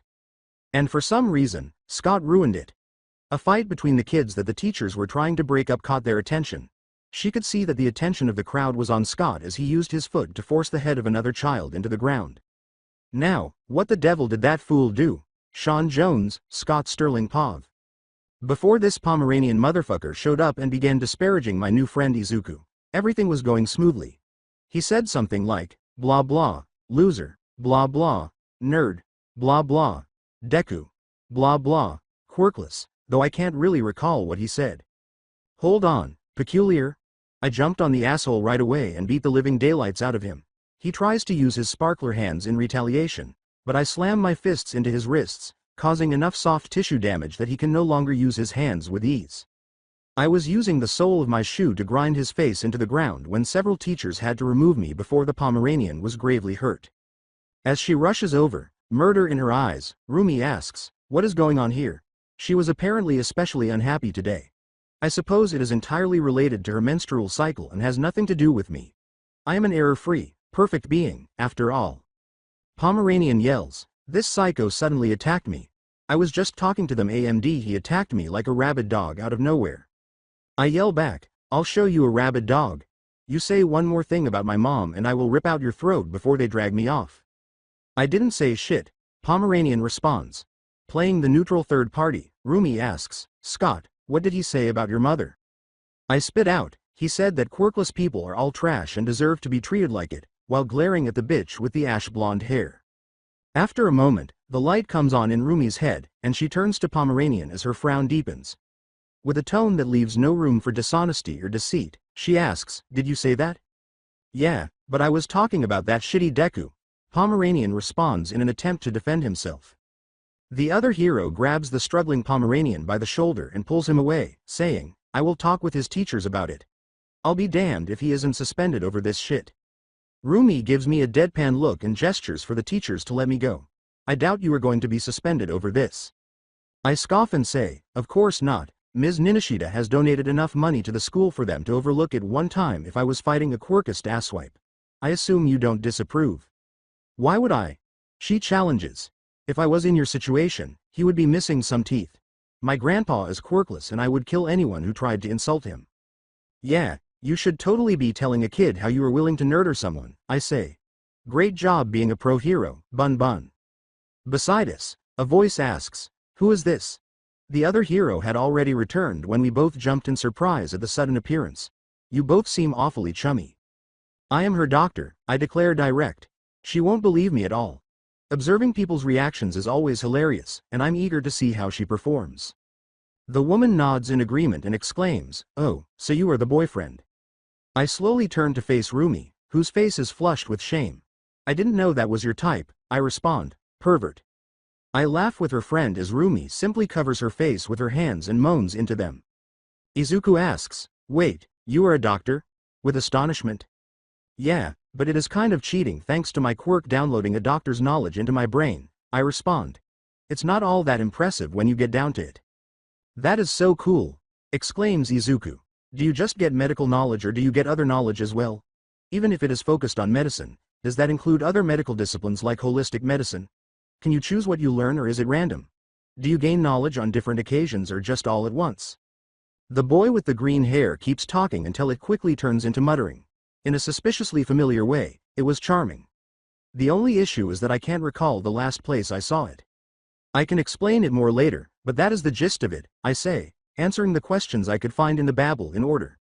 All kinds of knowledge, yes, sort of, and mostly when I sleep. Izuku exclaims, that is so awesome, before realizing that Rumi is also present. Oh my god, Mirko. During your 3 years at the UA Sports Festival, I saw you compete. If it weren't for that technicality ruling, you most certainly ought to have won in your 2nd year. I've always been interested in your peculiarity. Is it only physical enhancements, or does it also give you enhanced senses like a rabbit? Given that rabbits are typically prey species, does this intensify your fight or flight reaction? Are you still an omnivore or has your digestive system adapted to a more herbivorous diet? I've heard that peculiarities pertaining to animal characteristics can resonate strongly with humans, potentially leading to the inheritance of heat cycles. Aren't you going to answer the kid's question, Mirko? The other woman interrupts right away, she teases. I nudge her side with my elbow and say, yeah, Mirko, you should tell us all about your heat cycle. I truly have an obligation to know as your physician. While the girl in question turns red as a tomato with embarrassment and anger, the other hero and I continue to nuzzle Rumi with our elbows. The boy who initiated this is still in his own little world, muttering along without realizing the powder keg he ignited. Based on the explosion that shakes the museum and fills the air with smoke and screams, at least a real powder keg seems to go off instead. Rumi yells for us to flee while she deals with the threat, and then she leaps forward in the direction of the explosion and vanishes into the smoke. My ears ring slightly from the blast. As the other hero starts to gather everyone, Rumi comes flying back and then slides to the ground. She tries and fails to push herself up from the ground, and blood trickles from a cut on her cheek and a broken nose. She most likely has a concussion. Yes, that is a pretty nasty concussion. What kind of monster can mess Rumi up this badly? I pull a pen light from a tiny portal I make to my demiplane and shine it in her eyes to check for pupil responsiveness. Nagant. I need you to get Mirko out of here and lead the evacuation efforts, I yell, recalling her name from Rumi's earlier mention. She is not in a fit state to continue fighting. She will only suffer more severe injuries if she does. A little slurred from the brain damage, Rumi says, I can still fight, adding, it's my job. You don't have to fight every fight by yourself, and my job is to keep you alive, I say. I'm powerful enough to take care of any jerk who shows up. I am the only other hero on duty, Nagant asserts. I should be the one. I interrupt her, saying, you are the only person I trust to get Bun Bun out of here. I am not letting her die today. In any case, I am somewhat of a hero even though I may not be an expert. From here, I could see the gleam of a man's insane smile, which, now that I think about it, wouldn't have been out of place on a guard or a patient at the asylum where I used to stay. The smoke clears around the enormous shape of a man. She tries to say, I can't, but I interrupt her once more. Leave, I yell. I didn't care that a 12-year-old would order an adult in this manner, but it must have been strange. Did Rumi never tell you the other thing about me? I'm not a fair fighter. Not when it's time to be the hero. I turn on the Omnitrix and press the dial, It may never provide what I want, but it always provides what I need, and this is exactly what the doctor prescribed. I feel as though my arms are being stretched to their breaking point before being pulled apart, the upper and lower halves splitting and becoming a whole arm each. My muscles swell and thicken, and the density of muscle fibers soars. My toes fuse on each foot until I have 2 on each. My skull expands as my eye sockets split into 4 orange eyes and my teeth sharpen into points. The skin on my body thickens and hardens into a red hue, and the front of my face is colored with a black strip. I yell the name of my Tetraman form, and I emerge in a burst of blue. 4 arms. His manic eyes seem to glitter with cruelty and delight as he advances, and the villain emerges from the smoke as it trails off the cloak covering his body, grabbing it and tossing it off to reveal muscle fibers covering his body over his skin, the strands writhing as they crawl across his body and knit together. He says, "You might look big, but I will have fun breaking you. I didn't expect to see a kid trying to fight me. The bunny didn't do a very good job of scratching the itch." "You made 2 mistakes coming here," I respond. "First, you ruined my lunch. I was irritated by that. You also injured my bunny. Now, that infuriated me. You won't like what happens to those who irritate me, in my opinion." The villain responds, "Take your best shot, Pipsqueak," but I charge forward and thunder 2 fists into him, knocking him off his feet with the force of the twin impacts. I only turn around to yell one final thing before pursuing him. "Go." Pav of Rumi Usagiyama. After that hit, everything was hazy. She could hear Kana's voice as she was being pulled, but the fog in her head drowned out any words. In her head, a picture and not a picture, a memory? A guy had been bothering her for weeks, and this time he was determined not to stop. Suddenly, a fist struck the creep's head before he flew. Even though her savior's voice was warped and his face was blurry when she turned, they seemed so familiar to Hera, almost like someone she had known all along. "You don't have to fight every battle yourself, so if a guy is giving you trouble, just tell me," he says. "I'm powerful enough to take care of any jerk who shows up." As she fainted, she couldn't explain why, but something told her that everything would be alright, and a tiny smile appeared on her face. Scott Sterling, Sean Jones Pav. Shit, this guy has better control over his quirk than I thought. I catch the villain's punch before I return it with 2 of my own, which smash into his body only to be deflected by the cushion of his muscle fibers. The villain laughs, "You are way too green to beat me," adding, "You have a decent punch and you can take a hit too, but that isn't enough to come out on top." He yanks me forward by using my grip on his fist, but then slams his knee into my gut and sends me reeling back. "You're not experienced enough to put me in the ground." I respond, "Let's see," as we rush and run into each other again. I hate to say it, but the villain is right. He has too much experience fighting people on a high power level, which puts me behind the curve. This is especially true because I'm not entirely accustomed to using 4 arms in fast-paced hand-to-hand combat, and when I try to use 4 arms instead of my usual 2, I leave a lot of openings. I should have found a way to practice martial art in alien forms, but it doesn't help that this guy is also ridiculously fast for his size, and all that muscle also extends to his legs, which puts me at a disadvantage because Tetramans sacrifice speed for power and durability. Too sluggish. The man yells as he dodges me and punches me in the side. I instinctively try to elbow him in the face, but he blocks the blow. Too feeble. Before kicking my knee and forcing me into a crouch, he yells, grabs my head, and slams it into the ground. 4 Arms' nose would have been broken if it had existed. Unfortunate. I change back into a flash of light as he finishes by kicking my head like a soccer ball and sending me sprawling across the floor. I feel like I went 10 rounds with a heavyweight world champion. Damn, he managed to do this against a Tetraman. I picked a fight with such a monster. The Omnitrix lessens, but does not completely eliminate, damage sustained in an alien form. The villain, who is undoubtedly the type of soup who likes to play with their food, follows me with an amused stroll as I bolt as soon as I can. I just need to find an opening or let the watch recharge, so I sneak into a museum exhibit for modern heroes to pass the time. Where has my small prey disappeared to? Where, oh where can he be? The villain cackles as he sings. Izuku is hiding across from me as I dive into an alcove. What the fuck are you doing in here? I mumble, you ought to have left. I was worried about you, he responds. What if you were hurt and nobody was there to help? Before I realize I should be upset that he voluntarily put himself in danger, I take a moment to be moved by his concern. We need to move. I grab him and pull him down the hall while hissing. The villain sounds like he's getting closer by the second, and since this is a dead-end hall, I can't just turn around and get past Hima, especially with Izuku. We need a diversion. Hold on, we can do this together. Point of view of muscles. He can't help but enjoy the last moments of the game as he gets closer to his prey. The shrimp put up a good fight, but it wasn't enough to defeat him. It looks like he won't be able to get any more enjoyment out of this one. Well, he can just pursue those who fled, and their cries ought to compensate. A banner featuring one of the top 10 heroes of the present is torn away by him. Where are you? The damn things were filling the hall in front of him and obstructing his view. So he yells, "I'll find you wherever you might be," and tosses another banner out of the way. After all, children's fear tastes sweet to me, he says, tearing away an Endeavor banner as shadows move across the All Might banner and he hears the sound of scuffing shoes nearby. When he tears off the last banner, two children are seated at a table with plates. "Hey, what's for supper?" one of them inquires. "What?" he murmurs.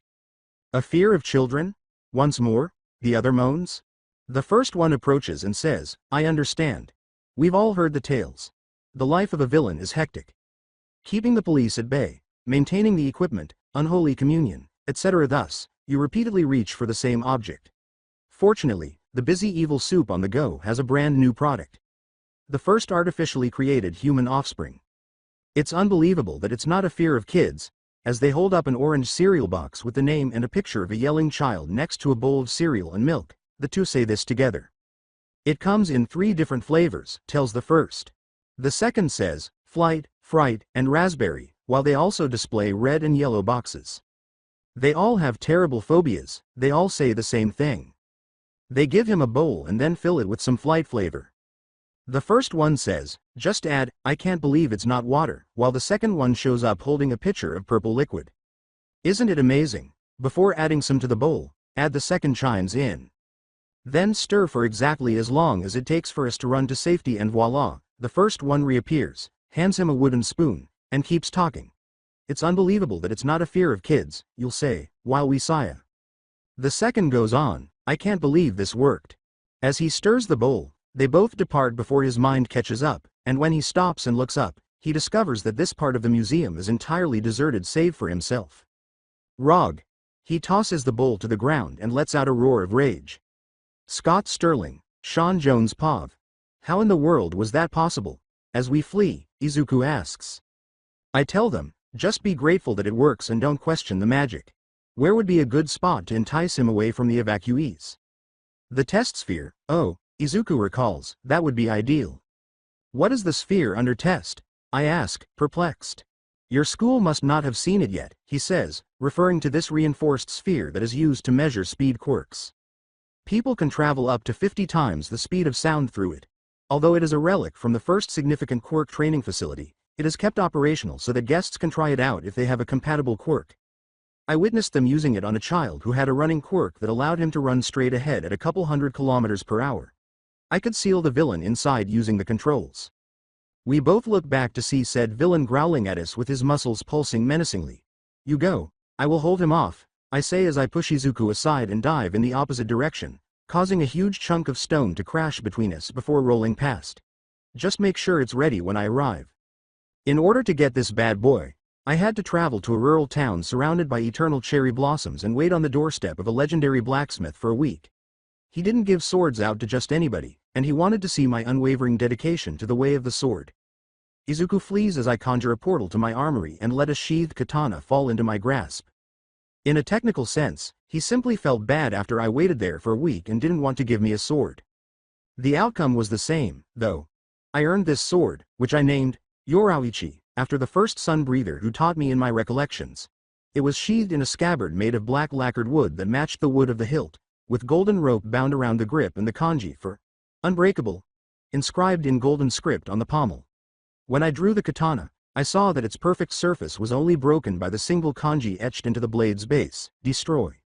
Before I seal the portal, I let the scabbard fall back into my armory.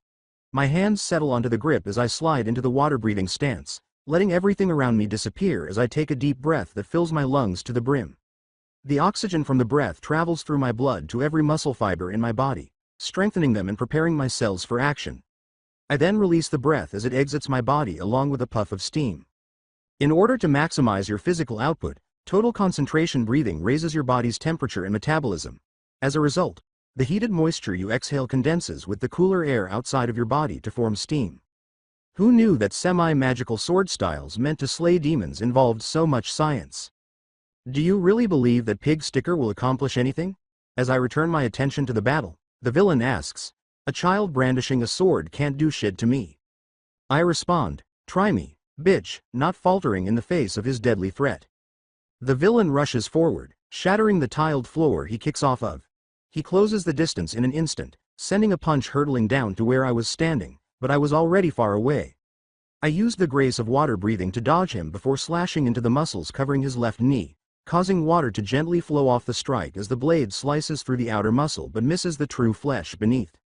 I weave through them, my path flowing like water as I adjust to his attacks and continue to slash into him with each momentary opening, while the villain spins around to hit me, and we continue this dance of life and death. His fists blur through the air as his enhanced musculature exerts its maximum power and unleashes a barrage of punches that would have easily obliterated me with a single solid hit. As we battle and I keep improving my technique on such a resilient foe, I am able to gradually cut deeper with each try, learning how to precisely align my blows to take advantage of flaws in his muscle fiber structure and nick him multiple times, but this only makes him stronger and builds up thicker, denser external muscles to make up for any weakness in cutting damage. His stamina would probably suffer from this boost, but it was exactly what he needed to turn the tables on me. His misses got closer, and I felt a cut on my cheek from the wind pressure of a punch that I barely avoided. My luck ran out when he managed to send a punch straight into my chest, which I only managed to block by placing my sword blade between us and concentrating my total concentration breathing into my arms. As it stands, I was still sent tumbling across the museum floor as my body skips off of the tiled surface before finally rolling to a stop with a groan of pain. However, at least I managed to hold onto my sword. The blow sends me flying off my feet and sends a shockwave through my arms, which definitely formed more than a few hairline cracks in the bones even if it didn't manage a full break. If I hadn't focused on defense at the last second, my arms would have been pulverized. The villain grinned twistedly and said, "Impressive, kid, I really made me work for it. Compared to that pitiful bunny, you were a far better distraction." I managed to say, "Take back what you said about Mirko," as I struggle to stand up and try not to pay attention to the sharp pain in my arms and the severe ache that runs through the rest of my body. I wasn't used to using water breathing for such a long time, it put too much strain on my body, and I felt my lungs starting to burn. Since he can now keep up with water breathing, I can't just keep using it, I need something new that will give me an advantage. But what about those memories of that airbender who protected the Avatar? I might not be able to use his air manipulation, but there's no reason I can't try incorporating some of those ideas into total concentration breathing, the adaptive flow of water combined with the sweeping movement of wind to create something new. A new memory rises from the depths of my mind, distinct from the others, almost like a memory of a memory. Was it a vision that the Demon Slayer had? It almost reminds me of that style Yoruichi was teaching his nephew. What was it called again? Oh, mist breathing. It provided me with the ideal motivation for this move, whatever it was. Obscuring clouds. The seventh form of mist breathing. Point of view of muscles. What on earth was this child? He would catch fleeting glimpses of the sword-wielding Pipsqueak spinning around him before vanishing in a bank of fog that seemed to envelop him. No matter how hard he tried, no matter how much he boosted his speed and amplified his muscles, it was as if he were punching at ghosts concealed in the mist. It was going to be easy. Break in, go on the rampage, wait for All Might to show up, and try the new drug he got while fighting the symbol of peace, which was supposed to give him even more power than normal trigger and make him strong enough to fight the #1 hero. But everything was being ruined by this little shit. He turned his head to look for the fucker, but all he saw was a rush of water and the sound of a scream. Water surface slash. Initial form of water breathing. Scott Sterling, Sean Jones POV, earlier moments. I dash around the villain, my speed fluctuating quickly. The key to this strategy is to constantly change tempo. By alternating slow and fast movements, you confuse the opponent and make it harder for them to follow you. It doesn't hurt that your movements also create mist, which conceals you in a swirling bank of fog. My body is not even close to being able to use this safely, and it is telling me that with every second of excruciating pain. The thing about this move is that it really hurts. I can feel excruciating pain shooting through every part of my legs. Even so, it will provide me with my opportunity. The villain is losing control and allowing his anger to get the better of him. This may give him strength, but it also causes him to lose focus, which means that his guard has never been lower.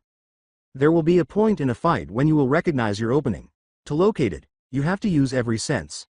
If you can see it, your senses of taste, smell, touch, hearing, and sight will give you a vision that will help you defeat your opponent. How will I be able to tell when I sense it? When the time comes, you'll know. Everybody sees it differently, but I see it as an opening thread. A single thread of fate that connects my sword to the adversary and directs it toward a victory in the future. As I witness a thread moving through the air and being bound to the tip of my blade for the first time, Yorauchi's words reverberate in my mind. The first thread. The only reason I was able to do it without any problems earlier was because the impact knocked me out of my tempo and reset my lungs. As my grip on my sword changes and I return to water breathing for a single moment, I channel all of my momentum into a crouch, which leaves my primed like a spring as the thread becomes taut. I burst forward with all of my strength as I follow the thread and see a future where I come out on top. I'm not going to waste this one chance. Water surface slash. Initial form of water breathing. I collapse to the ground as my lungs scream at me in protest, barely sending Yorauchi back to my armory before I start coughing up blood. Fuck, I really pushed it. A torrent of water flies across the blade as it carves through the side of the villain's face before destroying his left eye. The evil soup roars in pain as he drops to a knee and clutches his bleeding and ruined eye socket. As the villain continues to be preoccupied with his recently impaired vision, I am able to start stumbling away in full-body agony. Yeah, you lost an eye. Get over it already. It happened like 30 seconds ago. What a whiner. I really don't want to deal with a punctured lung on top of all my other obvious injuries, so I don't even dare try using total concentration breathing to reinforce my body. If I try for another second, it feels like my lungs are going to tear. With a little bit of luck, I get to the test spot Izuku was referring to using a few signs. He freaks out at my battered look, but I calm him down and persuade him to hide until the bad guy finds me and follows me into the sphere, at which point he will have to seal us both inside. Izuku tries to dissuade me, but I can't hear most of what he says because my brain is currently suffering from severe hypoxia from my lungs' ongoing recovery. I just lose consciousness and stagger into the test sphere, hoping he will pay attention.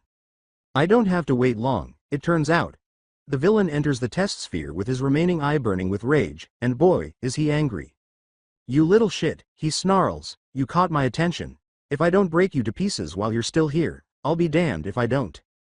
As my watch chimes to inform me that it has completed recharging, I say, just try, you big bitch, but it appears that you took too long to get kicked in the ass by a preteen. It's hero time, and you made a mistake.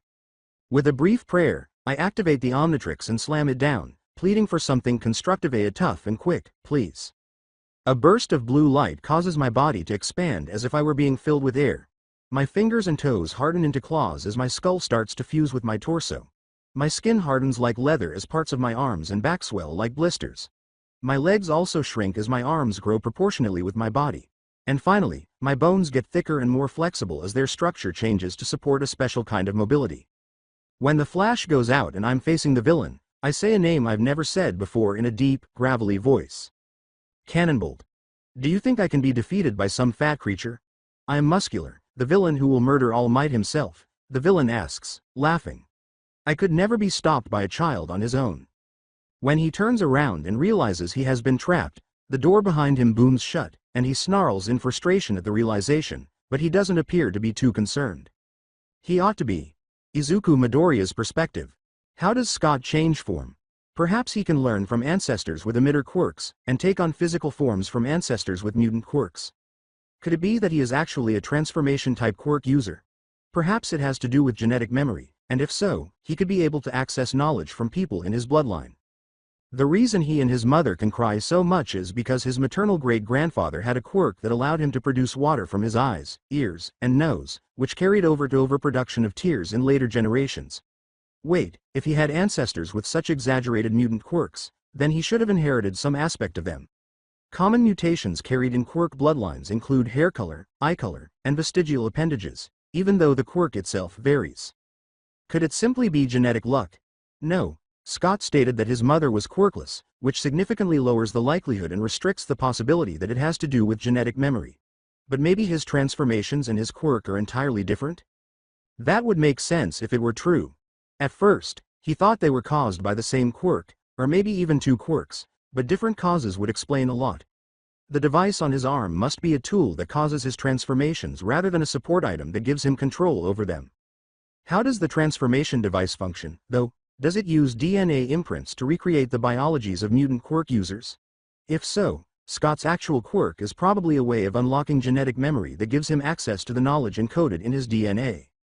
He doubts Scott could create it himself because the boy seems to lack knowledge of genetics in particular, and scientists have been trying and failing to recreate quirk factors for decades without success.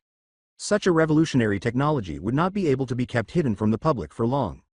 If so, it was most likely made by someone else using genetic templates that Scott might be more likely to unlock because of his peculiarity. However, where might the templates have originated? They have neural networks that are sophisticated enough to sustain human thought, and they seem to be sentient. Such species are only found in science fiction, not on Earth. Is it true that they are aliens? It would also make sense that an advanced alien race, or perhaps a highly developed member of a single spacefaring race, could have designed the watch, and that they could have used Scott as a test run because he could access the templates and act as a prototype tester to improve the device. Watching the live feed of the inside of the test sphere interrupted his wild muttering. The villain, Muscular, apparently, throws a punch at the transformed Scott, who rolls up in a ball in response. The punch appears to sink into the yellow padding of his body before blasting him away into a wall, but instead of colliding with it, Scott bounces off and ricochets around before shooting into Muscular's back and grinding in.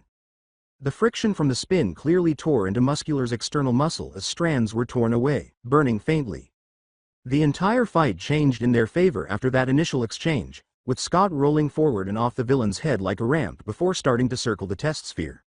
Although Muscular tried his best to fight back, Scott's alien form was made to redirect blunt impacts into kinetic energy, which was used to great effect against the villain.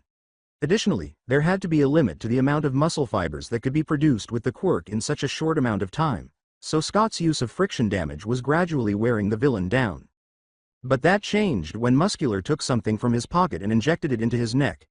The syringe appeared to contain two tubes of liquid, one dark red and the other glowing green, coiled together in a double helix, and the mechanism pumped them straight into the villain's artery, where they appeared to send his body and quirk into overdrive. His muscle fibers turned black and started to steam from the extreme heat of their cellular metabolism, and the veins in his neck started to throb and glow the same color, turning the iris of his remaining eye toxic green. Muscular was leagues faster than before, and when Scott tried to strike him, his punch caused a sonic boom before it hit Scott and sent him crashing into the wall with a boom that reverberated through the stone. After the dust settled, Scott's balled-up form fell open as he coughed up blood. It was a miracle that Scott was still alive, let alone conscious, based on the crater the drug Muscular took in the test sphere's wall, as his strength surpassed Scott's inherent capacity to absorb impacts. "I'm positive there's someone out there," with a crazy smile, Muscular yells. "I suppose I'll have to kill this kid if you don't let me go." Scott gasped in pain as another punch seemed to fold him in half as it blurred into his alien body, but he was unable to gather enough strength to attempt a retaliation. "You are responsible for this. Every second you keep me in here is another second I bring him closer to his grave," Muscular yells before slamming his fist into Scott once more. He would already be dead if he wasn't such a good punching bag. You have his blood on your hands. Scott was the only one who had never laughed at his dream of becoming a hero. Instead, he had cheered him on as if there had never been any doubt, and his hands started to reach for the controls almost instinctively, knowing that if he didn't let Muscular out, Scott would die. However, if he does, the villain will simply pursue everyone who is fleeing. He has already beaten up Mirko, who is undoubtedly one of the most formidable rookie graduates since All Might himself, and Lady Nagant would be powerless to stop him while simultaneously protecting the civilians. Who knew how many people would perish if another hero didn't arrive? He had no idea what to do or what All Might would do. As his hands started to move toward the controls once more, a screen turned blue. "Izuku Midoriya, I would ask that you reconsider any attempts to unlock the testing sphere," says a voice. "It would result in unnecessary casualties and the potential escape of a known criminal." "Who are you?" he asks, startled.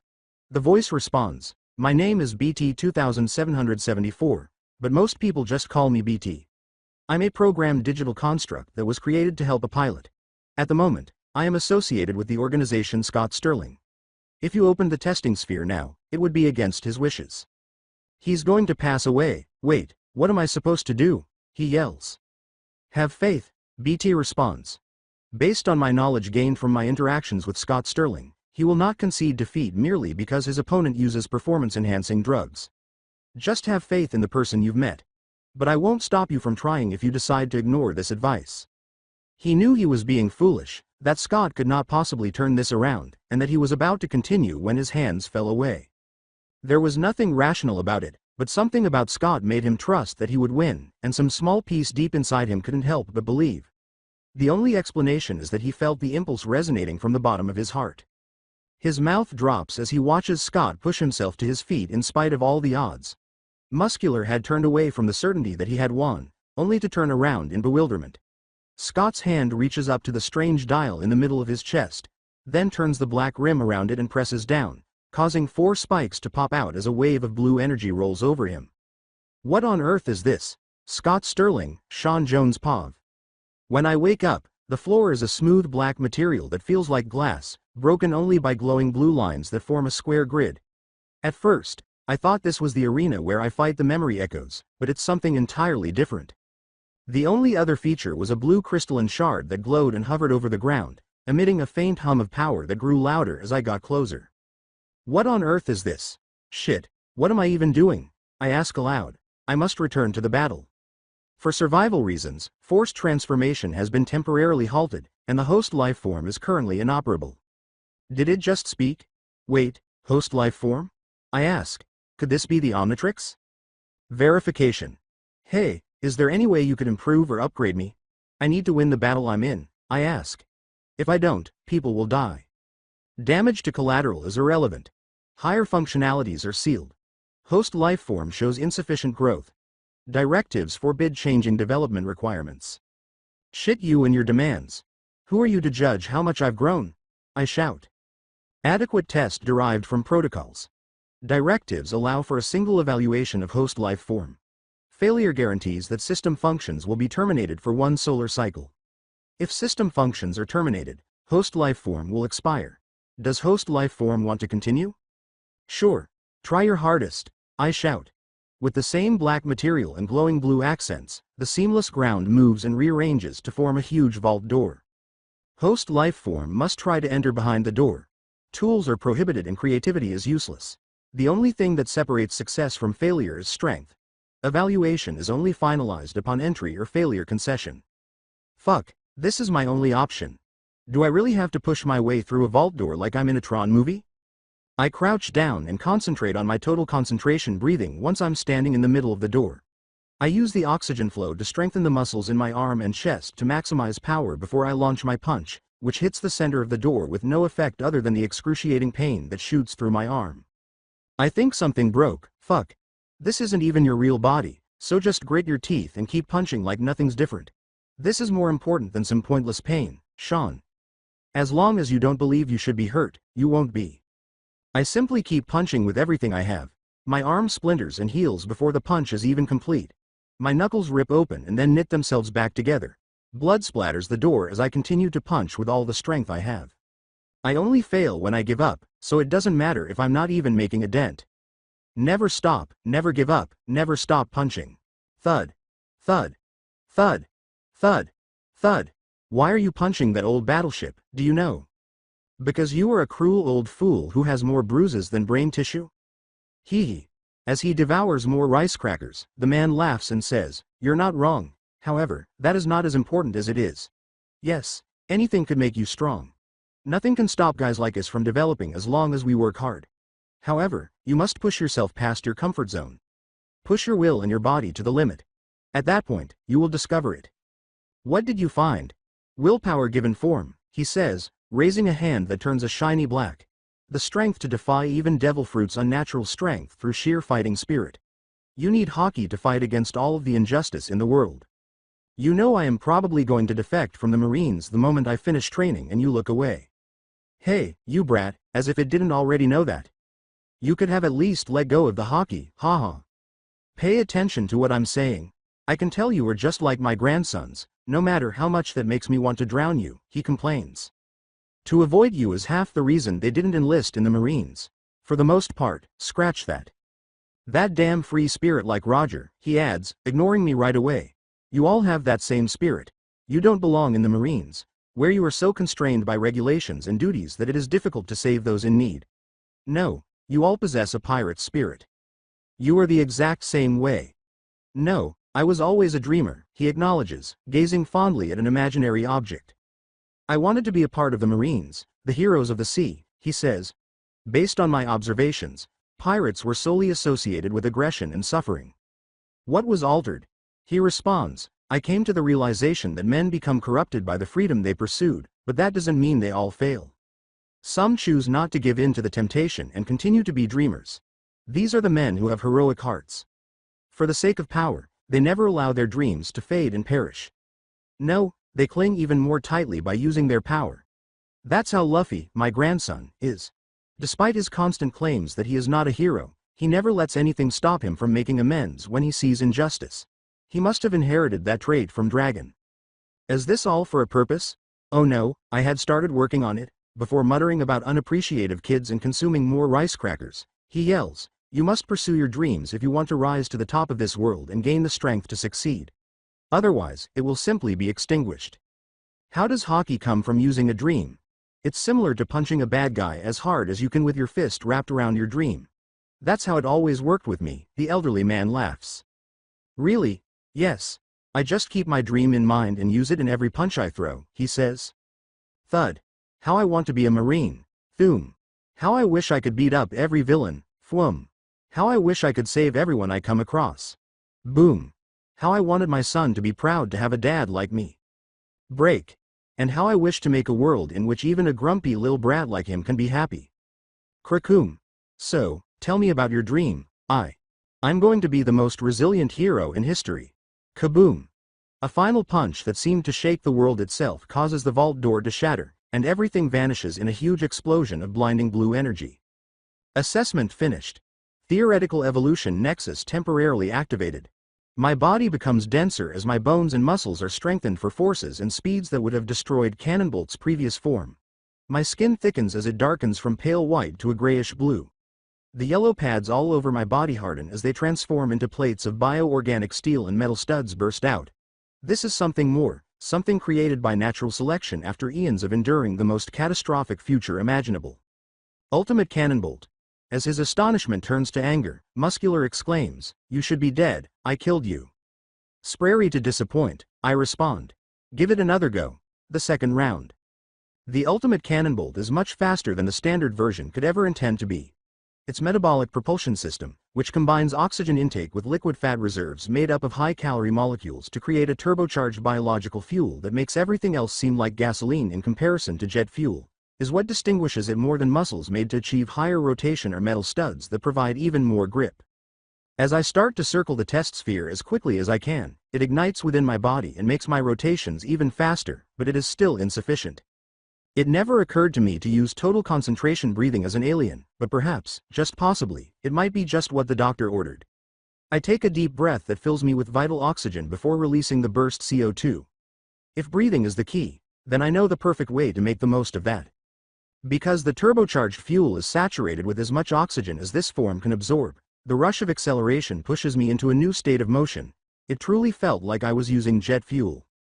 Jets of blue fire shoot from the back of each plate as I break the sound barrier in my rush around the test sphere, and the organs beneath the armored segments that ignite the fuel explode with flames as the energy released surpasses anything even this theoretical organism has ever accomplished. My speed creates a continuous vacuum that attracts air to fill it, creating winds that are more intense and powerful than an F5 tornado. When Muscular finds himself trapped in a sphere filled with a tempest that is more powerful than the strongest storm nature has ever created, he is unable to keep his feet and is pulled helplessly into the center of the disaster. I shoot off from one of the sides to grind into him for a brief moment before going back to the walls, keeping him confused as I continue to hit him from every angle, crippling his defense and evasion because he has no leverage to use his power. I am still only doing minor damage despite my speed and power, which is a far cry from the injuries I was causing him prior to his druggy power-up. It's not just that his muscles have gotten bigger and denser. They are also fundamentally harder and almost seem to react to my attack in order to defend. I'm positive it's not Muscular because by now the villain appears to have completely lost his mind to rage. The drugs must have finally worn down that sorry excuse for a mind. I can only think of hitting harder in some way as a solution. Hey, I am such a fool. I need to take my dream and slam it as hard as I can at him, because I forgot the lesson immediately after learning it. I'd like to mature. Unlike before, the studs on my body shred the external muscle and rip it to pieces. As I circle again, I can see the torn strands trying to pull themselves together over the damaged section of his body in an attempt to repair his defenses. I yell as my armor plates shimmer black and I strike Muscular's airborne form. It's time to beat him to death with my dream so well, almost, since I'm trying to be a hero or something, because I can't just let that happen, can I? Let's aim for comatose. I'd like to see my mom once more, this time, as the blackened muscle fibers attempt to fend off the blow. I rip across his chest, but my hockey-reinforced armor rips down to his clothes underneath. I'm looking for my pals. I simply remove the extra muscles from his forearms when he tries to block with his arms. I'd like to attend school, a blow to his shoulder. I'd like to start a family, an additional blow to his back. It's time to put an end to this shit, so I put all of my strength into rotating around the test sphere at a speed that makes it difficult for me to keep track of where I'm going. Above all, I want to be a hero at last. With enough face to crater the entire far side of the test sphere, I exploded off the wall, flying across the gap and driving myself into Muscular's chest while scattering broken pieces of concrete in my wake. I push myself farther and farther, blasting him into the wall that hides the entrance hatch as I grind into Muscular with the full force of my jet thruster boosted rotation, burning through Ultimate Cannonbolt's last fuel reserve. Oh my god! He lets out a roar of rage as he tries to stop me with his hands, but the force of my rotational velocity blasts them aside, shredding them to the bone if they weren't covered in hardened muscle. But for now, I'll just be content to stop you. The reinforced hatch gives way and we crash back into the museum in a huge explosion of metal and concrete. Izuku Midoriya's perspective. His heart feels like it's in a vice grip as he searches through the dust cloud, fearing the worst. Did Scott win? His hope was dashed when he noticed that the figure rising from the wreckage and debris through the fading dust was too tall to be Scott. If it was a grown man, it must have been Muscular. But as the dust settled, it became apparent that something was amiss. Muscular had only one eye and blonde hair, so why did the man have two blue eyes that seemed to sparkle in the gloom? I got him, Z, the man says, grinning wearily as his eyelids appear to drop due to extreme fatigue. Don't have to worry, because I am here. The man collapsed like a puppet whose strings were severed, and the artificial muscle fibers that were attached to his body began to wither away, revealing Muscular's unconscious body in the debris behind his fallen form. A video of All Might's debut, in which he is seen climbing a hill during a disaster with survivors in his arms and grinning, first appears deep in his memory. Then, he utters his well-known line, "Never fear, for I am here." Then, even that fades before something older stirs. It was a flashback to a childhood dream in which a child taunts the friends of an injured boy while standing with one foot on the immobile chest of another child. "Cower in fear, for I am here." As he stands triumphantly, the boy laughs. He used to believe that the dream was a reaction to All Might, so why did he recall having that dream before he ever heard the name? All Might. The dream always left him feeling amazed, as if he was seeing a hero from a story come to life, as if Katsuki was everything he believed his former friend to be. Is it shocking that Scott, his new friend, appears to have grown up in some way? Indeed, he cannot deny that it is extremely strange. Regarding a guy who turns into, possibly, aliens, as this kind of standard procedure? Definitely. Very likely. For whatever reason, he feels a wave of relief. So this is what it feels like to be saved by a hero and not good at all, not too bad. The consortium quest is finished. Mission: Mayhem in the museum.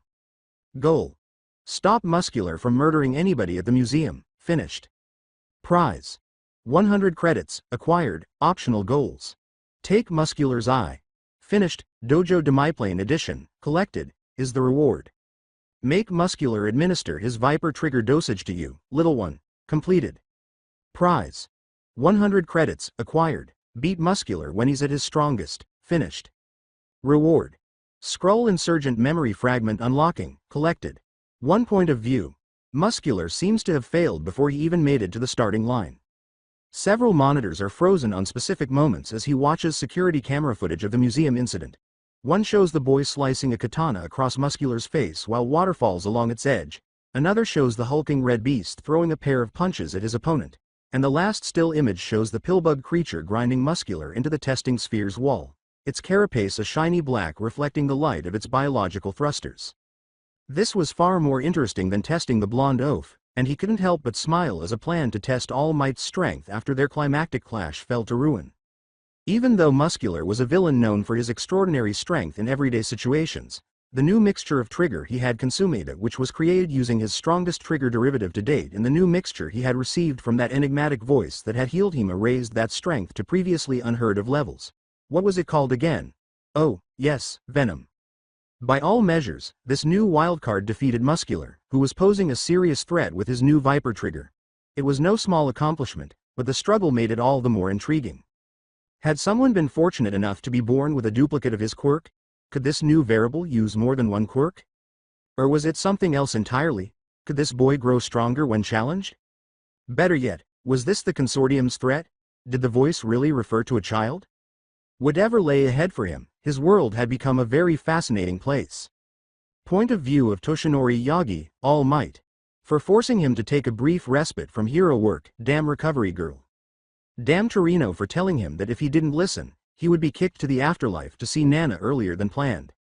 He would much rather be saving lives, but he's on his way to the 5th store after the previous ones ran out of chicken. Damn it, his usual store doesn't have any chicken. He could have purchased the stupid chicken his foolish doctor claimed he needed for his foolish recuperation if it weren't for the bird flu pandemic. He keeps complaining when he notices a lone pack of chicken in the refrigerator of this fateful grocery store. He quickly prays to whatever god is in charge of grocery stores before running over and grabbing it. But just as his hand closes on it, a smaller hand does the same, and they both jerk back in shock as they turn to face each other. The other person turns out to be a woman with long brown hair and a light blue dress. She was looking away shyly in a way that unintentionally triggered his inexperience speaking to women because he was never used to doing it without the persona of All Might to fall back on. He apologizes, saying, "I didn't realize you were already grabbing for it. That was really impolite of me. It should be you who receives it." "No, I should be sorry," she says. "I was unaware that you were going to take it. It was really arrogant of me." He picks up the chicken and gives it to her after they both settle into an awkward silence. "I could never take something from a beautiful woman such as yourself," he says, returning to his typical All Might demeanor even in his civilian guise. Just before he realizes that it sounded like he was flirting with her, the woman's face flushes red, and he quickly tries to ignore the sensation of his own cheeks getting hot. "I feel bad for getting the only one and leaving you empty-handed," she says with trepidation. "Then you can make it up to me by letting me take you to dinner this weekend," he says without thinking that.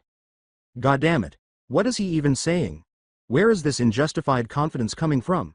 He isn't All Might at the moment, he's just regular Toshinori Yagi.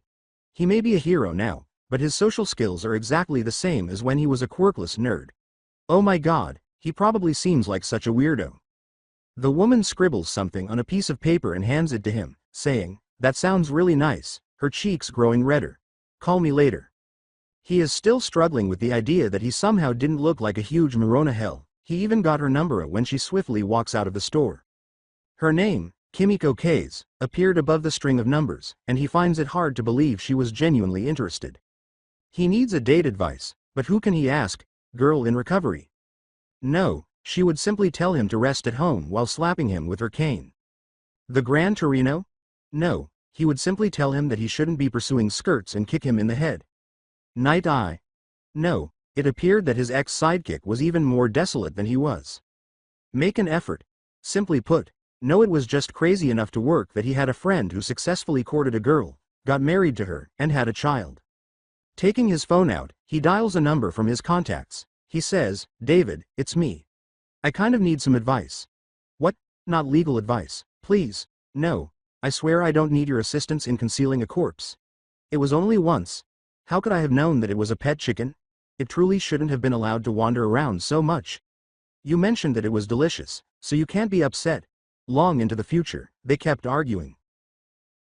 So this was it for the series. I hope you enjoyed it. To watch more series like this, subscribe to my channel. Till then, bye bye.